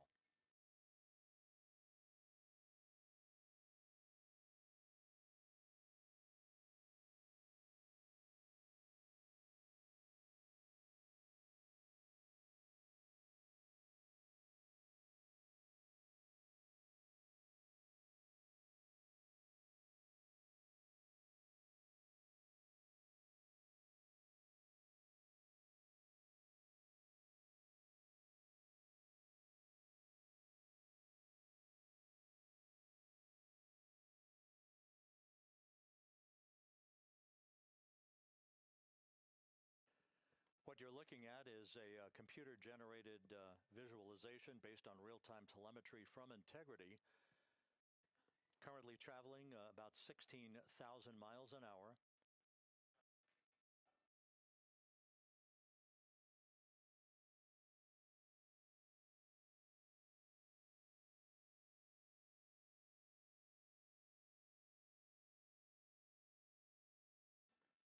Integrity traveling about 16,000 miles an hour. For the prop cautions, we're taking a look.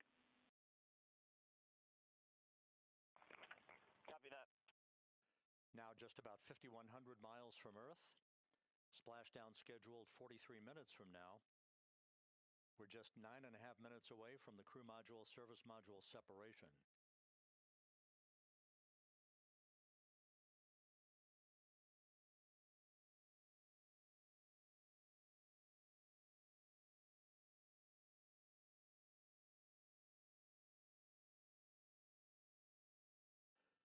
We are confirming. Integrity, we are assessing details, but so far looks like a good hot fire. Looks good on board, Jackie. Thank you. And Jackie Mahaffey took the words out of my mouth. I was just about to say that we had a good hot fire test of the thrusters in advance of the crew module service module separation that's coming up just 8.5 minutes from now. This will begin the period in which we will have rapid-fire succession of critical activities on board that will lead to entry interface just 28 minutes from now, where the vehicle will enter the Earth's atmosphere at an altitude of 400,000 feet. The time of entry interface, 6:53 and 30 seconds p.m. Central Time.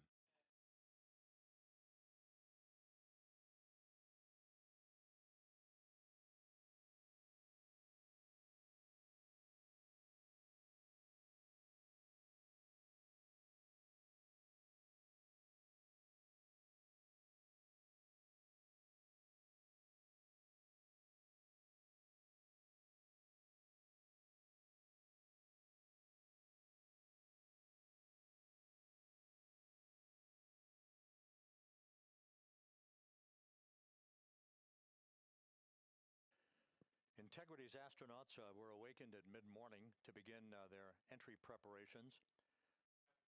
And propulsion officer now reports a good hot fire test in preparation for the crew module service module separation.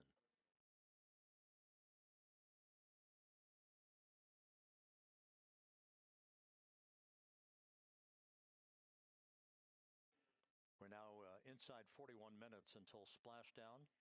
Integrity Houston, we have confirmed a good CMRCS hot fire, and although we are not seeing GPS acquired yet, you can skip the troubleshooting steps in 157 for now. Integrity copies.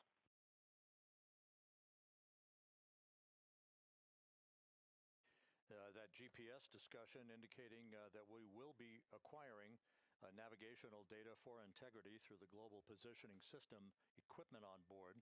We just don't have it yet, but we will. All of Integrity's systems are in great shape to support its high-speed entry into the Earth's atmosphere. It, once again, will reach a peak speed of 24,661.21 miles an hour. Your call, GPS. We at least have GPS 1 looking good on board.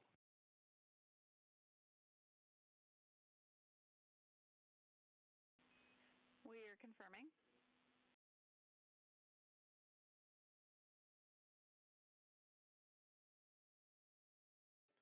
The guidance, navigation, and control officer here in Mission Control confirming that we have good lock on GPS data. We are on a communications link now through the tracking and data relay satellite system. Now, following splashdown, we're going to lose that link and go to what's called a VLDR, a very low data rate communications link, so that we can talk to the crew inside Integrity as they are on the water. Integrity, confirm we do see good GPS. We do too, especially GPS 1 is accepting in nav channels 1 and 3. That GPS data is basically telling Integrity's onboard computers its position relative to the Earth, but its trajectory and its orientation according to flight dynamics and the guidance, navigation, and control officer is spot on. We have now armed the pyros for the crew module service module separation coming up less than 5 minutes from now.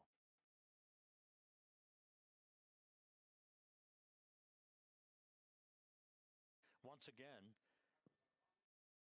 just 10 seconds after entry interface, we will see Integrity reaching its peak speed of 24,661.21 miles per hour. That will be just seconds before we begin a 6-minute blackout period. Integrity Houston, your vehicle is in a good config for CMSM SEP. and go for CM raise. Houston, we see the same on board and copy go for CM raise.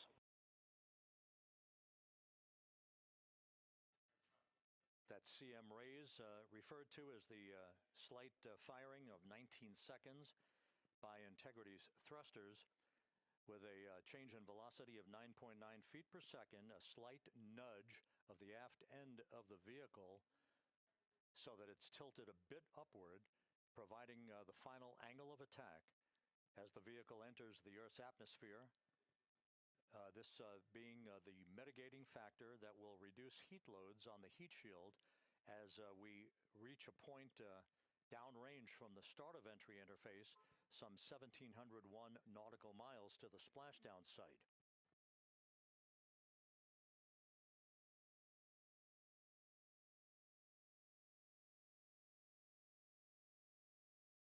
Integrity systems in excellent shape.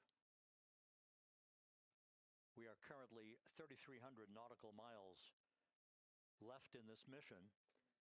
Splashdown scheduled 36 minutes, 39 seconds from now.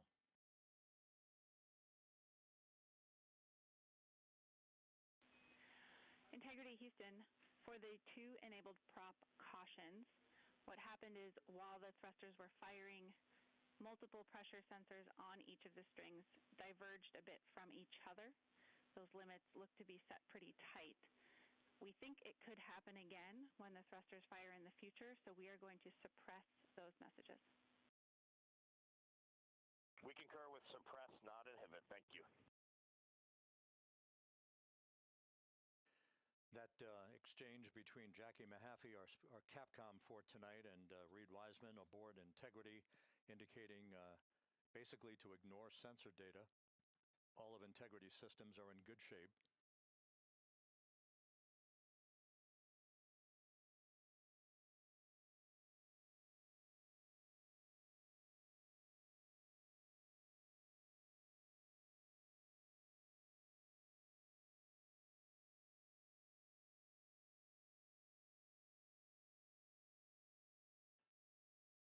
Now, coming up on about 90 seconds till the crew module, service module separation.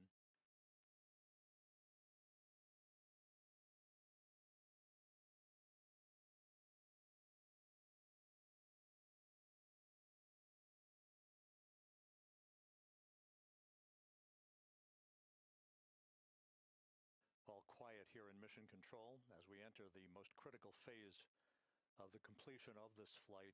All of the preparatory activities leading up to the vehicle entering the Earth's atmosphere just 21 minutes from now.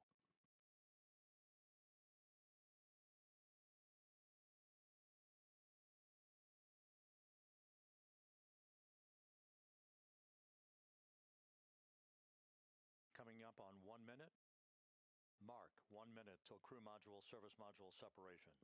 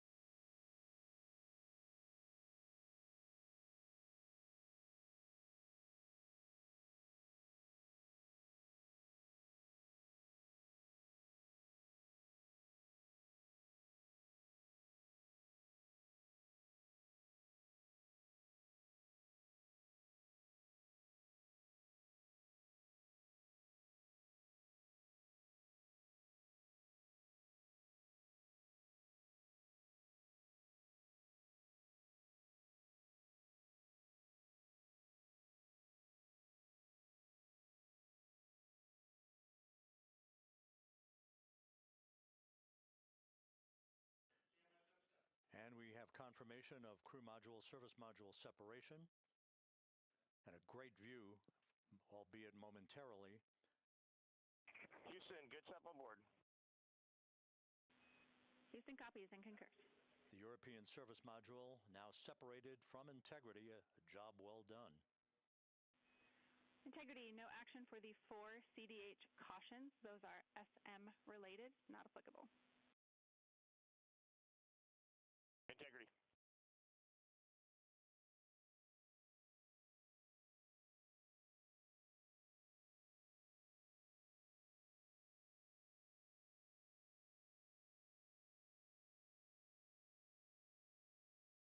So, with Integrity now flying free on its own for the remaining 32 minutes of this mission, next up, the raise burn, a 19-second firing of Integrity's thrusters. Good GPS 2.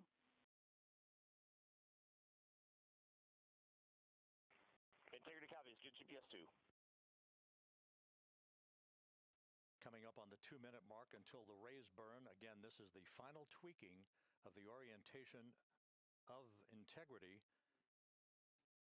to put it in the right angle, if you will, the angle of attack that it will fly in during its entrance into the Earth's atmosphere.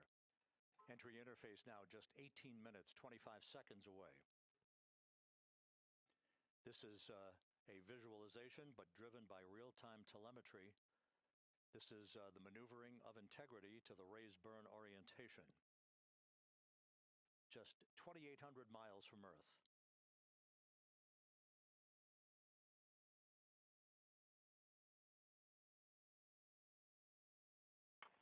Houston, we got a great view of the European service module out the window with the sun hitting the side and the solar rays and the NASA worm right there. It's a beautiful looking machine. Roger.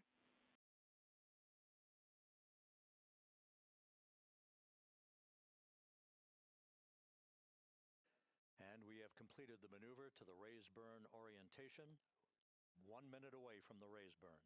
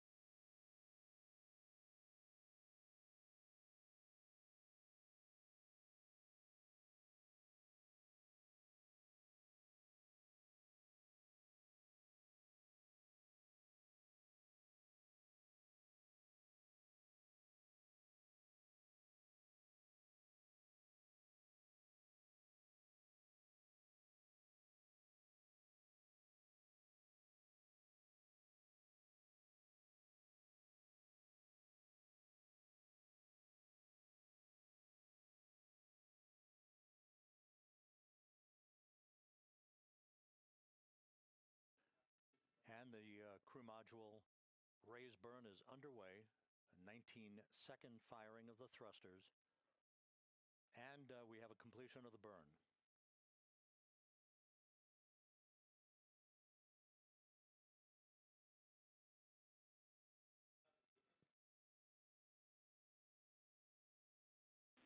Integrity, good. CM raise burn. Your flight path angle is within limits.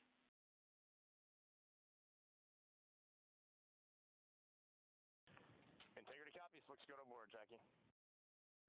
So the final maneuver is now complete.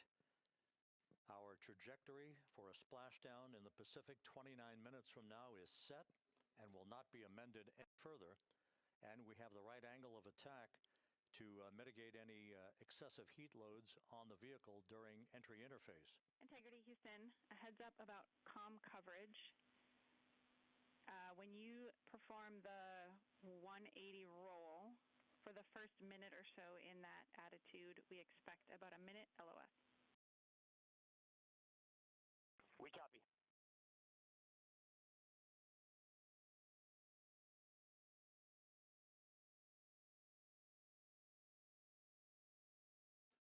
So for those who are watching the series of events coming up, we will enter the first traces of Earth's atmosphere 14 minutes, 45 seconds from now.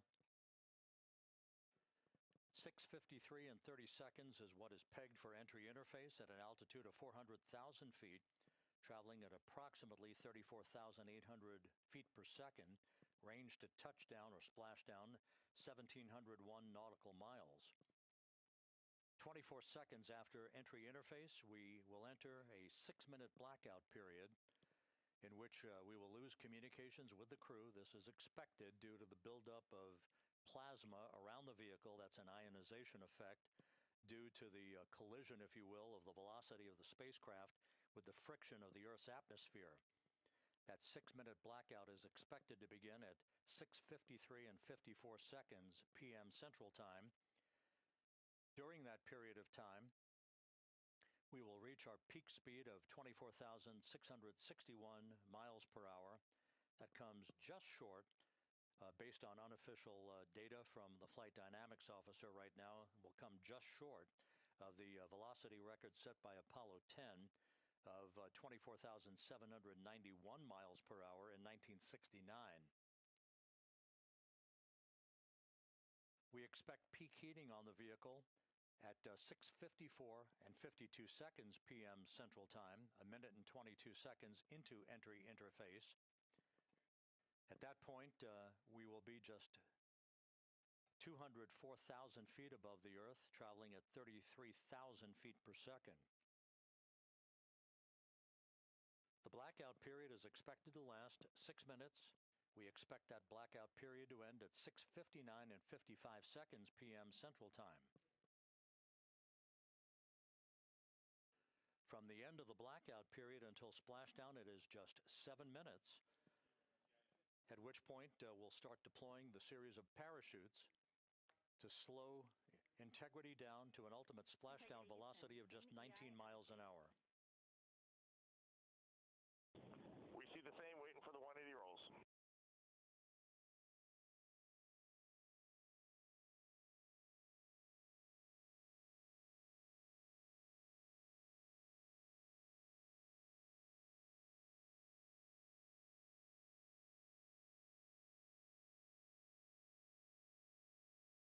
The parachute deployment sequence, once again, will come in several segments, but in rapid-fire succession. And we have a great view of the moon out window 2. Looks a little smaller than yesterday. Guess we'll have to go back.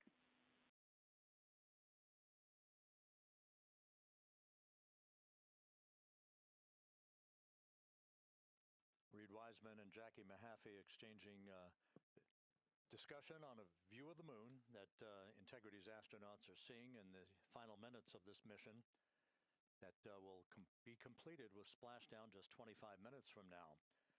3 forward bay cover parachutes will be used to pull the forward bay cover off the top of the vehicle. Then 2 drogue parachutes will be deployed to slow and stabilize the crew module during its descent, followed by 3 pilot parachutes that will lift and deploy the main parachutes from the forward bay. The final sequence will have 3 main parachutes deployed. These will be 116 feet in diameter, each main parachute approximately 265 feet long when reefed. The parachutes will ultimately slow Integrity down from its peak speed of almost 33 times the speed of sound to a gentle 19 miles an hour at splashdown.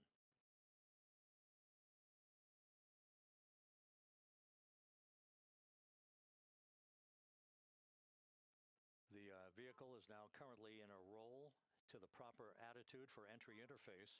Our trajectory is right on according to flight dynamics.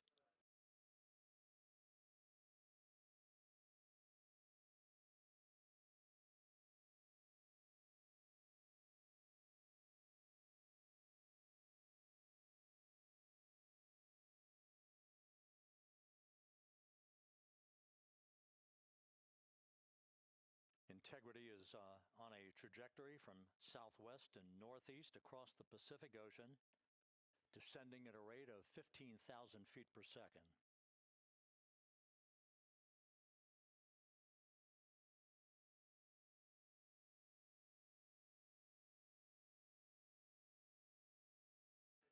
Range to touchdown 4,300 nautical miles, all the systems in excellent shape.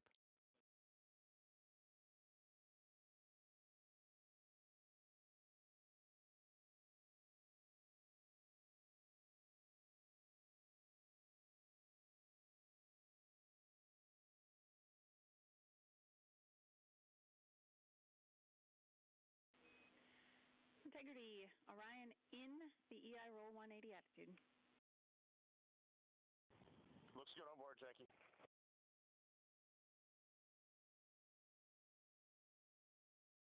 This view out of one of Integrity's windows. We had a call for 3 good baros. Those are barometric pressure sensors that feed altitude and rate of descent information to Integrity's computers that will trigger the parachute deployment sequence. We are less than 9 minutes away from entry interface, 22 minutes from splashdown.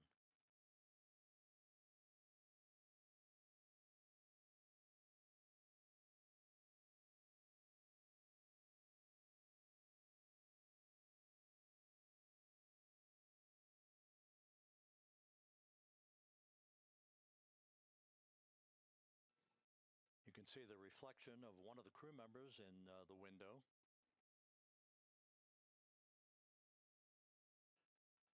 Out in the Pacific, the weather conditions remain go. Just a few clouds, some scattered clouds, winds at 10 knots, wave heights just about 4 feet. A gentle day in the Pacific for the homecoming of Integrity's astronauts.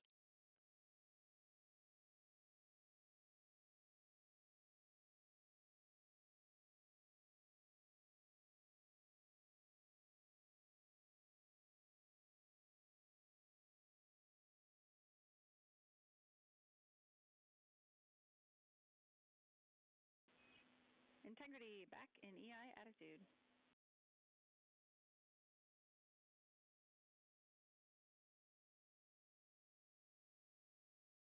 We see the same on board, Jackie.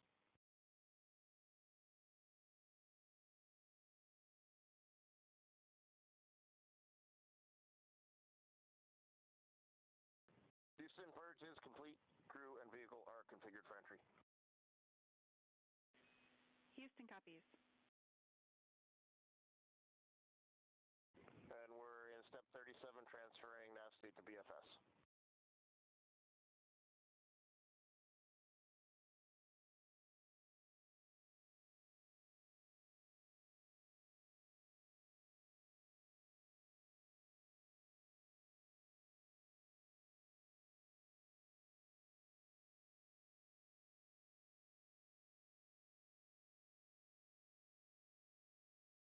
And Houston, in instruction 509, we are not below 0.2.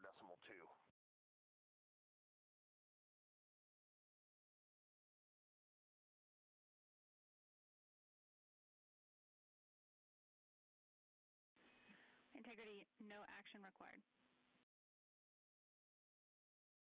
Integrity.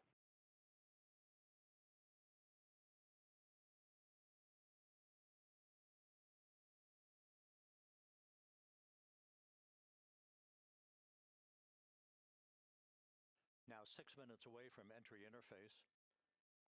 We will hit the first traces of Earth's atmosphere at an altitude of 400,000 feet, traveling about 34,882 feet per second. Ranged splashdown at that point will be 1,701 nautical miles.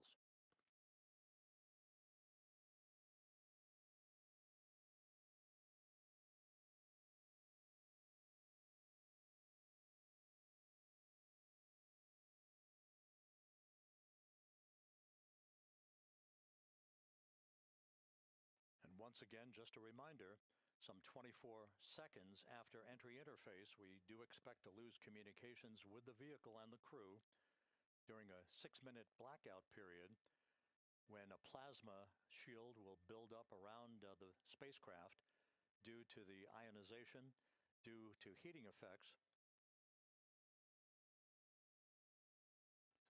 And Flight Dynamics has just confirmed we will have a blackout period of exactly 6 minutes in duration.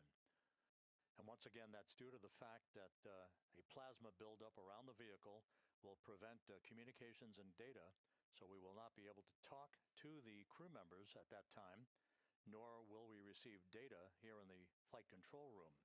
Houston, everything is looking good on board. Just confirm no pre-EI downloads. Houston concurs. That blackout period to begin at 6:53 and 54 seconds p.m. Central Time, and again will last about 6 minutes in duration.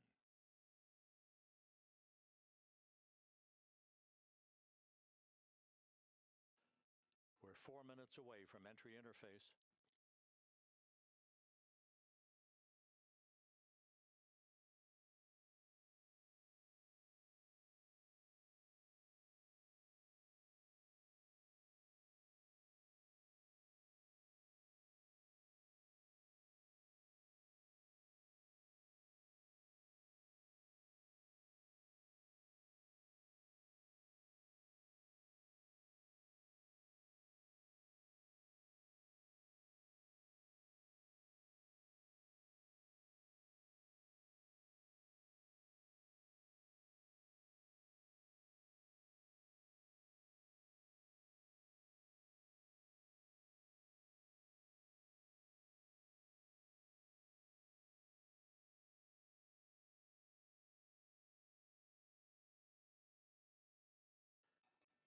This view from integrity as it crosses from southwest to northeast across the Pacific Ocean, 3 minutes from entry interface.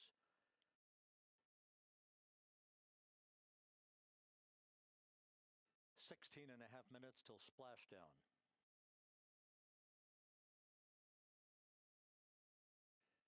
The USS John P. Murtha and the recovery team is on station and in position, as are the airborne imagery assets that we hope to receive imagery from as Artemis enters the Earth's atmosphere and through parachute deployment.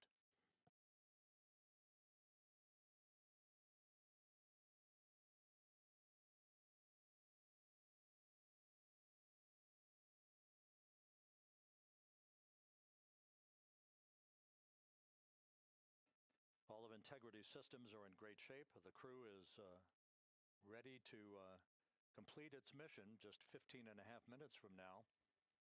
All of the activities today have gone off in perfect fashion. No issues with the vehicle, no issues with the crew. And the weather at the splashdown site is go.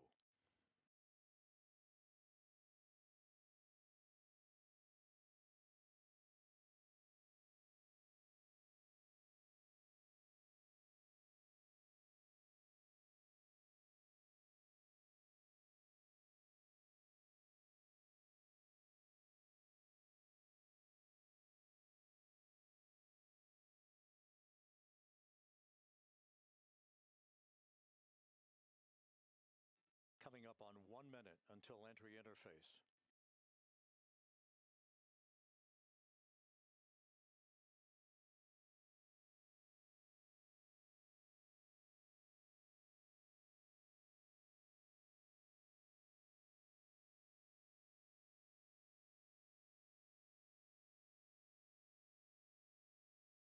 Mark 1 minute until entry interface. 1 minute, 20 seconds until the expected start of our 6-minute blackout.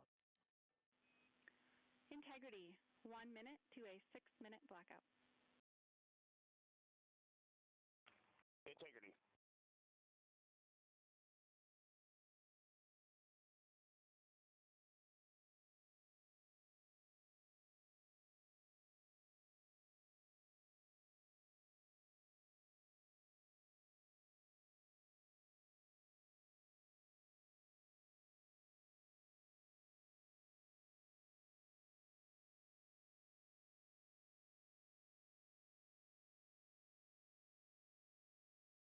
Ten seconds till entry interface.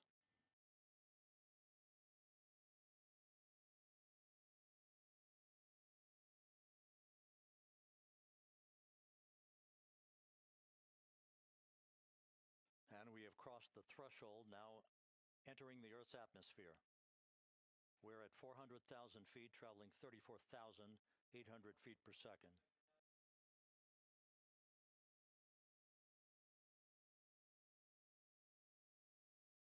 Time to splash down, 13 minutes, 10 seconds.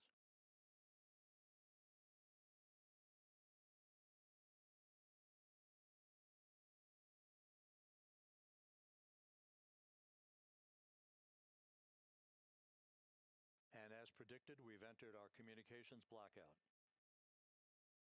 This will be a 6-minute blackout period. No voice, no data from the crew.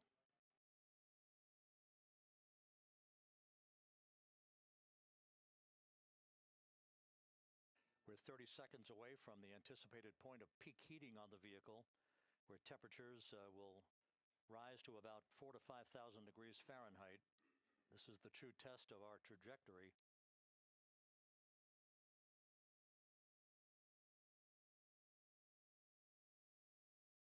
And from the G5 aircraft in the vicinity of the splashdown zone, this view of integrity. So that pinpoint of light shows the vehicle as it enters the period of peak heating in the Earth's atmosphere, the first tug of gravity being felt by Integrity's astronauts since their launch back on April 1st.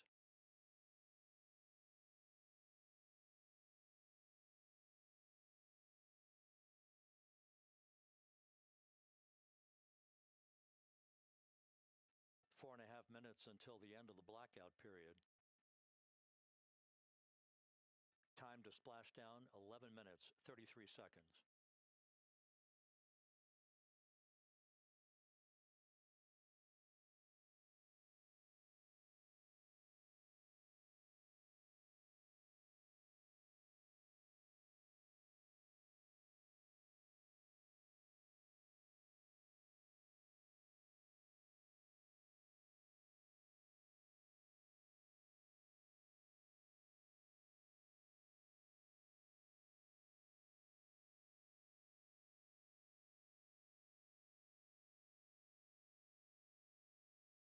The landing and support officer reports that the P-3 has acquisition on Integrity.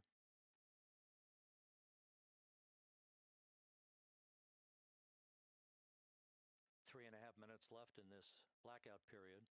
This is a visualization of the plasma buildup around the spacecraft and the repelling of that heat on Integrity's heat shield.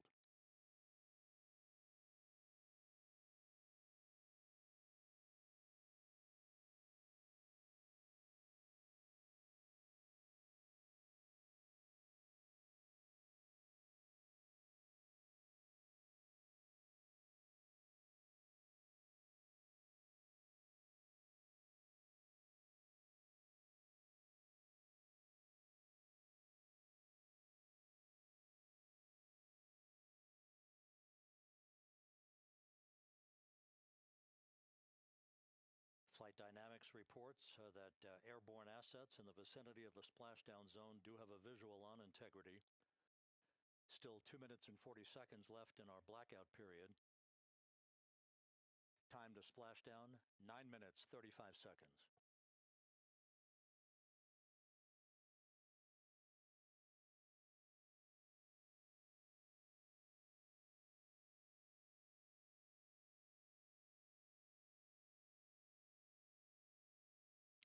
Multiple airborne assets as part of the recovery team all have visuals on Integrity.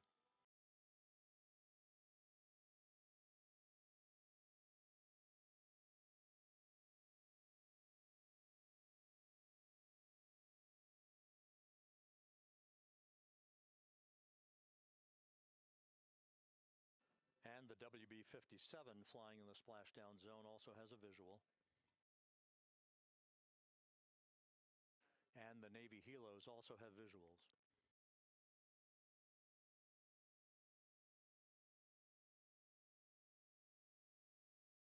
We're still in the blackout period. Still do not have communications from the crew.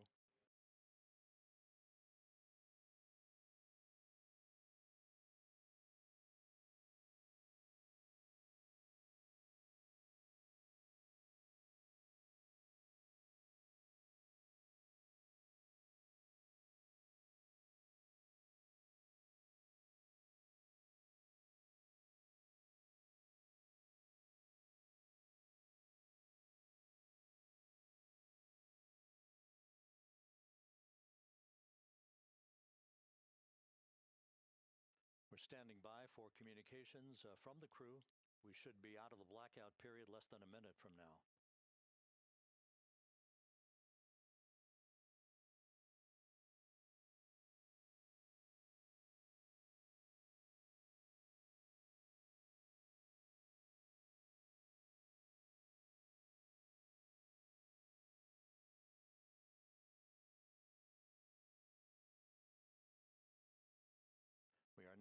processing data from integrity.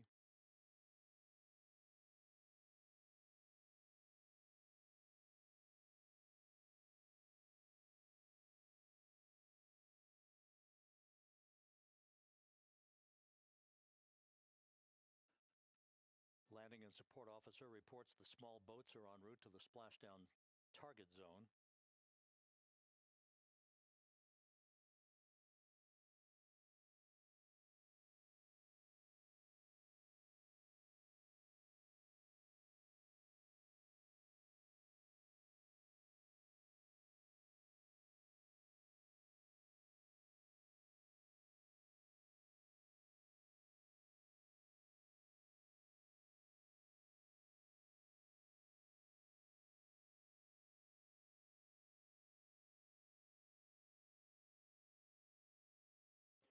Passing through 150,000 feet, our trajectory is perfect.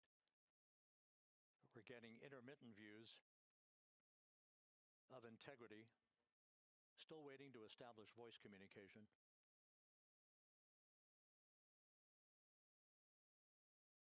Integrity, Houston, comm check, post-blackout. Houston, Integrity, we have you loud and clear. Your trajectory is nominal, and your recovery teams have visual. Guidance looks good. No action for the enabled internal camera controller fail. Big cheers from the viewing room here in Mission Control as voice communication reestablished with Commander Reed Wiseman. For America and a waiting world, Integrity is 5.5 minutes away from coming home.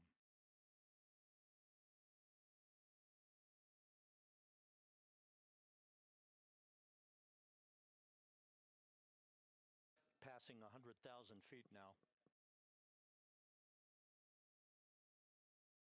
Range to splashdown 19 nautical miles.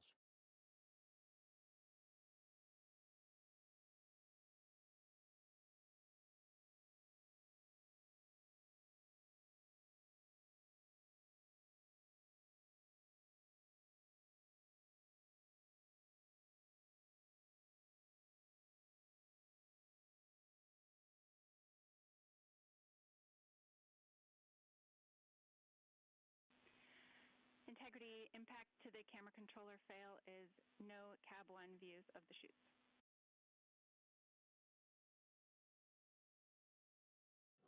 Integrity. We're processing good data through the GPS system. A good view of Integrity, time to splashdown 4.5 minutes.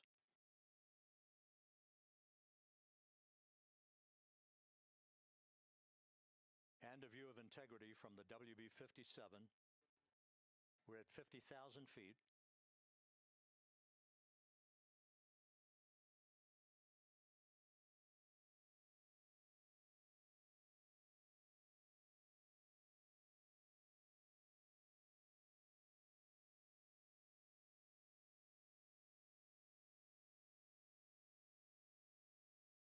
The pyros are armed for forward bay cover jettison.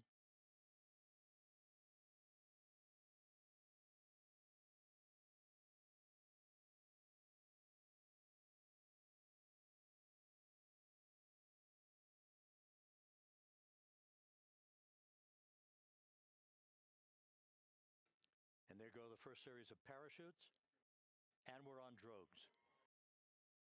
And Houston, we're visual 2 drogues out the window. 2 good drogue chutes. Next up. We copy, we see them. Next up, the deployment of pilot parachutes that will pull the main chutes out. Time to splash down 3 minutes and 10 seconds.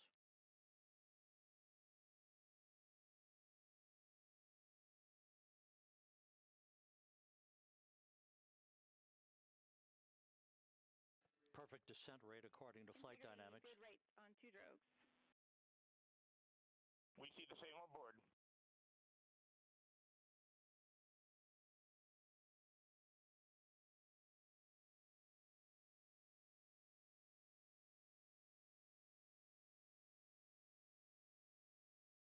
Passing through 10,000 feet, still on drogues.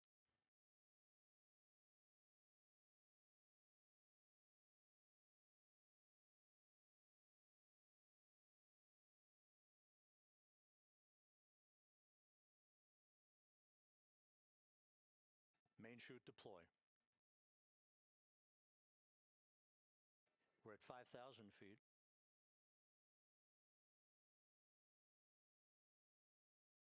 Search and recovery beacon has been activated on integrity. And we have 3 good main chutes. Good 3 main chutes, good reefing, good descent rate. Good rates, and we see 3 good-looking parachutes.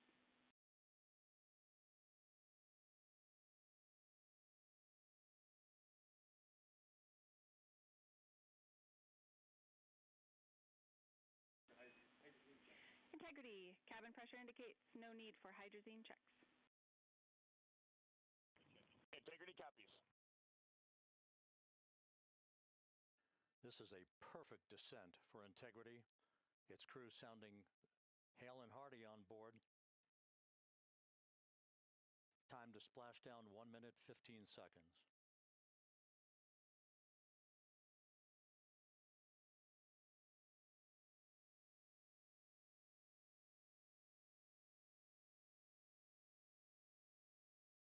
Integrity about to complete a journey spanning 694,481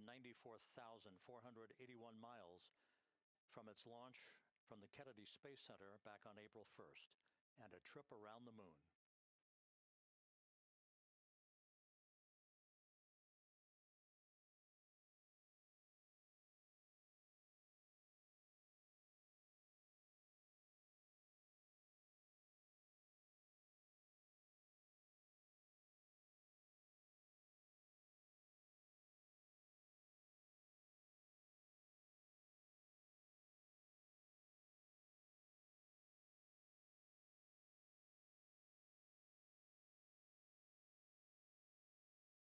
Passing through 1,000 feet.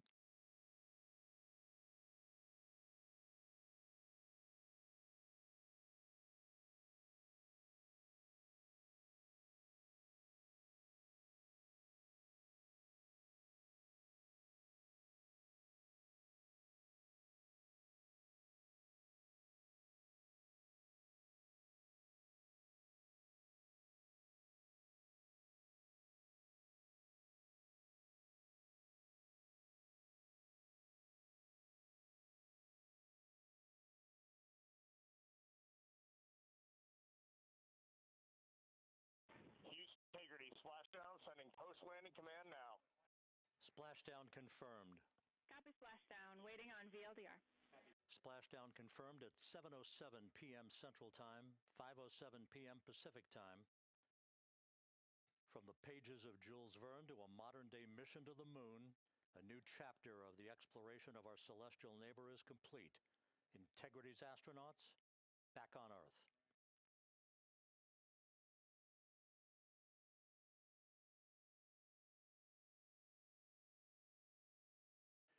And the landing and support officer reports the vehicle is stable 1. We still will be deploying the crew module uprighting system to maintain that orientation. A perfect bullseye splashdown for Integrity and its 4 astronauts.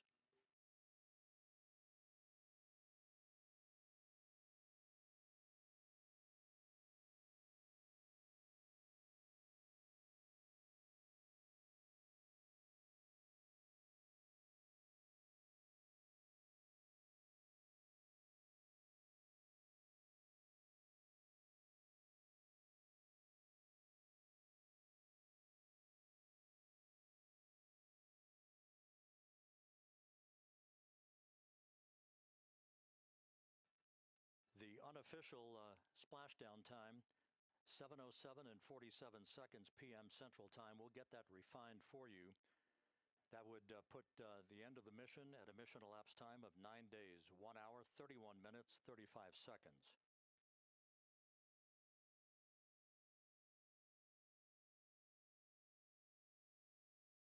And we're configuring for very low data rate.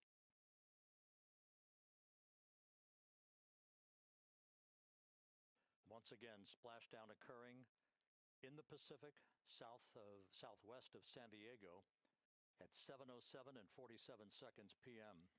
Integrity Houston, comm check on VLDR.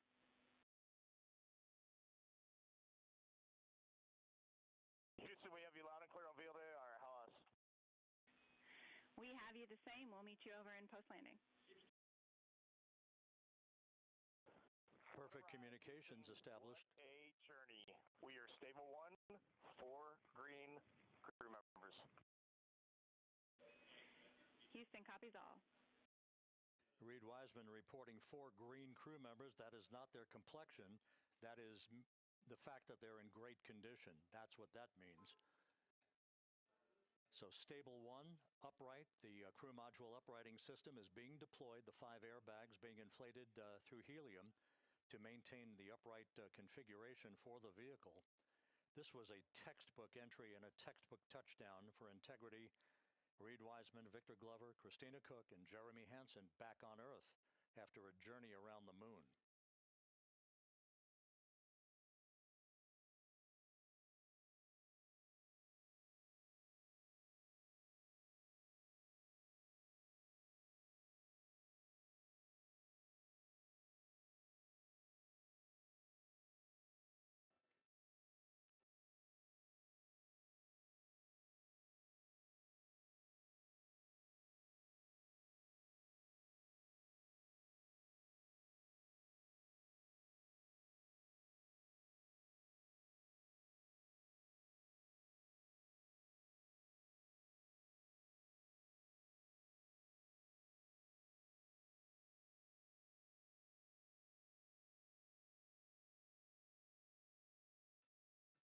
We continue to monitor the functioning of the CMOOS system.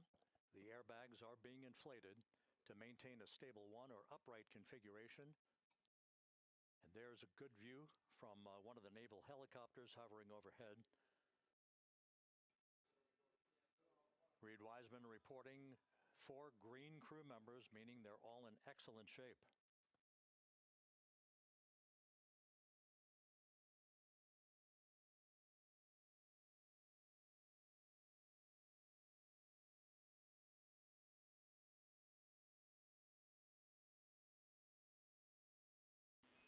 Integrity Houston for SAR beacon and radio. SAR beacon is in for 06, and we're powering the radio now. Go ahead. We see the beacon on. However, the recovery team is not seeing the signal. Your SAR radio uses the same antenna, so you may run into trouble with the radio. Okay, copy. We are also powering up the sat phone now.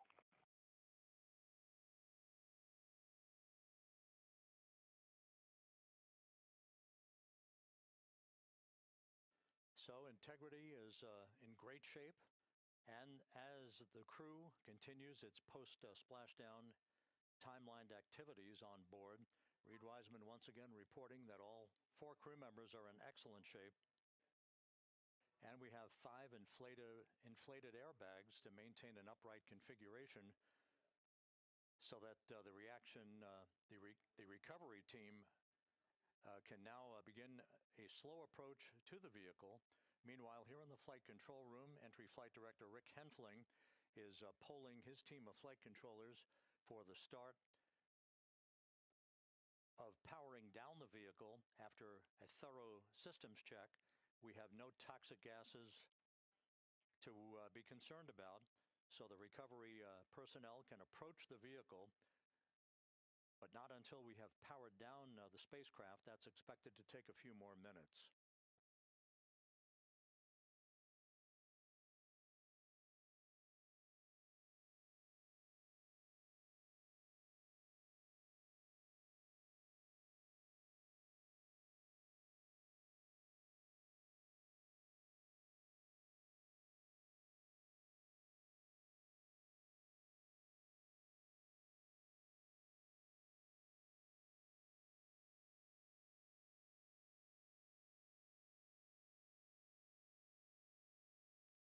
Integrity back on Earth following its historic flyby of the moon. It was, for all intents and purposes, a textbook mission. On 2828, but I'll remain on this frequency. We copy.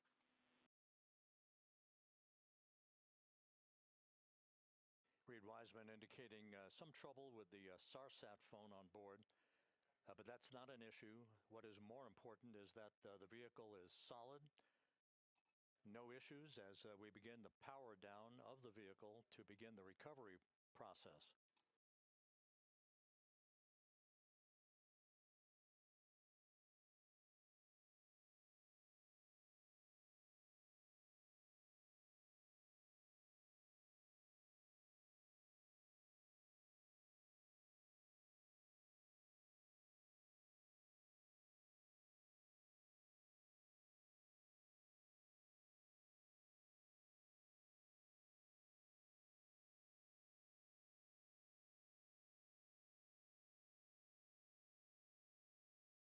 The propulsion officer here in Mission Control reports that we have safed the prop system on integrity.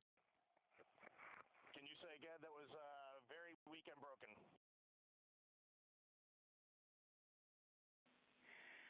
Integrity, Houston did not call.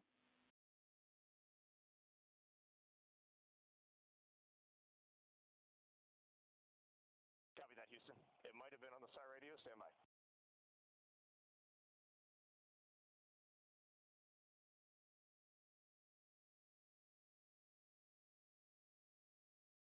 All of the milestones were executed in perfect fashion.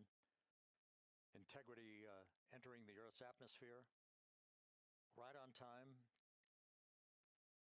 reaching its peak speed shortly after a blackout period began. We emerged from the blackout period, but the recovery imagery airborne assets were able to pick up Integrity's descent almost immediately through entry interface, tracking the vehicle all the way down. And finally, you saw the sequence of chute deployments. First, the forward bay cover being pulled off the top of the vehicle by a series of 3 parachutes. Then the drogue chutes were deployed, followed by the 3 main chutes that slowed the splashdown velocity of Integrity to just 19 miles an hour.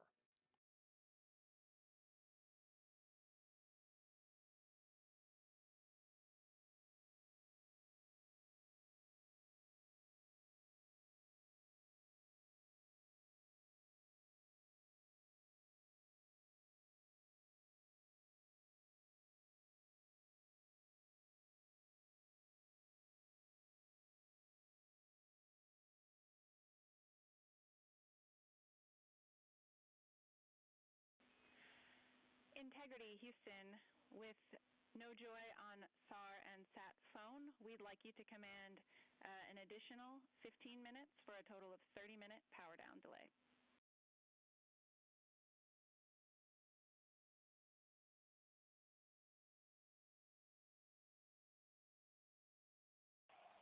All right, Jackie, we have selected T/D plus 30. No joy on SAR radio or SAT phone. And stand by, we have the master diver on SAR radio. Please hold comms. Hey, Lily. Excuse me. Hey, Jackie, we just got the master diver on SAR.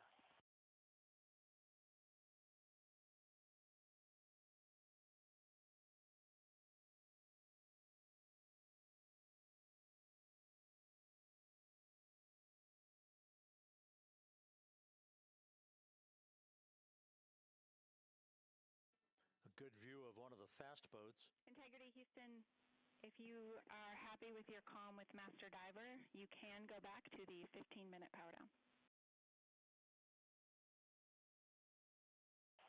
Okay, stand by. Yeah, we'll confirm here in a second. The crew on board Integrity coordinating with the flight control team in Houston here in Mission Control on the timing of the power down of the vehicle, which will be the precursor to the recovery teams approaching the spacecraft. There are no issues with Integrity. We've had a bit of broken capability in establishing a SARSAT or satellite phone communications capability between the crew on board Integrity and the recovery team. That will get sorted out here shortly. As plenty of cooling on board Integrity, so there's no rush to begin the power down. I tried to call you on the sat phone and not getting an answer there either. Concur. We haven't had anything come through.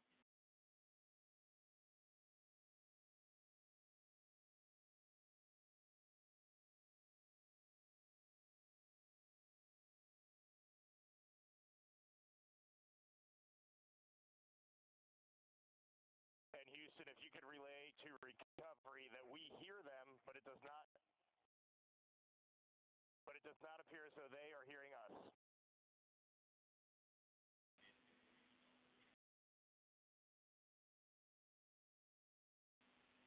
Houston copies, and Reed, just to confirm, you are pushing the PTT on the radio.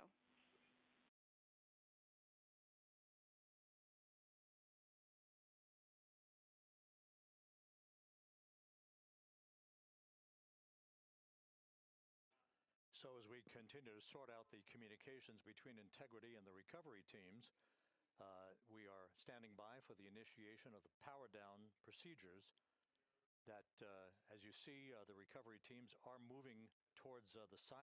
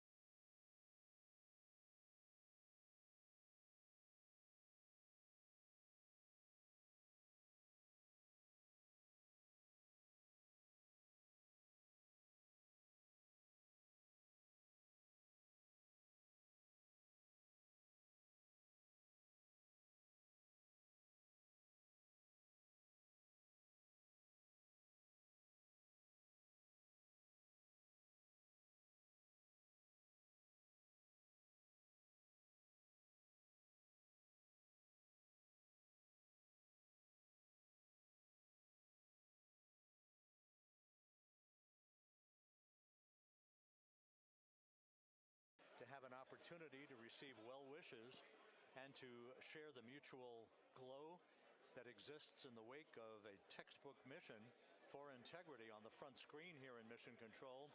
A sign that says, "Welcome home, Integrity, taking humanity back to the moon, going further, and returning safely to Earth."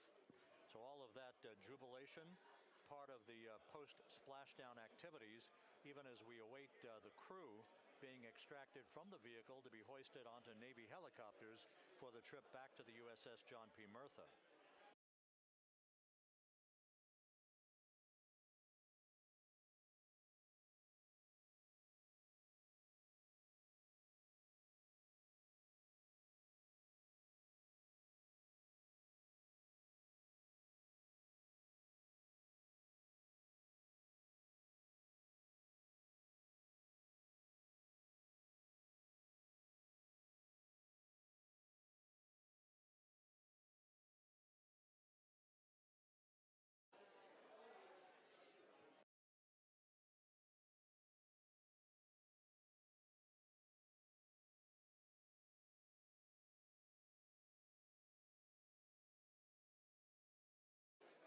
Once again here in Mission Control, this view of the Artemis Flight Control Room, known as the White Flight Control Room. This is the old shuttle flight control room, and now is the home of Artemis missions to the moon and beyond. Once again, quite a few flight controllers were invited in by Entry Flight Director Rick Henfling to share in the jubilation following the successful splashdown of Integrity. That splashdown occurring an hour and 22 minutes ago, as we stand by for the completion of the extraction of the crew, and ultimately they're hoisting onto Navy helicopters for a short flight back to the USS John P. Murtha. Splashdown occurred at 7:07 and 27 seconds p.m. Central Time. I had an opportunity to talk to the head of Flight Dynamics, Jeff Birch, a moment or two ago. He said the trajectory of Integrity coming through the Earth's atmosphere was so precise, they've never seen anything line up on a ground track like today's entry by Integrity for its splashdown southwest of San Diego.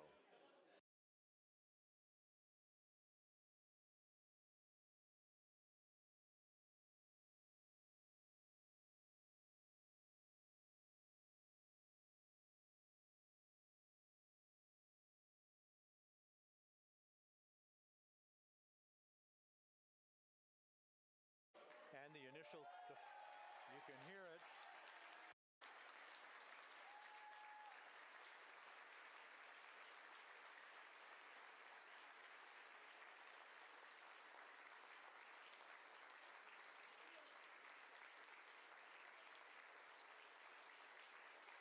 Jubilation here in the flight control room. The first crew member is out of Integrity.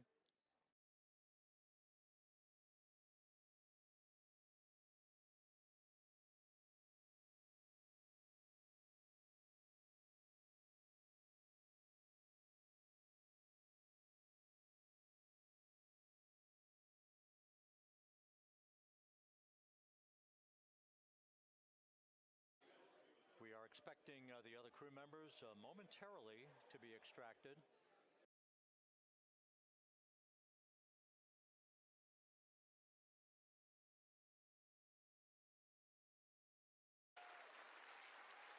We now have two crew members out.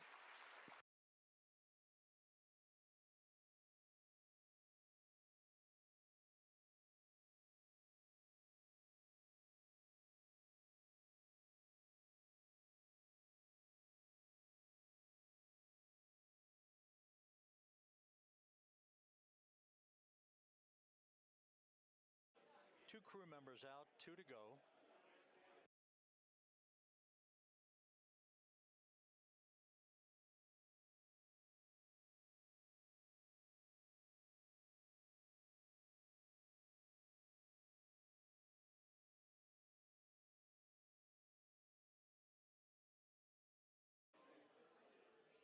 We're about 1 hour from sunset out in the Pacific. Everything continues to go well.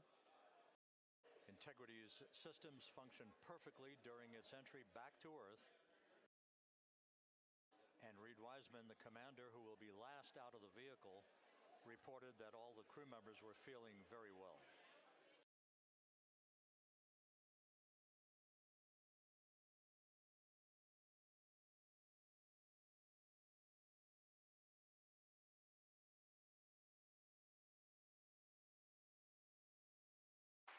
Crew member number 3 now out.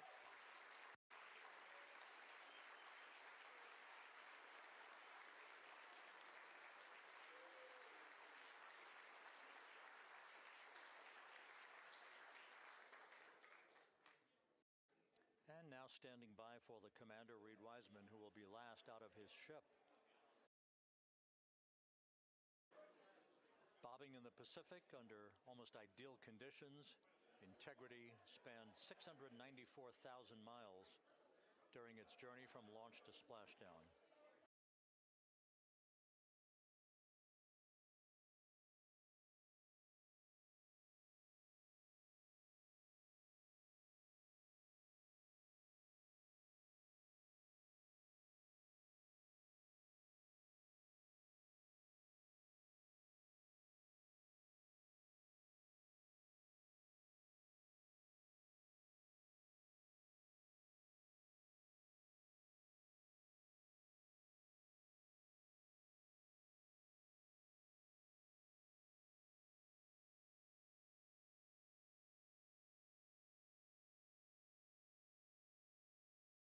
And we now have Reed Wiseman out of the vehicle, all 4 crew members now out of Integrity.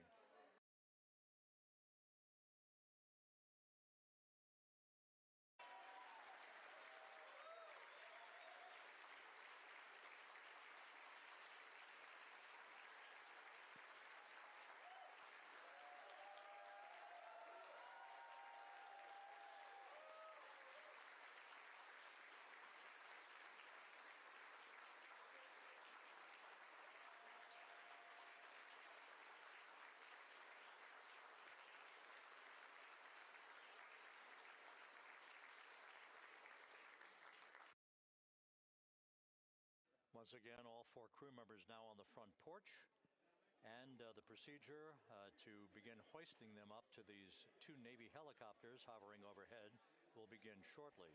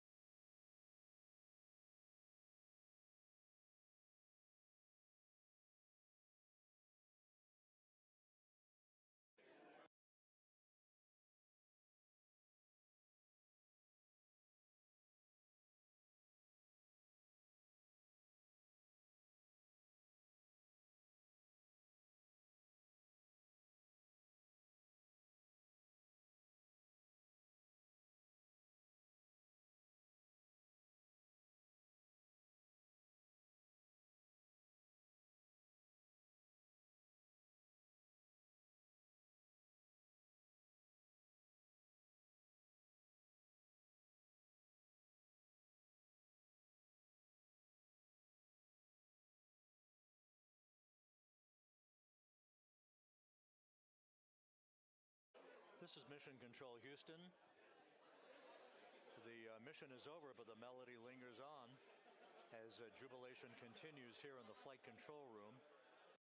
We should be expecting NASA's Associate Administrator, Amit Kshatriya, to be joining us shortly for a short interview while the recovery operations continue out in the Pacific. So we'll stand by for that. And then we'll turn it back over to Megan Cruz aboard the USS John P. Murtha.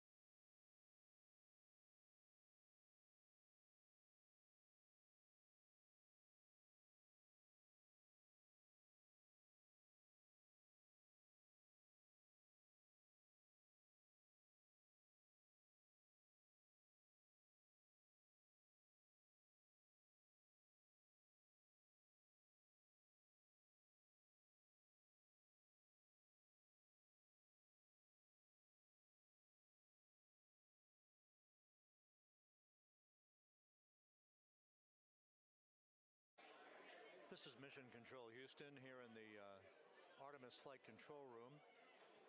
A number of flight controllers basking in the glory of the successful end of this mission that carried 4 astronauts around the moon on a lunar flyby, and the first test flight of Orion with crew members on board. Splashdown occurring an hour and 32 minutes ago after a flawless descent back into the Earth's atmosphere for the vehicle. Its 4 crew members in good shape, simply enjoying their time right now on the front porch, as it were, the inflatable raft alongside of their Integrity spacecraft. We're expecting Amit Kshatriya, the NASA Associate Administrator, to join us here momentarily for a brief interview before we turn it back over to Megan Cruz aboard the USS John P. Murtha, the recovery ship.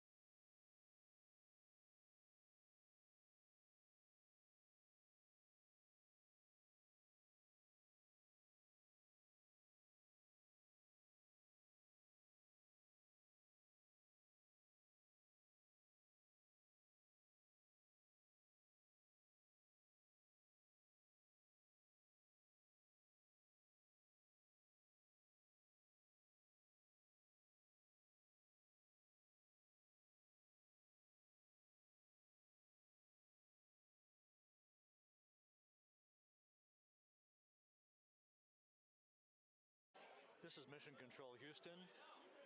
We're about an hour and 34 minutes since the textbook splashdown of Integrity in the Pacific to bring home our astronauts. And with us now is Amit Kshatriya, the NASA Associate Administrator. Amit, a little bit of history made tonight, a little bit of history made over the past few weeks. Your thoughts as this team here basks in the glow of what they just accomplished? Yeah, Rob, we're here in the control center, and it's kind of overrun with jubilant folks from the Mission Control Houston, as well as engineering, and folks that just want to be here, part of it, as we watch our crew get extracted from the vehicle. And my thought is always about these teams. The team that's in the water right now, pulling the crew out. The team here in Houston that worked so hard over the last 10 days, no sleep to get this done. We still have some work to do to get the crew to the med bay here on the ship. They all look great coming out, so hopefully that won't be too long. I think we saw the administrator on the boat too, giving his thanks to the Navy team on the Murtha, which they're just an incredible group of sailors. I was able to visit with them a couple weeks ago. And then if you pull it all the way back to the workers and the folks that joined the rocket at Michoud, that made the heat shield tiles, that held together tonight, that stacked the vehicle in Florida, that integrated the vehicle in Denver, that fired the engines in Stennis, that fired the boosters in Promontory. I mean, this is the entire team, coming together and being tested by the environment that this machine went through, and they did it right. The work was good. They did it right. You've said in a number of briefings, of course, and in other forums that this is just the first step. The cadence has to step up, as the administrator has indicated. Now, it's a little early for the full report card on how Integrity did, but did this mission ultimately, from your eyes' view, exceed expectations? It absolutely did. I mean, I was waiting to talk about this until we're in the water, and I think we still have, again, work to do to bring it in and really kind of go through it bolt by bolt and see what we learned. But I mean, so far, given what we learned during the mission and given how we performed on on ascent, on entry. I always think about energy in terms of the states that you worry about the most, and every time we put these machines through these incredibly energetic states that came through. So I'm fairly confident that we made a big step tonight to get us on the path towards the surface. I think the path to the surface is open now. We do have to do all the work, and we'll make sure we talk about that as cleanly as we can. We learned a few things during the mission, but I have to tell you, this was an incredible test of an incredible machine. From an American psyche standpoint, the Empire State Building was lit up red, white, and blue tonight. Our coverage was seen on baseball stadiums around the major leagues. How captivating was this experience for the American people, for the world, in fact, as we returned to the moon? I have not been able to watch a lot of the coverage as we've progressed through the mission. I will tell you, just from my witness in Florida before launch, and then seeing the people's faces here, and then reading where I can about how things are going. I think this has been a gift to the world from NASA. NASA has given the world a gift, proving to folks all over the place, especially young people, and that to me is what this is really about. Young people, when they see what we can do when we work together, when we have teams that collaborate, that it doesn't matter how hard the problems are, we can solve them. I'm hopeful that Artemis II, as folks witness what we were able to do with this incredible crew, this incredible team that we've birthed into the world, scientists and engineers and artists that have been inspired by this.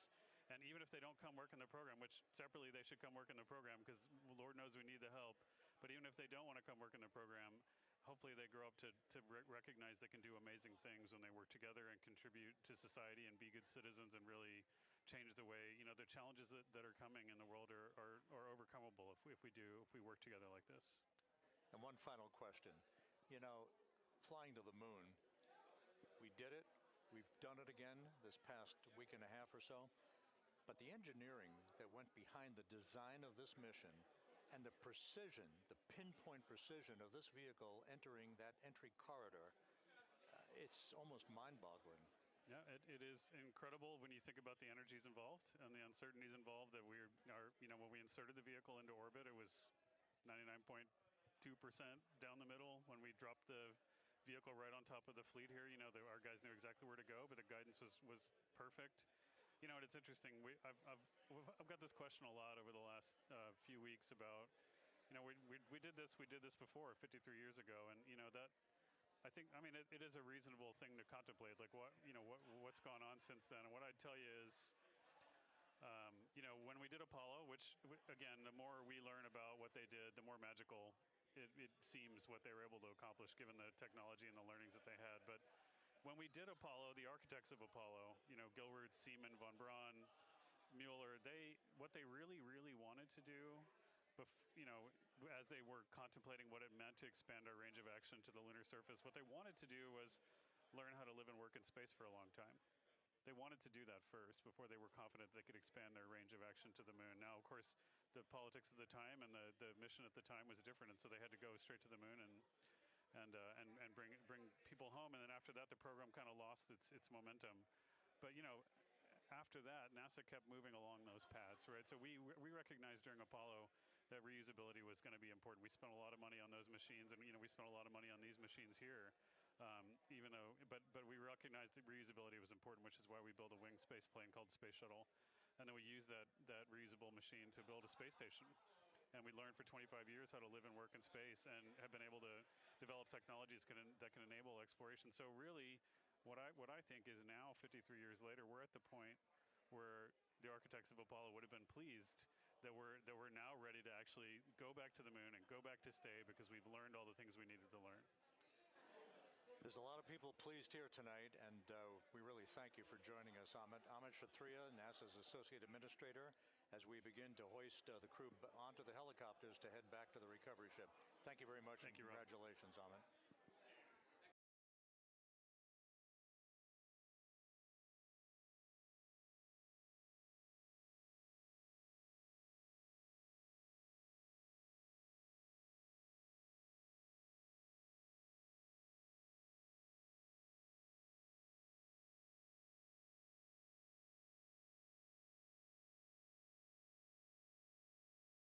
This is Mission Control Houston, with the crew members now beginning to be hoisted aboard the Navy helicopters. Let's go to Megan Cruz aboard the USS John P. Murtha, who will take it from here.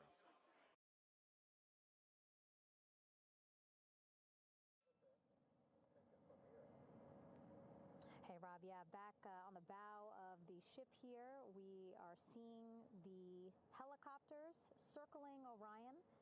The first one there having just completed picking up the first astronaut. Helo 2 now, hovering just 40 feet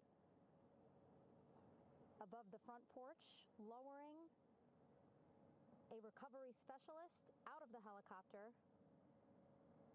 That person will touch down in the front porch just there.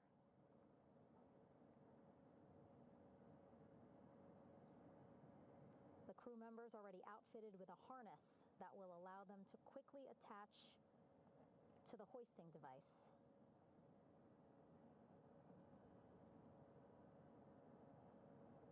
Look at the power of those blades throwing water out at the center there. The front porch with now 3 astronauts and the recovery specialists. Again, crews already outfitted with a harness vest. And here we go. Second astronaut now off the front porch, getting hoisted into the second helicopter.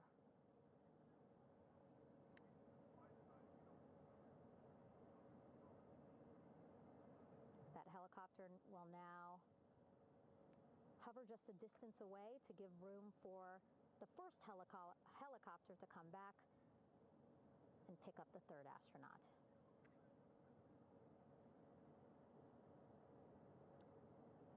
As we wait for that helicopter to come back, make its way back around, just want to mention that the President of the United States called our NASA administrator today while he was on the ship, just minutes after we interviewed him live on our coverage, and congratulated him and NASA on this history-making moment tonight. Helicopter 1 again hovering 40 feet over the front porch.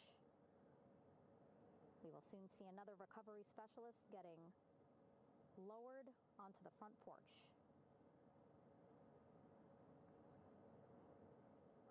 Wow, imagine sitting on that front porch, the wind, the water. But again, the recovery team determined that a helicopter flight back to the ship here would be safer, faster, and more comfortable for our crew, who just completed a 10-day mission around the moon. Third astronaut in the air, getting hoisted quickly back into the first helicopter now.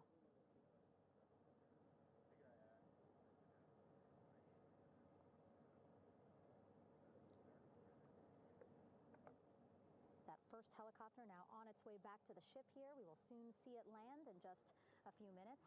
Again, all this action happening just 3,000 yards away from us, so a very quick flight back to the flight deck.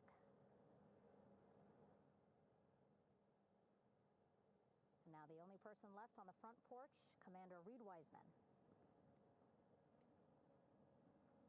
That second helicopter now making its way back over to the front porch. Here it comes.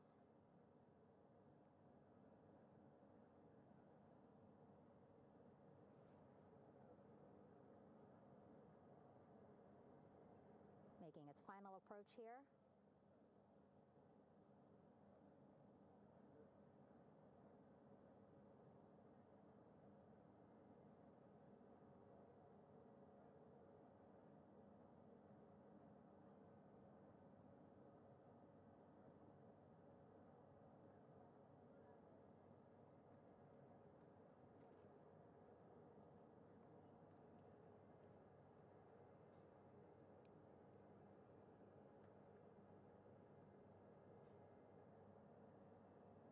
The last astronaut, Commander Reed Wiseman, now off the front porch and almost into the second helicopter. both now on their way back to the ship where we are, the USS John P. Murtha, just west of San Diego in the Pacific Ocean.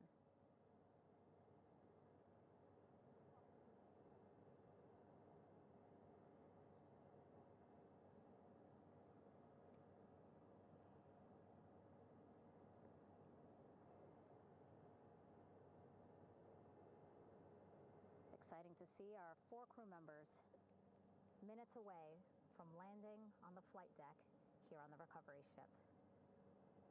550 people on this ship, excited, ready, anxious, looking forward to welcoming this crew aboard.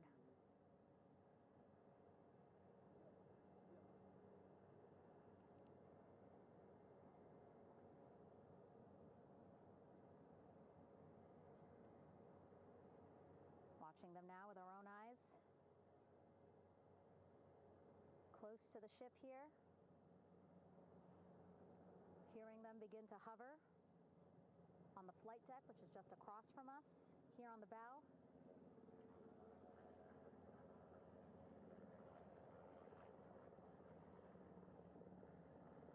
The first helicopter coming in.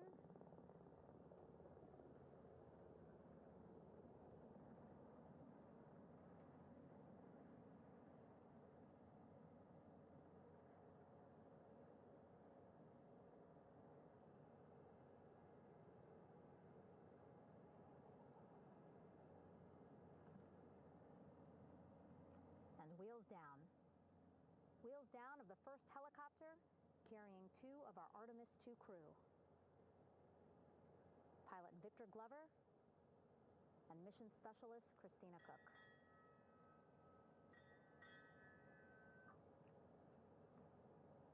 Hilo 1 on deck reported on the recovery loop. Again, the mission audio loops that the recovery team are using here to communicate with one another. And an announcement just made on the ship, integrity incoming.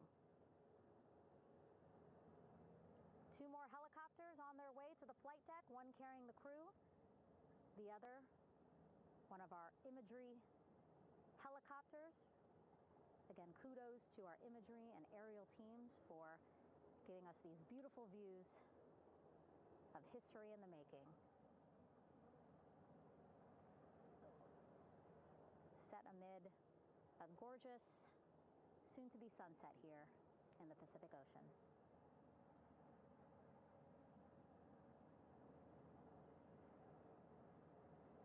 Second helicopter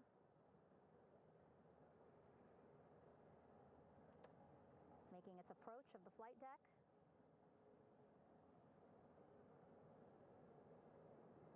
Plenty of people here on the bow with their cell phones out, filming this moment.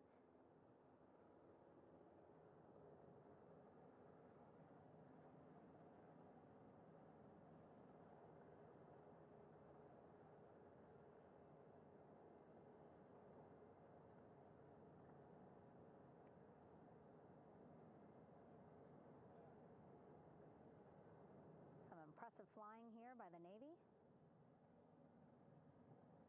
as we are seconds away from wheels down. And there you go. We now have all 4 Artemis II crew members on the USS John P. Murtha.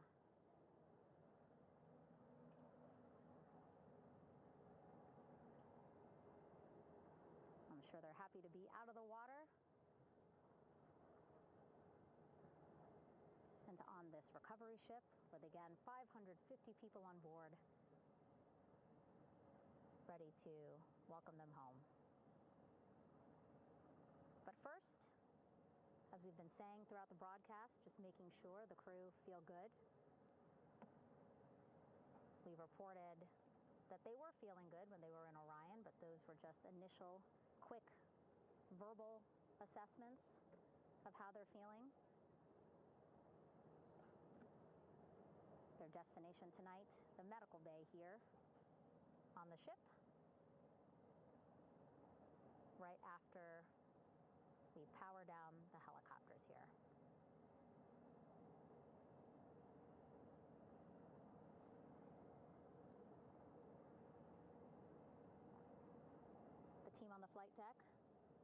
working quickly but methodically.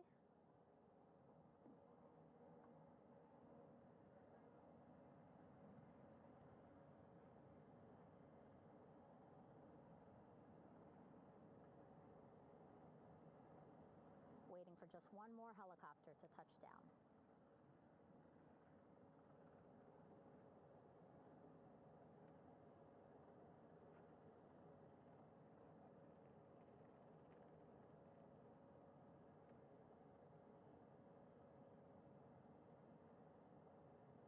Very limited personnel here on the flight deck. Restricted maneuver doctrine is in effect. As that third helicopter touches down.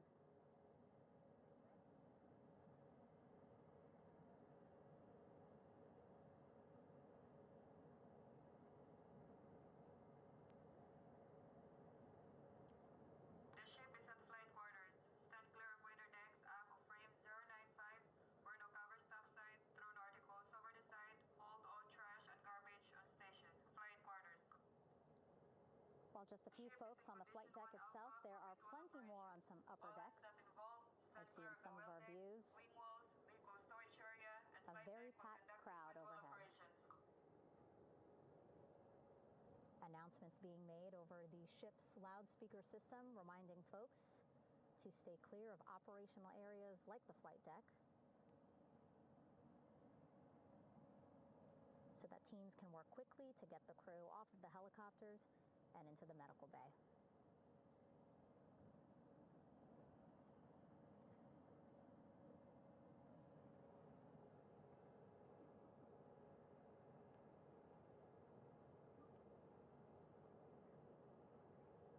Splashdown today, 5:06 p.m. Pacific time.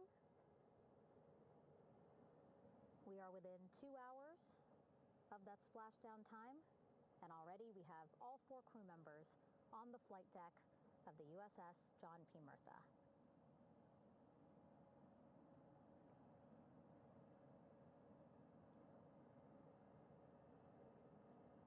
Again, crew waiting before getting out for the helicopters to completely shut down.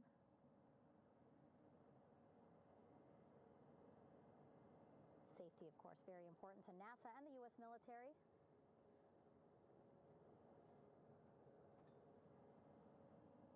So we'll wait just a couple of minutes here before we start seeing crew members walk off the helicopters one by one.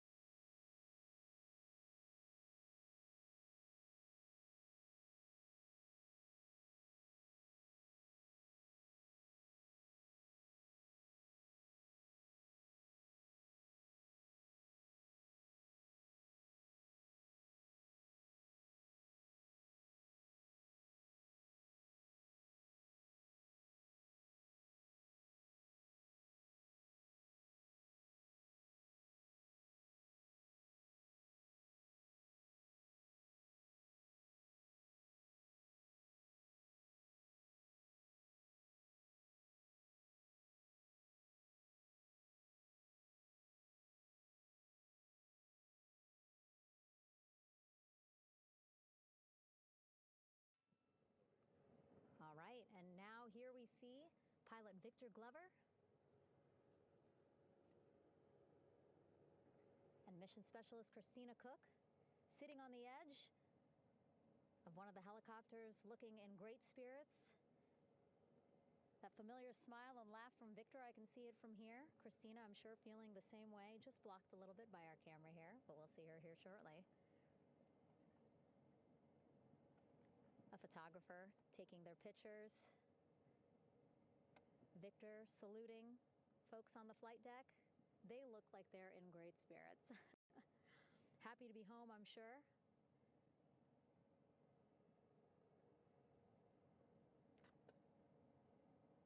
If you're sitting at home, I hope you too are wondering, what would you want to ask them if you got a chance to talk to them? Because that is what I'm thinking about. Getting the opportunity to talk to or ask questions of these 4 astronauts who just made history as the first crew to return to the moon since 1972.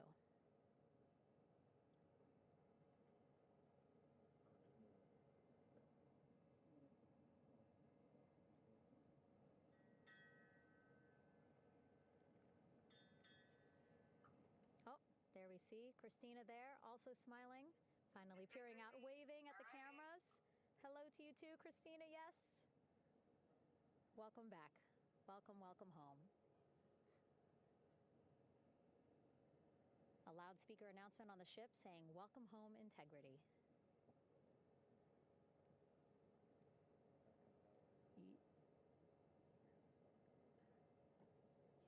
Victor in great spirits. I can't see who he's talking to, but I kind of think that he might be talking to his other 2 crew members. Shouting from across the flight deck, congratulations to one another.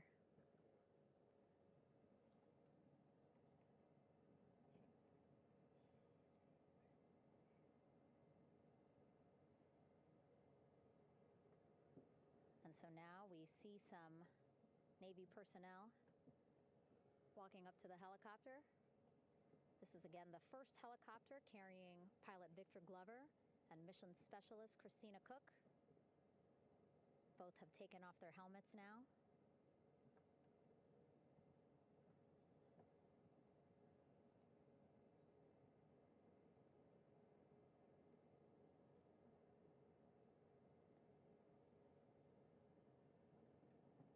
Some pictures, video to catalog this historic moment. A beautiful sunset just behind them here in the Pacific Ocean. Golden hour. These pictures will be beautiful.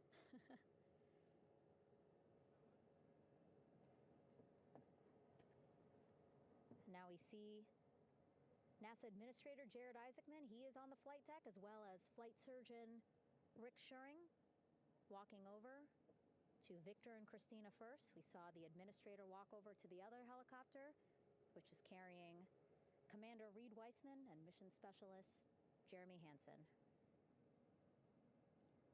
We heard from Rick earlier in the broadcast. Again, he said he's going to be out there on the flight deck to do another initial assessment of the crew, ask them how they're feeling,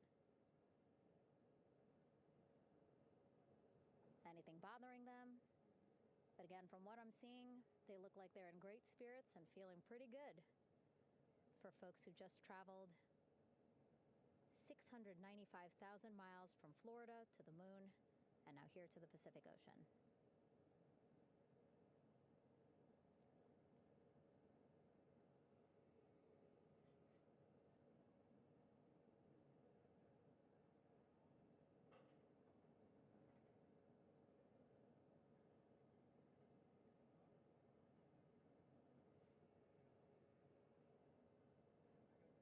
We're now seeing NASA Administrator Jared Isaacman walking across the flight deck. He had been talking to Reed and Jeremy, now approaching Victor and Christina. A hug from Victor, a hug from Christina. What a moment that we're getting to experience together.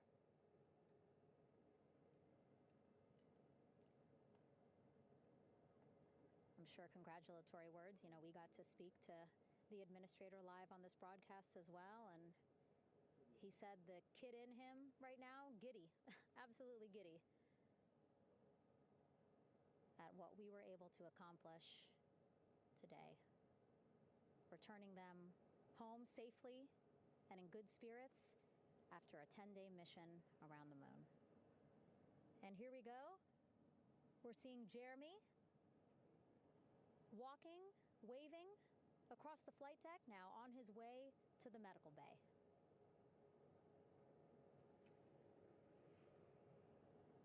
It's a short walk, less than a minute.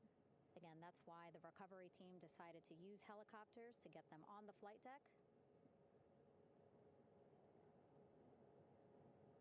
for that short walk to medical bay. And now on the flight deck, we see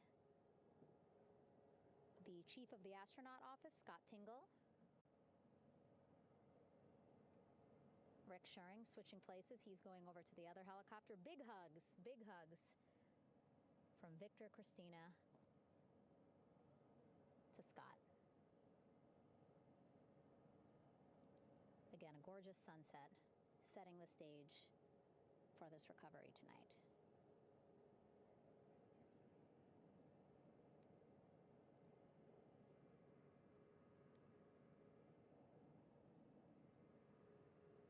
All right. And now here we are, Christina,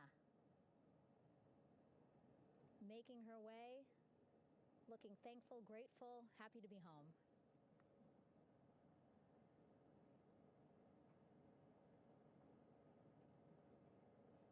You can see she's looking up. Again, lots of people, just a few levels up off the flight deck, welcoming her home.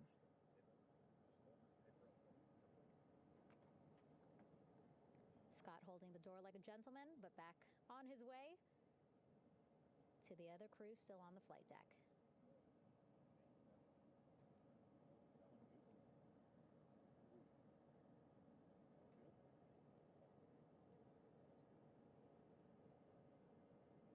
So still on the flight deck, Victor Glover and Reed Weissman.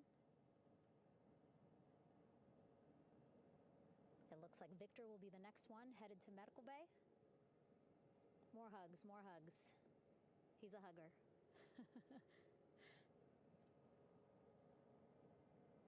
Victor looking good as he walks across the flight deck.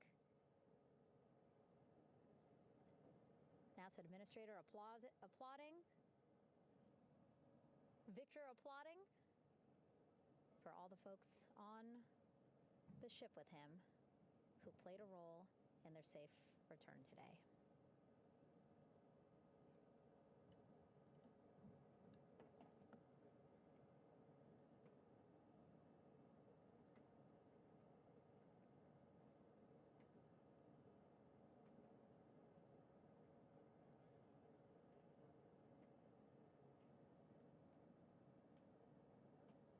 And finally, just one Artemis II crew member left on the flight deck, Commander Reed Weissman.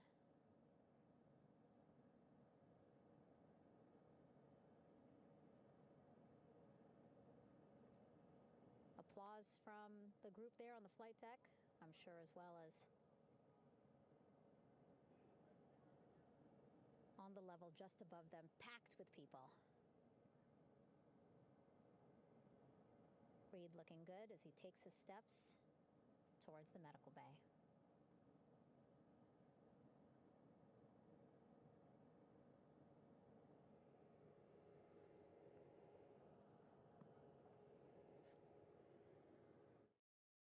See our 4 Artemis II crew members back on the ship.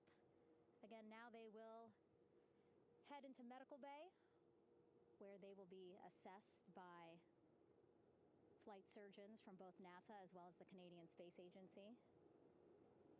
A more in-depth assessment. When they get to medical bay, they will each have their own nurse. They will be helped out of their suits. And then again, we'll check to see that they're feeling good. Make sure it's not just adrenaline, but that they are feeling good from their long journey back from the moon.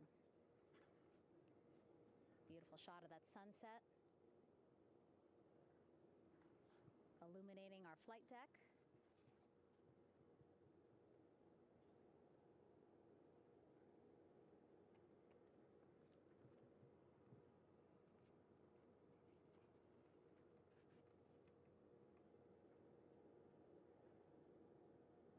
All right, and now with our astronauts safely on board, I want to welcome on Artemis Recovery Director Lily Villarreal. Lily, I don't know how you must be feeling right now. Ecstatic? I'm relieved? so ecstatic, relieved. Of course, we still have to bring the capsule into the well deck of the ship, but this is a major milestone to have the crew here on the ship and in Med Bay. You know, our team has been preparing and working really hard, and I'm just so proud of them all. Everything went very well, just as planned. Our teammates in Houston, the flight control team was just amazing. We were able to have great conversations and communications about everything. And I don't know what else to say. I'm just so ecstatic. It's such a wonderful feeling to get to this point. Again, we still have to get the capsule, but this is huge for all of us in landing recovery, and I couldn't do this without my team, and of course the full support of the U.S. military. There's going to be lots of, high fives when we get the capsule back in, and I'm so happy that the crew's doing well, Orion's doing well, and thank you for everybody watching.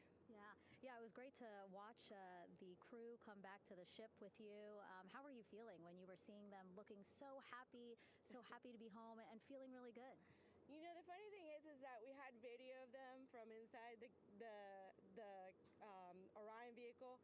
They were like that from the beginning. When we opened the hatch, they were already out of their seats, having a good time, waiting for us to open the hatch. And they opened the hatch, and of course we did the first medical assessment. Everybody was doing very well, and they were just having such a great time with the medical team that was inside the capsule. I think they were all taking selfies with the phones that they have, probably talking about what they saw, and it was just smiles all around. They were having such a great time. And then we put them on the front porch when we were ready to put them on the front porch. And again, you could see they were just so ecstatic to be home and talking to everybody. So we were very happy to see all of that in the control room of the LFOC. How remarkable is that? Again, if we think about their journey, the 695,000-mile journey around the moon and back, coming back at 30 times faster than the speed of sound. I mean, how remarkable is that they are in such good spirits? I mean, this is an amazing crew. I think you guys have seen it for the past 10 days. They're wonderful people, and we're so happy that they brought us along on that ride. And I can't wait to see all the additional videos and pictures that they have that, we'll get a hold of now that they're back on the ground. And I can't wait to hear how, a little more than what we saw on the press briefings from the crew about what they saw. It's just fantastic. Some of my favorite people during this 10 days was the science team and how excited they were. And so this is exactly how we feel in the landing recovery team when the science team went, oh my goodness, when they heard all the discussions about the moon. This is exactly how we feel now in the landing recovery team. We're so ecstatic. Yeah. Again, we have to recover the capsule. I want to make sure we don't forget about Orion. Lily's all about business. She's thinking about what's next. But yeah, speaking of these 10 days, I mean, we have been along for the journey with them, live with them 24/7 for 10 days, and just really seeing the engagement that we've gotten from around the world. What do you hope people take away from this mission? I think that's fantastic. So, my story was that I went to the Kennedy Space Center. I was born in Colombia. I was 10 years old when we moved to the United States, but when I was 7, my family took me to the visitor center, and that's when I learned about Apollo. And we went to the moon, and I learned about astronauts, and that story was what really fueled me to want to do STEM and want to be an astronaut. And I think that this Artemis program is going to do exactly what what girls, my age back then is 7, young people right now, girls and even like young men, obviously. But we want to empower people to know that you can do this, right? If you want to come and work for NASA, if I did it, they can do it. And Artemis program is just going to inspire everybody, and I'm so happy about that. Yeah. Like Apollo inspired me. Thank you so much, Lily. Really appreciate you being here. As you said, still a lot of work to do. 5 to 6 more hours to recover Orion that's still out in the water. So I'll let you get back to it. Thank you had beautiful words to say. Again, we hope that this inspires people. We hope that you come and join us at NASA and accomplish great things with us in the future. Back to you, Rob. Thank you, Megan, and safe sailing out there in the Pacific. Here in Mission Control, it is now all quiet. The team of flight controllers and all their support personnel have left the room to enjoy the aftermath of a textbook touchdown by integrity that splashed down in the Pacific right on target to complete this historic flyby of the moon, the Artemis II mission. With that, we'll wrap up our coverage for the night and point you to a post-splashdown news conference in 15 minutes at 9:35 p.m. Central Time, 10:35 p.m. Eastern Time, where managers will discuss the return of the Integrity spacecraft and the completion of the Artemis II mission. With that, we'll wrap up our coverage for this evening and historic mission in the history books. This is Mission Control Houston.